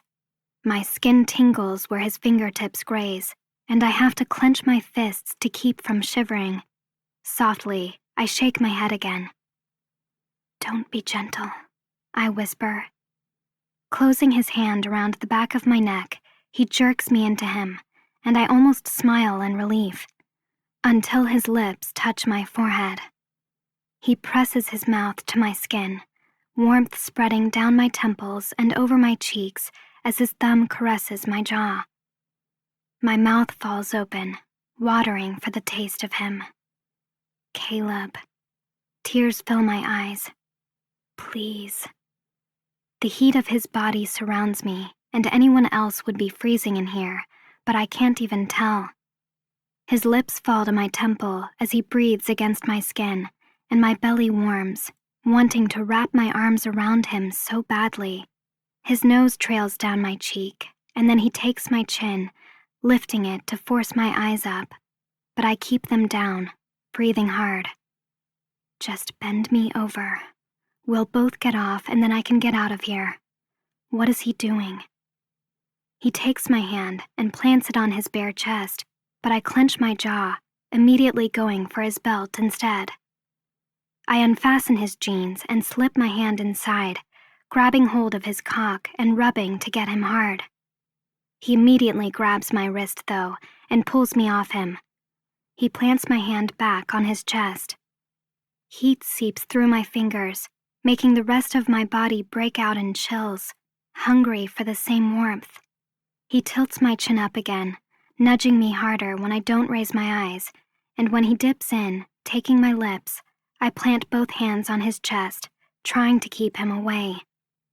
No! I twist my face to the side, and his hand slams against the wall next to my head in anger. I flinch. He takes my hand again, placing it on his face this time, begging me to touch him, to look at him, to see him. As his lips move across my cheekbones and beg for my mouth, his hot breath desperately searches for mine. Caleb, no. Finally, he shoves away from me, cold air suddenly rushing between us, and I hear his heavy breathing because I've made him mad again. I finally look up. His glare rips through me, and every muscle on him is tight. He doesn't understand. I look at his father. I look at his brother. I touch them. And last night I didn't hold back in his bed. But today, I know I can't go there again, and he doesn't get it because he's like a fucking child. Everyone has to accept that he doesn't have to explain himself. Now he knows what it feels like. Grabbing me by the collar, he hauls me over to him, rips my shirt open, and sends the buttons flying as he tears it from my body. I bring my arms up to cover myself in my bra, my stomach clenching as I watch him fist Noah's shirt in his two hands and rip it down the middle, the fabric crying out as he makes sure I can never wear it again. Catching me by the back of the neck, he pushes me over onto the hood of the car under a gray cover, and I don't even have time to get up before he yanks my jeans down, pulling off my boots and socks with them. I growl, pushing myself up, but Noah's ruined shirt hits me in my face, and I only hesitate a moment before I slap him across the cheek. He smiles, the challenge and fury in his eyes as he shoves me back down, yanks me to him at the edge of the hood, and plants a hand between my legs, fisting his fingers and showing me what's his. I gasp, but he moves the hand to my mouth, shutting me up as he yanks my bra down with his other hand and covers my nipple with his mouth. And for a second, we're right back and finishing what we started that first night we met. On a car, him taking what he wants, and me not protesting fast enough because I don't want him to stop. I clutch Noah's shirt, trying to cover myself, but he shoves it off my other breast, anger written all over his face now as he paws my cunt, rubbing it and digging his fingers in through my panties. Then, pushing my arms over my head, he devours the flesh of my nipples, and my heart pumps hot as my eyes roll into the back of my head. Fuck. Don't stop, just like this. Don't kiss my lips or look at me or fucking hold me. Just like this. He rises up, takes hold of the backs of my knees, and jerks me down into position, pushing my legs open as he digs his cock out. I clutch his brother's shirt to my body, covering my breasts, and only have a moment before he grips my hips and pushes inside of me. I clench my fists around the shirt and squeeze my eyes shut as he starts pumping between my legs, my back grinding against the car as he thrusts hard and fast until he's finally all the way inside. A groan escapes me. Oh God. I blink my eyes open to see him leaning over me and looking down as one hand grips my thigh. He pulls out, glaring down at me as he slides back in, his thrusts getting faster. He falls into a rhythm, strain tightening his face as he gazes at me, and he grabs Noah's shirt, trying to pull it off me. But I hold it tightly. Just fuck me. He stares down at me, something he knows his brother wants, something that belongs to his brother and father, even just a little, and knows that out there, I'm not his to keep. In here, though, he can sneak a piece. This is what he can have. The stupid little piece of trash he hates, but can punish with a hard fuck when he wants to remind her what she's good for. This is what we are. His dick fills me up deep inside, and my stomach tightens because it feels good and I don't want it to. Gasping, I close my eyes, refusing to let myself moan, but I feel the shirt ripped out of my hands. I pop my eyes open, growling as I pull myself up. Asshole. But he doesn't give me time to fight him. He wraps his arms around me and covers my mouth with his, holding me tight. I stop breathing. His thrusts cease all of a sudden, and his smell surrounds me as his fingers slide up through the back of my hair and hold my head to him, the world spinning behind my lids at the warmth around us. Caleb. Breathing hard over my lips, he nibbles on me, dragging out my skin through his teeth, slow and soft all of a sudden, and I open my mouth as if on autopilot, letting him have what he wants. The thought of stopping him anymore hurts. Picking me up, he carries me to the door, lifts up the cover, and opens the car, the heavy metal creaking. Dipping his head, he lays me down across the front seat of the old vehicle, the cracked leather pinching my back. And he comes down on me, slipping back inside me. "Don't slow down," I beg in a small voice. "Please." Sweat seeps out of the pores above my upper lip as he runs the tip of his tongue across his mouth. I'm dying to kiss him. Instead, I grip his hips and urge him faster. "Please," I whisper in his ear. "Don't be soft. Don't make it hard for me to leave." Soft with Jake is fine. Soft with Noah is fine. I like it soft. But soft with Caleb, it hurts. Tears fill my eyes. He sinks into my mouth, slow and deep, and a tornado rips through my body, swirling all the way down to between my legs. I cry into his kiss.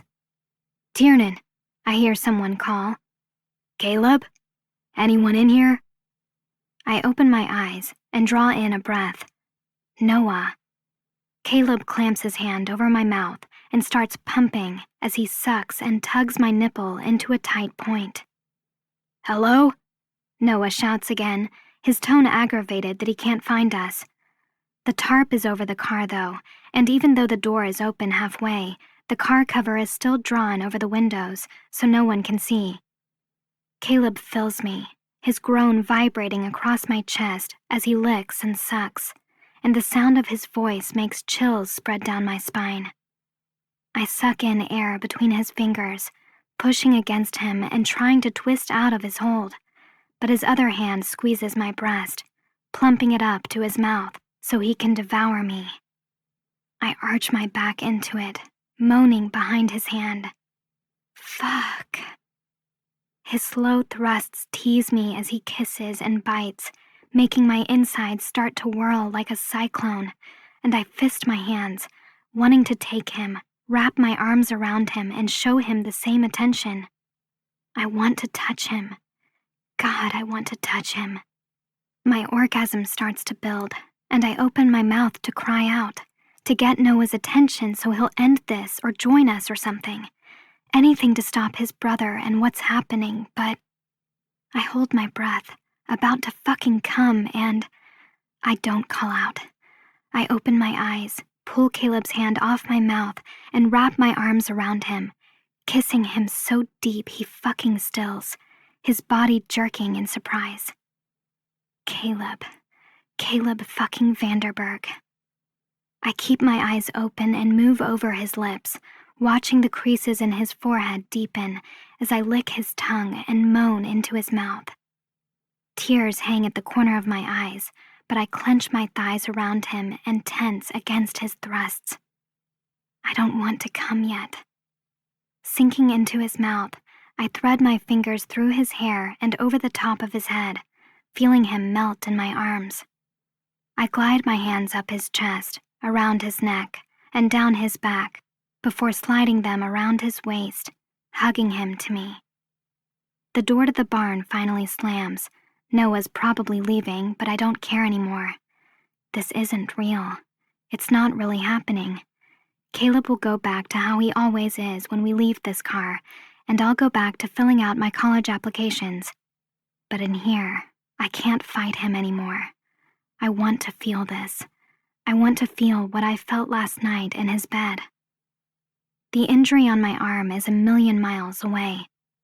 I kiss him everywhere, along his jaw, the scruff making my skin tingle, down his neck, behind his ear, and coming back for his lips in between. When he doesn't rush to move inside me quite yet and closes his eyes, I hold his head and graze my lips over his eyelids and across his brow, pressing my mouth softly, almost dizzy from savoring him. His forehead falls gently into mine, and slow and quiet, we fuck, holding each other. I stare down between us, watching him enter me as his mouth hovers an inch from mine, and I know he's watching me. I want to say things to him, beg him for more, but even more, I want to hear him say things to me. I look up into his eyes. Relaxing his body on mine, he takes my face, holding us forehead to forehead as I spread my legs wider. Our skin sticks with the sweat, and I dig my nails into his ass, feeling his jeans just below. My belly warms, something builds, and I squeeze my eyes shut, ready to cry out as he pumps harder and faster, but he jostles my face in his hand, demanding my eyes stay on him. I hold his green gaze, the orgasm racking through my body and pleasure sweeping between my legs as I start to come. But still I don't blink as I hold his eyes. Breath passes between our lips. I tighten my stomach and then it explodes, a wave of tingles spreading down my legs and up into my chest as he watches my every moment. I open my mouth, feeling it flood through me and not making a sound as I tighten around his cock, heat filling me deep. Finally, a small whimper escapes. I fall onto the seat, my eyes finally closing as he covers my mouth with his and thrusts a few more times before coming himself. His hot breath is like a drug, making me weak as his dick throbs and spills. The pulse in my neck beats a mile a minute, and I can't open my eyes. All I can do is hold him tight to me as his head lays on my shoulder, his breath hitting my neck as he pants. I want that again. I want that a million more times, a lifetime's worth. But I have a sneaky suspicion I'll have a hard time finding it with anyone else. I turn my head, my forehead immediately meeting his lips as his possessive hand squeezes my thigh. Caleb Vanderberg, you suck.